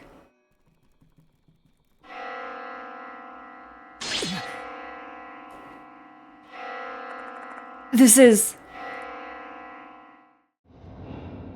The Departed. Crap. The Departed? There! Hero's voice starts to crack due to fear. No matter how much I try to prepare myself, I always freeze up before the Departed. I can't even speak, much less move. My dear husband! Kokkuri resentment killed Hooligan. Yeah, okay. You are next. He is already here. Should you survive, you will become my real husband. But you can't save this soul as you are now. You will die here. Tonight. Okay, but I thought you wanted me as your husband. Wouldn't you want to protect me or something? The Departed is gone. What did they mean? I can't save this soul? Hey, Bean? Did they say something? Yeah. I tell Hero what the Departed just told me. I don't get it. By he is coming, did they mean... Exactly. We can't run from here until we deal with Mr. Kokkuri. Do you really think we're ready to do that? They said you can't save this soul now, right? The current me can't save the soul's spirit. This is just another hunch, but... Is it because I'm lacking the key information I need? If that's the case, there's no way I can save this spirit. That means someone's gonna die. What do I still need? This floppy disk must be the key. I need to see what's on it immediately. It'll be alright, right? They're just spouting a bunch of nonsense to get you worked up. Hero raises her voice frantically. I don't have a response for right now. What should I do? Yeah, so we need to... First, we need to go back to the, I can't think. The place... Infirmary, so I can, get some help. We walk towards the door, trying to leave the science room, however...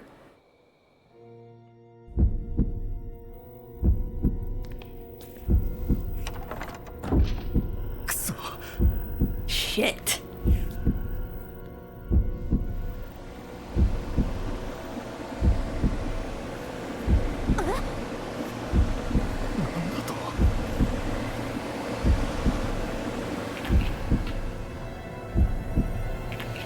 Girl, we are SOL.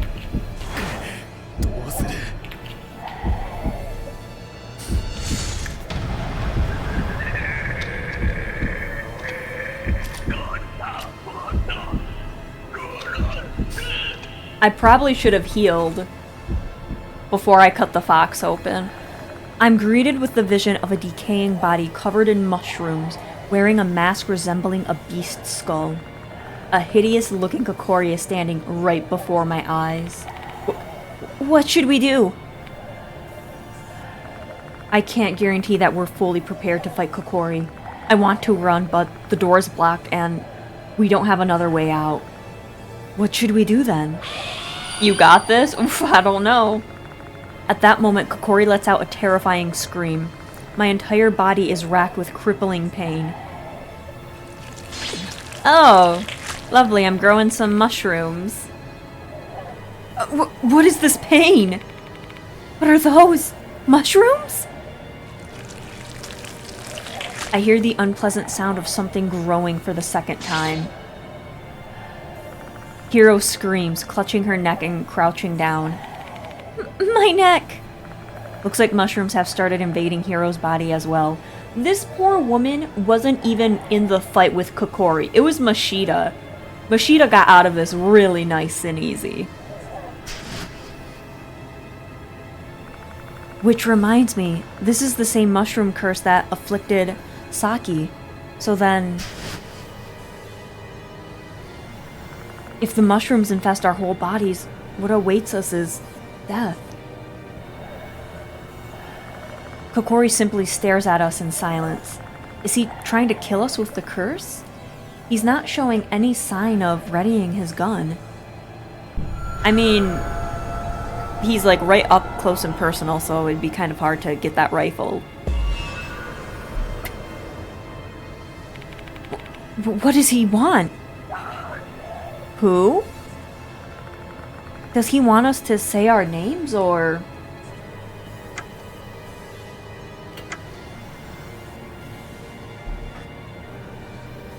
whose name should I tell Kokkuri?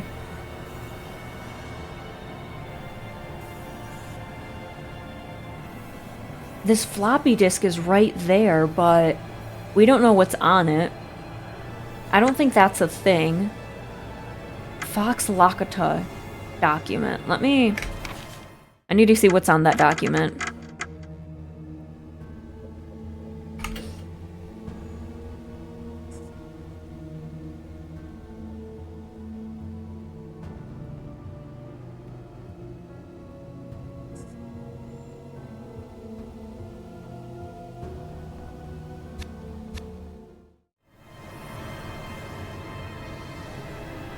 But we just got it.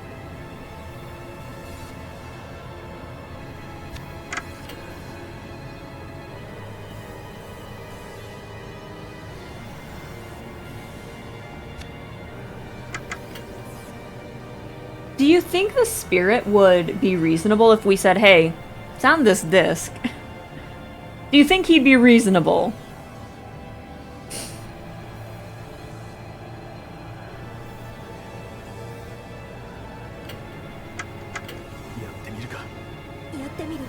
As long as you don't shoot me. Showing him the floppy disk, we try telling him everything we learned.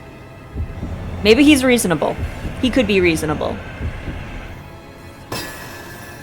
Now, is this right? Hiro and I both decide to be honest with Kokkuri. Sorry, Kokkuri, but we still don't know who it is. But it's probably on this disc. I think that might have been wrong. Kokkuri shrieks as we clutch our heads and double over. My head's hurting again. It hurts.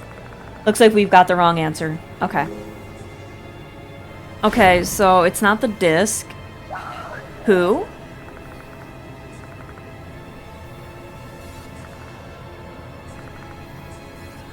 So, here's the thing. It would have to be the dad. Information regarding the Lake S incident is mentioned in the Fox Lakota note. I've also obtained the name of the victims thanks to Ida. Using that as a foundation, both of us decide on a name.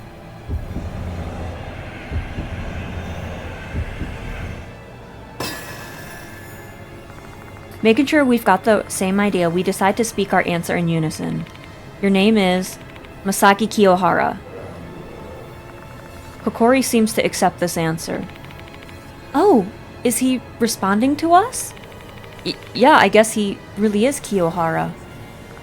Assuming the science teacher who was investigating Fox Lakota was the victim of Lake S incident, and that mushrooms and the culprits behind the incidents were hooligans, it all aligns with Kokkuri's fixations.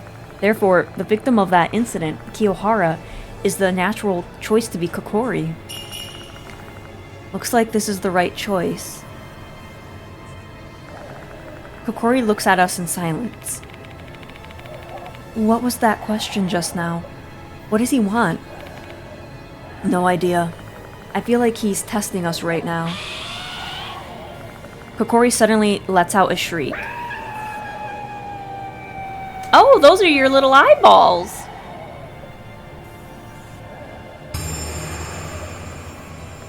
His mask then falls off, revealing a hideous, decaying face. Kokkuri glares at us and growls. I feel dizzy, and my arm is starting to hurt really bad. Just more little mushrooms. Shit, it's messing with my arm now. Oh no, this is bad. He's totally going to kill us. We have no idea what Kokkuri's real intention is. We're going to be killed at this rate. What should we do?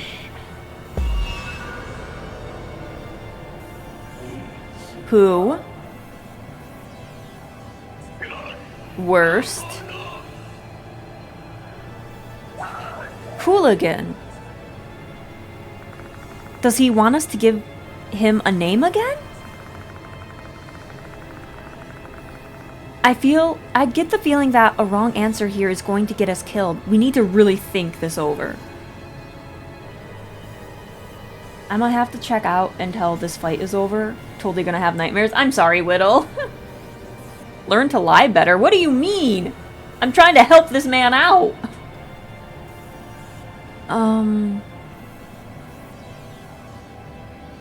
Who worst?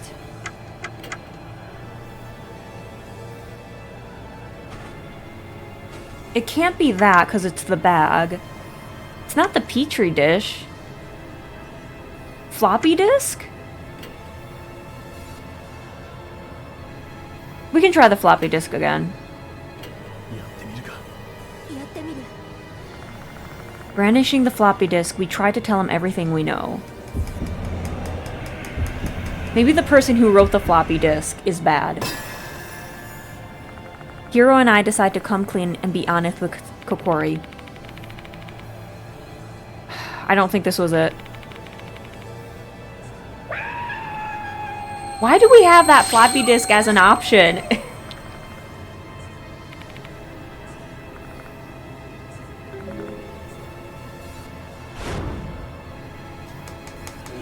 Who? Worst. Hooligan. Who's the hooligan Kokkuri resents the most? Perhaps we'll be able to save his soul once we know who it is.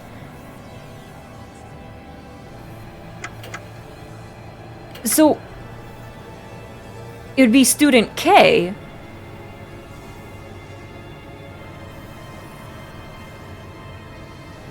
Because he wasn't the one that was, persecuted. And it was a who.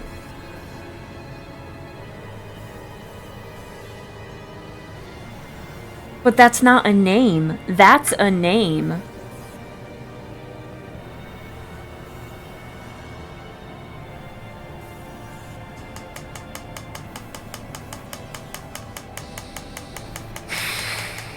That's a name. And he did kill him. We're gonna go with it. If we die, we die. It'll be our first death. We try to recall the hooligan who's linked to the Fox Lakata inside the petri dish. I mean, Katakura was really worried about the petri dish. Having made our decision, we declare our answer together. Kokkuri, the one you hate is... Shinichi Katakura. Nope.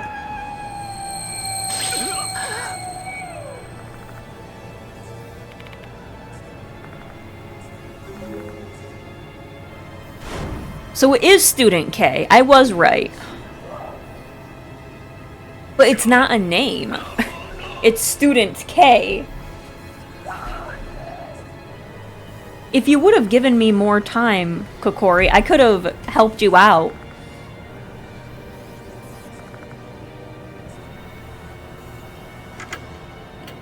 It'd be Student K. The worst thing is, I hope there's not like a third act, because we might die. We try to recall the hooligan who's linked to the Fox Lakata inside the petri dish. Hello, Bixie! Welcome, welcome! I hope you're having a good time zone.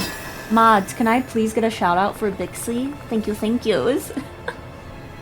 This looks like an alien from High on Life. I can kind of see that. Yeah, I can see that.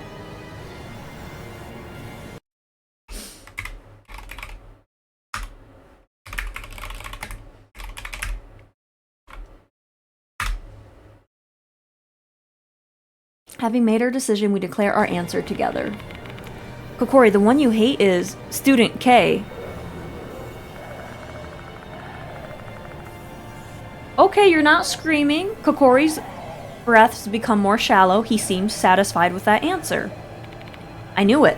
Okay, but that's not a name. Student K is not a name.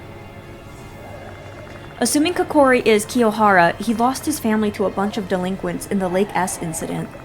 The culprits were under the influence of Fox Lakata, which was sold by Student K. Time zone is good, having fun playing Lord of the Rings Return to Moria. Nice, nice. I'm glad to hear that. How has been? I've been doing well. Trying to finish up Deathmark. But yeah, I kind of want to play that game, TBH. Making things worse, Student K wasn't arrested. He's basically the root cause of all of Kokkuri's problems. But Student K is not a name. Kokkuri lets out an eerie howl. He then slowly vanishes into thin air? Huh? Was that not the boss battle? In a flash, the pain disappears as quickly as it came. The strange objects covering my head and arms have also disappeared. Is it over?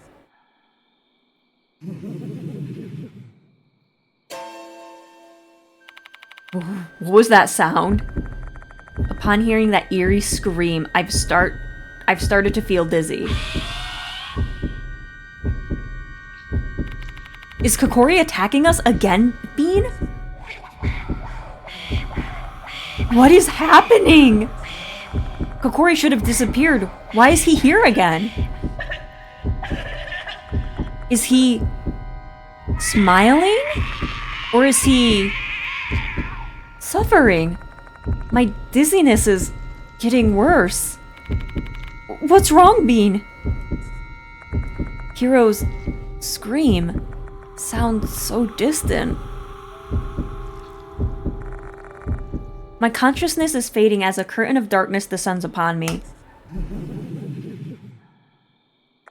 Right. This voice is... It is the departed.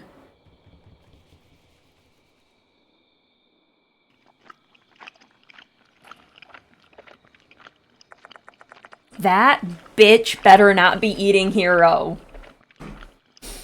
Because we couldn't save...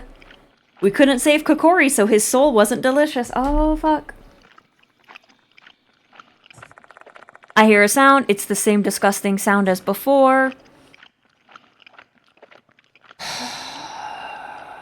Is Kokkuri being devoured? No, because he wasn't purified. But why?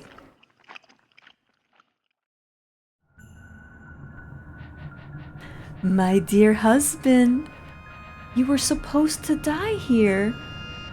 But you resisted fate, stood against fear. Now I am convinced you are my real husband. Take a look.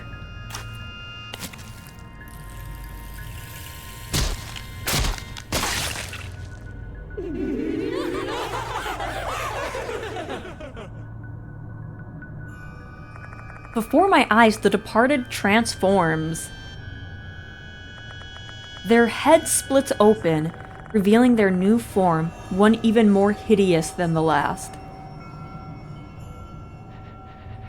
Their souls combined take off my old clothes and put on new clothes. I want to be beautiful, more beautiful than the others. We will exchange vows later. Please wait, dear husband. Okay, but is Hero alive? Because I don't know who she ate.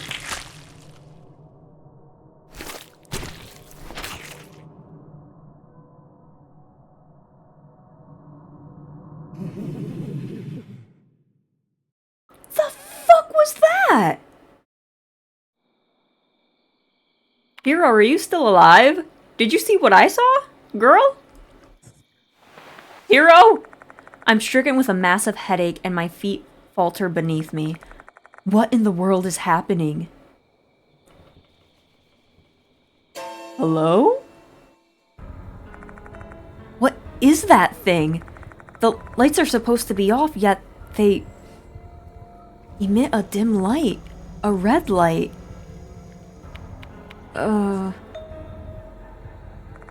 Hero has collapsed to the ground. What? As long as she's alive, I'll take it. I will take it. While Hero has lost consciousness, there aren't any physical injuries that I can find. Hey, Hero, are you okay? I grab Hero by the shoulders and give a firm shake. Bean? Girl, you almost died. I don't know what happened. I really don't... I don't understand. Kokkuri wasn't purified. But he was 8.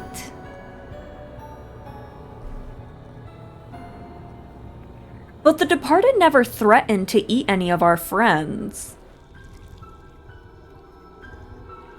So I wonder if the departed just wanted us to lure Kokkuri to the school so she can eat him.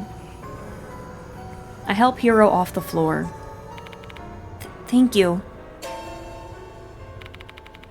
What's that light? Is this Mr. Kokkuri's doing? I have no idea. Hero, can you recall anything? Me? I can't remember a thing.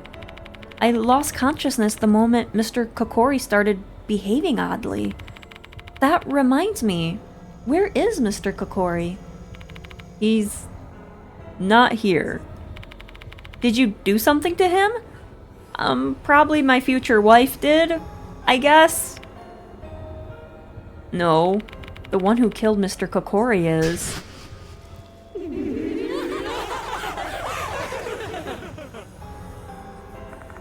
The sight I witnessed when I was on the brink of fainting. The departed devoured Mr. Kokkuri, and then Their body went under a horrible transformation. What's wrong? No, it's nothing. I don't really know anything either. I'm still coming to my senses too. I doubt that telling Hiro about the bizarre scene is going to clear anything up.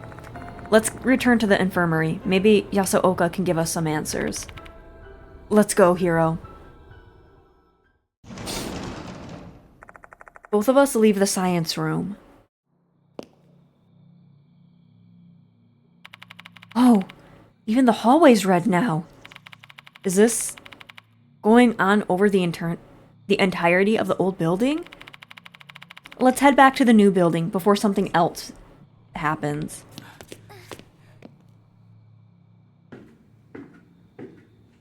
You can tell something's gonna happen because it doesn't let you hit Q to return to the infirmary. Oh! Okay!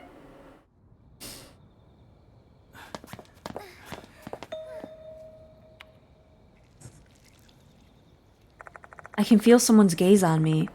I'm getting deja vu for some reason. Was that the doll? I heard a creak. There she is! And you're more filled out. Are you the departed? Miss Ma'am, are you the departed? The female doll is standing in the darkness. Her damaged face has been fixed. How can that be? Why did her appearance change in addition to the departed's? Probably because she is the departed. I have to share it? Her words are clearer than before. Kokkuri resentment still lingering. Kokkuri not forgiven. Those possessed by demons. Return red demons where they belong. The female doll then disappears into the darkness. Kokkuri's resentment is still lingering? I can't immediately refute that. If Mr. Kokkuri had been devoured by the departed before his soul was saved, perhaps the lingering resentment will still bear its fangs at living beings. If that's true, then its target is still... Hey, Bean! Why'd you just stop all of a sudden? The new building is just right ahead. Okay. There's still something I can do to save Mr. Kokkuri. I wonder what she means by return the red demons to where they belong. I think we need to drop the petri dish off in the forest. But we need to go and, we have to go to the faculty to look at the floppy disk.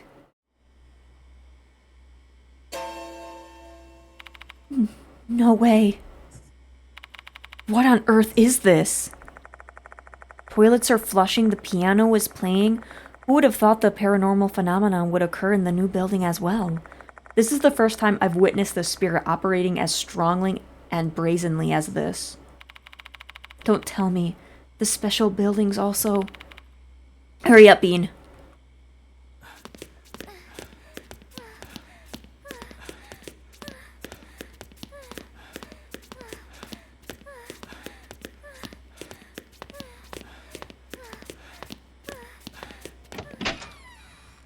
Because we have to find out what's on that floppy disk.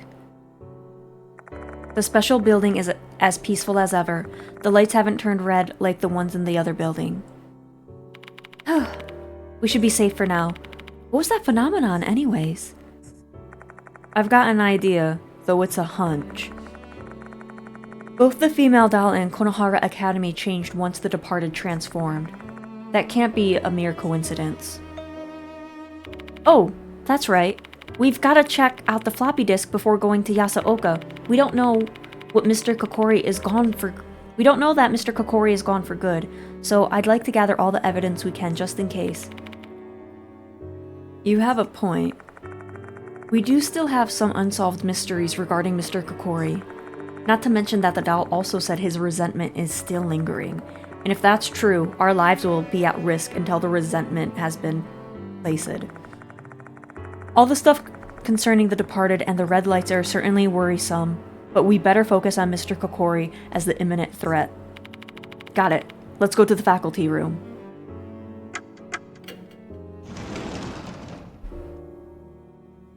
The faculty room is empty at this time of night. I need to find that laptop quickly.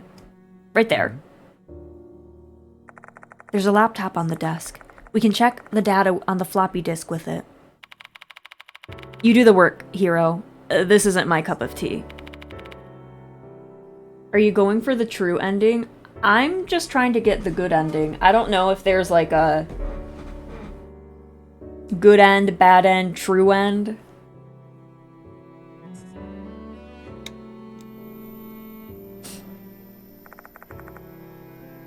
Like, I'm just trying to get the good ending, so I don't know if that's the true ending or not. Hero turns on the laptop, and then inserts the floppy disk.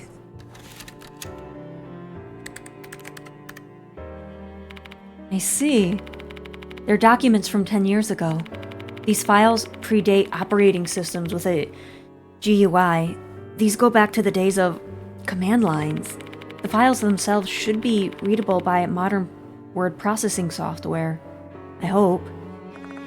Hero may as well be speaking a foreign language. I don't understand a thing they said. After a while, some text finally appears on the screen. This is... I'm writing this here just in case. I summoned Kei to the forest. Kei is Mitsuru Kuromine. He's a hooligan. He'll probably bring his gang of thugs with him, so I've decided to bring my hunting rifle. I've become a demon, both physically and mentally, the next fox demon of this cursed forest. I'll terrorize them and kill every single one of them. Even if I die or sacrifice my soul, I shall destroy my enemies. Isn't this pretty much a farewell note? And this is Masaki Kiyohara person. He's probably our Mr. Kokkuri. Adding Kiyohara's note to the other information we have thus far, we can see the whole story. 10 years ago, Kiyohara's wife and child were murdered by delinquents at Lake S. The boys were junkies addicted to Fox Lakata, and the one who sold them was a hooligan, Kei. Kei was Kuromine, a delinquent from Konohara Academy. After learning his identity, Kiyohara summoned Kuromine and his friends to the forest with the intention of getting revenge, and at that moment he became the fox demon of the cursed forest. Wearing white clothes complete with a fox mask, he copied how Mr. Kokkuri looked. He probably saw something of himself in the spirit who killed hooligans that disgraced the shrine.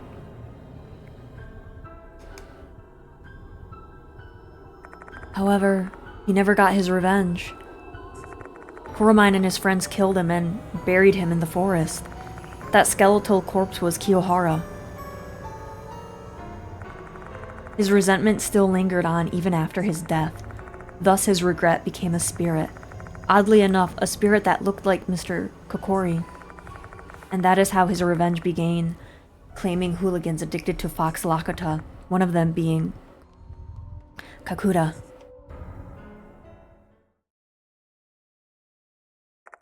I guess we've learned enough. Let's report this to Yasuoka and the others in the infirmary.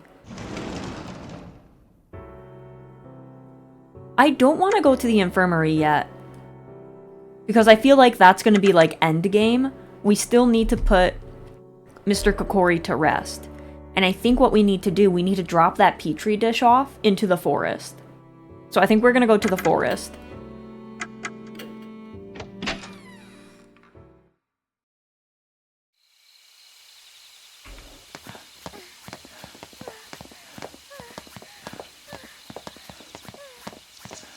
Maybe if we drop it off.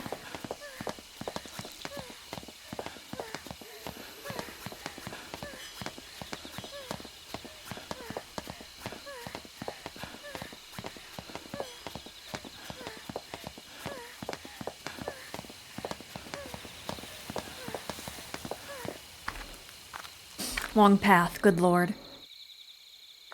We've returned to the grounds of the shrine once again. Hey, why have we come here? I have something to tell Mr. Kokkuri. Huh? Just wait here, hero. I head towards the inner area of the grounds by myself. Mr. Kokkuri, I mean, Masaki Kiyohara's corpse is resting here. A man whose life and family were ruined by Fox Lakata. To add insult to mortal injury, these mushrooms are growing on his corpse, as if mocking his tragedy. Return the red demons to where they belong. If the red demons are referring to the Fox Lakata, then there's no other place they'd belong more than right here. Take a look at this, Kiyohara. I take the creepy petri dish from my bag, and then throw it into the nearby bush. That should be enough, right?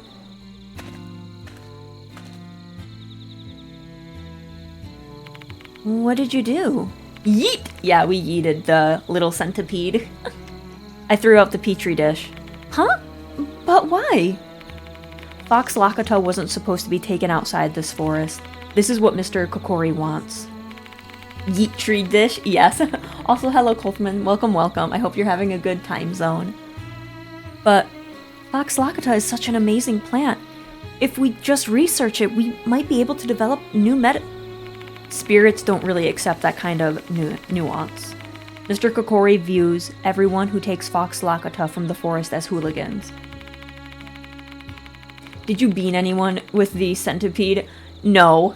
Maybe I hit a random ghost sitting in a bush. You know how also welcome on in, Pokey. I hope you're having a good time zone. You know how all those hooligans met their ends, right? If you're prepared for the potential consequences, it's all yours. Hero's complexion turns a paler shade of white. With her crippling fear of spirits, that should give her more than enough reason to change her mind. Fine, I get it. Damn it, that was such a massive disappointment. I've been thinking about getting those mushrooms back to the lab ever since we found them.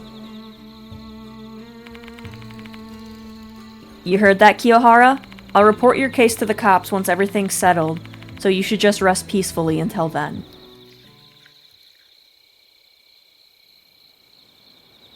God, I really, really hope.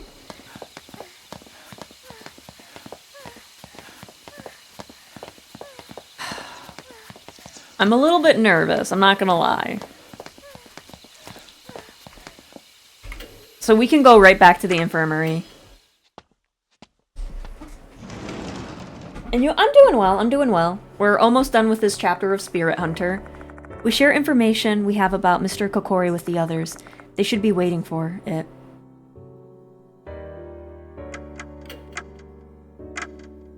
Just to be safe in case I messed up.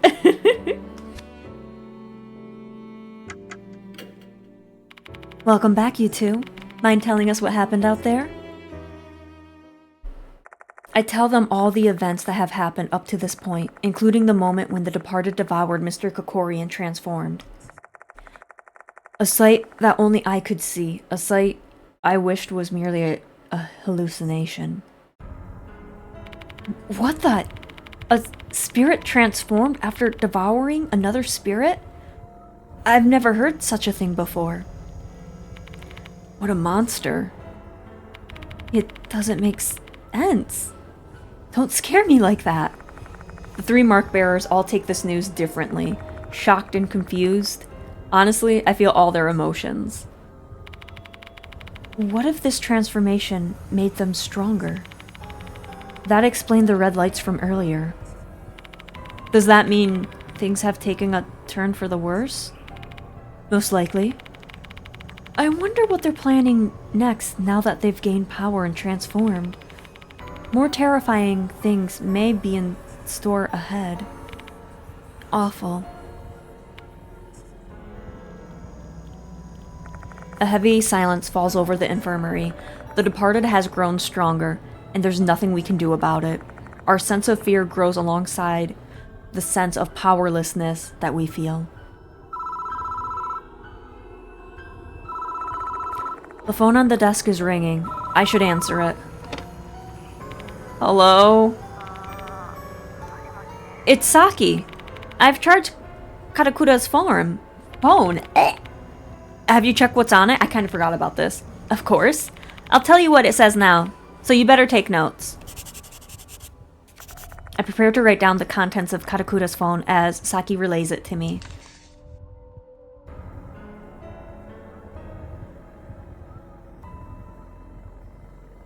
There's a series of messages from MK.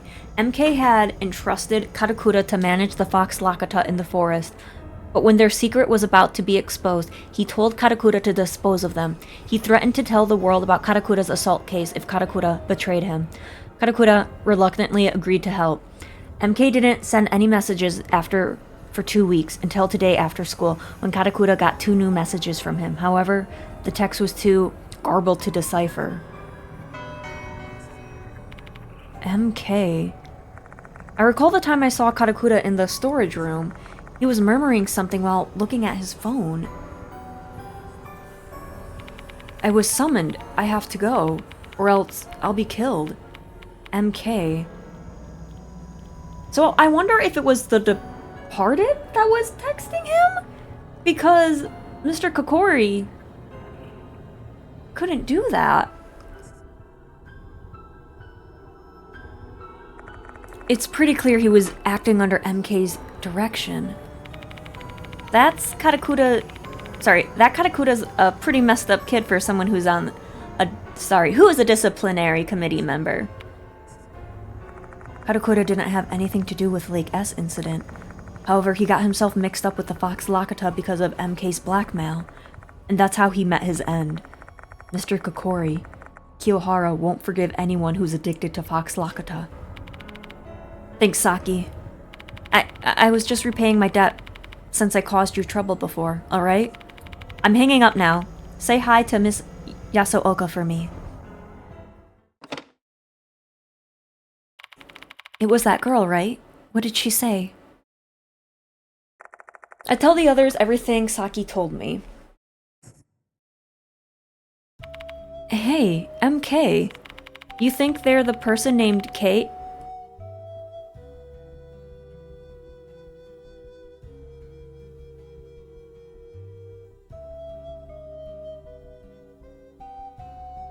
That timeline does add up. Oh shit. You think they're the person named K mentioned in the Lake S murder case? That makes 100%. It's not the departed, it's not Mr. Kokkuri, it's student K.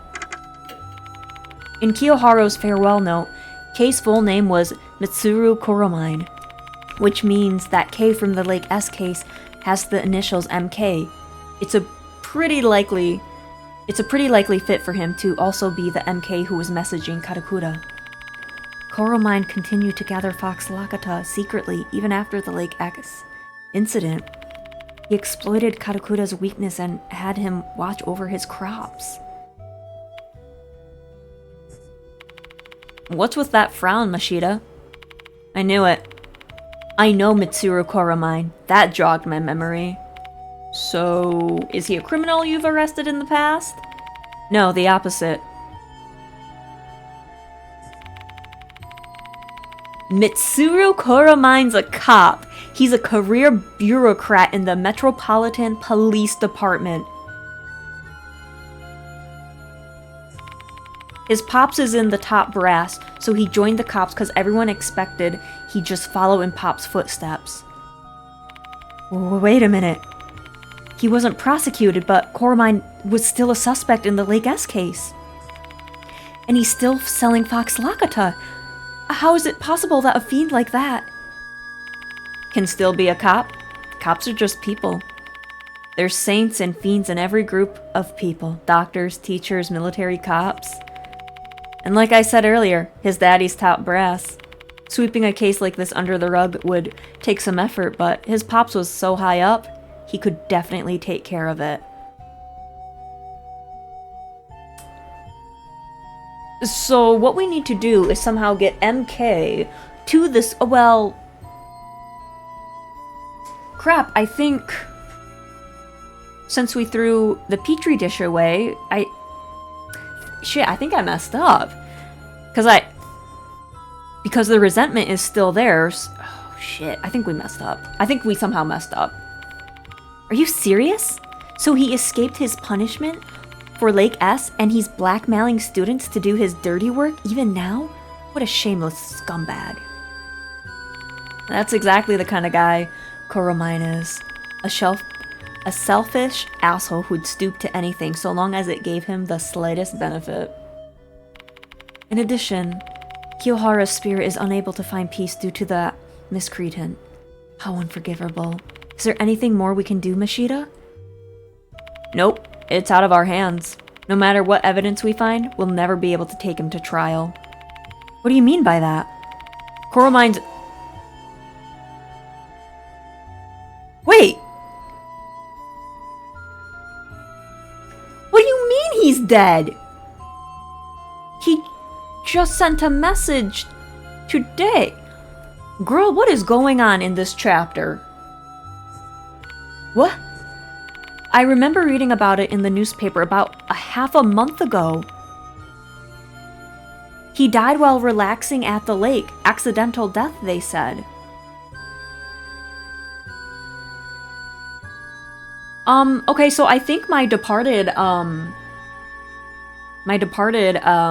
theory might be right. I think it was the departed that was texting him.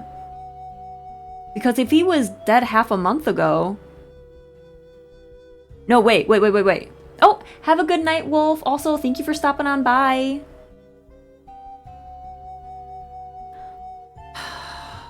Oh. And that lake he was relaxing at, you guessed it, Lake S. What a coincidence. Or maybe it wasn't a coincidence at all. For an arrogant, entitled man with power like Koromine, the deceased must have seemed as powerless as the living. To him, spirits were just another made-up construct, like morals or dignity, that he could disregard. That's why he could kill so easily. I just woke up. Oh, okay, cool. Well, welcome on in. Happy time zone. I hope you're doing well. But for those like us, we know the grudges of the dead aren't just ghost stories. The deceased are not powerless. That concludes our investigation for the night. Not everything is cleared up. There are some mysteries that remain unsolved, but there's no one left who can resolve those mysteries. Both Katakura and Koromine are dead. I start getting ready to leave school, though I'm still feeling uneasy for some reason.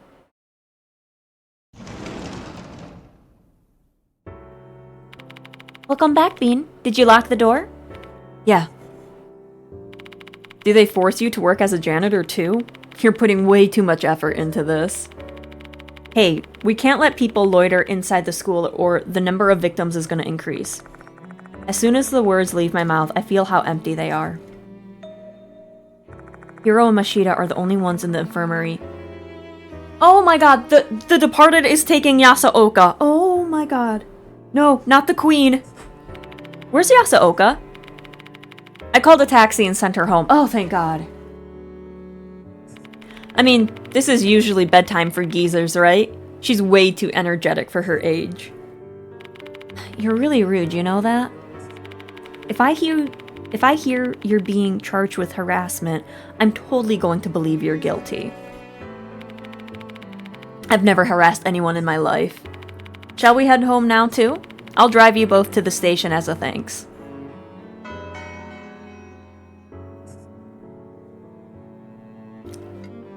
Hello, Dev. Welcome. I hope you're having a good time zone.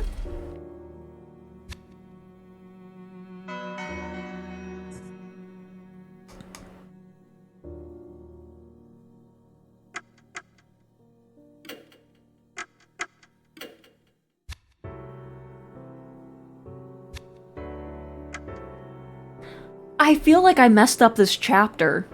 I'm not gonna lie. I feel like I really messed up. After checking whether or not the door is locked, we leave the special building, and then we head to the main gate. For now, there's nothing we can really do about the red lights in the school.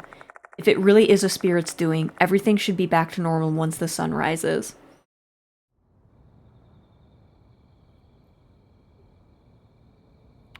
By the way, Bean, give me back my paper bag. You can keep it if you like it so much, though. Should I give him... Should I give the gun back? I might need it. But there's so much that is not solved in this chapter. It wasn't wrapped up neatly, and I'm a little concerned. I'm not a little concerned, I am really concerned. Believe in yourself? I don't know. Like, if you follow everything in the previous chapters, we did everything correct, but this one... I don't know. I honestly don't know. I'm like... I'm like questioning everything now. Like, should I give this gun back? I don't know. I might need it. I might need to shoot guns out of ghosts' hands. Because apparently I can do that. But I don't know, guys. I thought I did everything properly, but I don't know.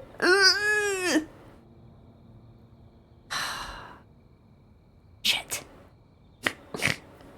That's the only thing I can think of is, shit, I fucked up, I bet.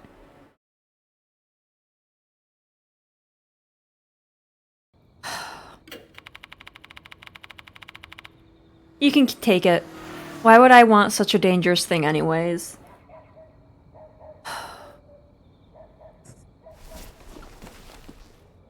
I take the gun from the paper bag and hand it back to Mashida.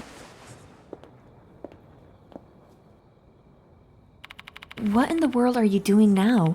I just want to go home already. Paranormal cop. That would be an interesting series, a little paranormal... I bet you there's like a series that's, about a paranormal cop. We're just leaving.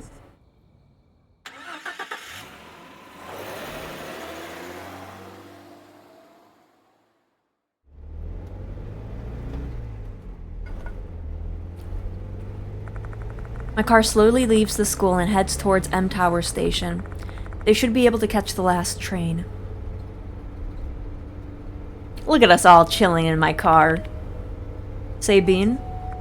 Mashida murmurs in the passenger seat, eyes fixed on the scenery outside. I glance at him, indirectly telling him to continue. He must be tired. His complexion looks darker than usual. Karakura went to the Fox Forest this evening. He got an order from MK. Kuromine. Yeah, he did. Don't you find that weird? Girl, I was just saying that. Now that he mentions it, something about that doesn't feel right. I swear to God, if I was in this game, I would be very smart. But also, there are some things I would not be smart in. I think there's an old horror VN like that. Oh, is there? That'd be interesting. The thought gets stuck in my head. What's wrong with it? The message itself. So you picked up on it too? Yeah, I did, Mashida. Of course. Kuromine died half a month ago. It's impossible that he's the one that sent that message. So there's a chance that MK isn't Kuromine. The previous messages before Koromine's death must be from him. But the message he got today was strange. Even the fact that the text was garbled. In the first place. How could Karakura even read that message when it was garbled? Everything's just confusing. Hey. Hiro, who's sitting in the backseat, cuts in. Can you guys give it a rest already? This case is solved. I feel sorry for Karakura, but what's done is done. But let's be grateful that we managed to survive tonight. Just focus on what you have to do, or else you'll go insane. Oh, Hiro. My job is dissecting animals, you see. There are times when I feel depressed after thinking about the value of life and the animals I've killed. I can't even pretend that all of the testing I've done is for the pursuit of science and the betterment of society. I'm not good at fooling people. I take a glance at the rear view mirror. Her smile looks somewhat self-deprecating. Do you know why I continue doing my job? Because I realize that's just how life works, and I gotta do it. I've gotta do what I need to do. We're not gods, we're not rulers. We can't save everyone. We can't just change the world. Can't find an answer? I don't blame you. It's nothing to get worked up about. Feeling unsure over something is just part of the human experience.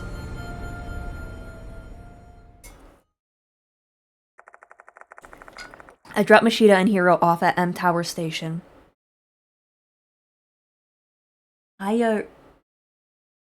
Hayarigami? Is it on Steam? I'm sorry I'm asking all these questions.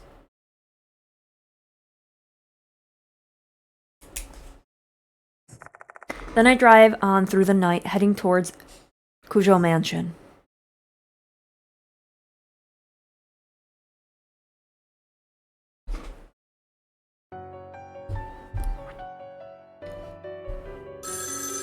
Who the hell is calling me this late? As I arrive at the mansion, the phone rings. I can't even relax. Who's calling this late at night? Hello?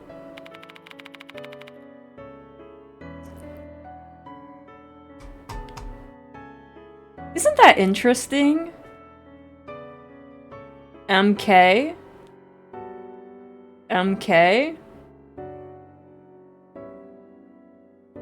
I'm just saying, guys, I've had my suspicions about this woman.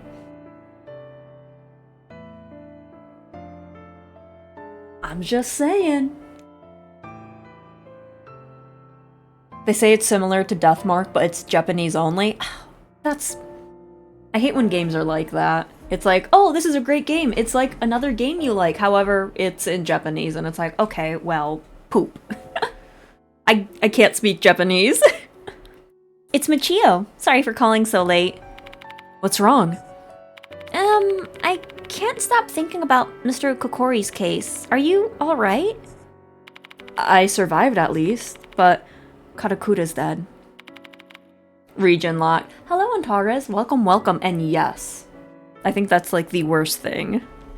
But I feel like they're getting a bit better about moving stuff over to the States. So that's nice, but also there's still a lot that is not getting over to us. Karate Man? Yeah, I failed again. I share the night's events with Michio. I realized I shouldn't talk about it with a student even though she's trying to help me. However, my mouth starts moving before I can think about it, and it'd be more trouble to stop talking once I've started. Maybe I'm just too exhausted to care. Oh, I see. I get why you're blaming yourself, but it's not your fault. It's the Departed's. We need to put a stop to the Departed quickly. We'll help you figure out who it is. Why? Why are you still helping me even after everything terrible you've gone through? Is it really just curiosity? At first, yeah, but now... I'm doing this because I don't want you to die. You've saved our lives and you understand our curse. That made both of us so happy, because we didn't think we'd ever have the guts to tell anyone about it. Michio. Remember this, Mr. Bean.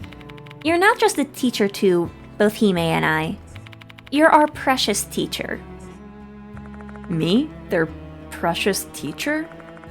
I never expected anyone to call me that when I've been told I have to fill in as a temporary teacher.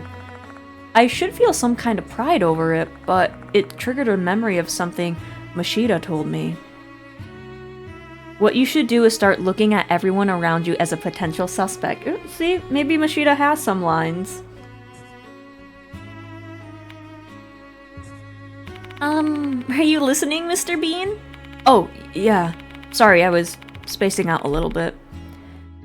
Guess I'm just exhausted from tonight. Well, that's natural. Sorry for taking your time. Have a good rest. Good night. Suspect everyone, huh? That's tough to do.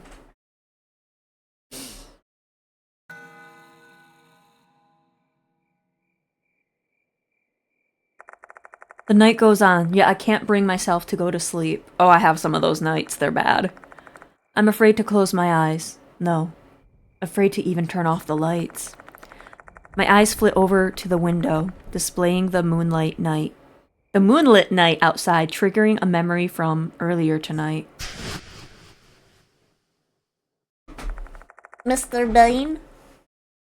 Maybe I am the real Mr. Bean. You guys don't know that. I recall what they said, and now I'm convinced that you're my real husband. All these incidents must have been some sort of test to see if I'm worthy of being their husband, and it seems like those tests have ended tonight. The departed has acknowledged me as their real husband. The ending that the departed desires. I feel like the day is fast approaching, when I'll be asked to exchange vows at the school grounds, all lit in red.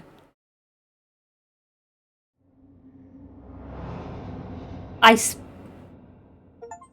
still feel like I did something wrong in this chapter, TBH.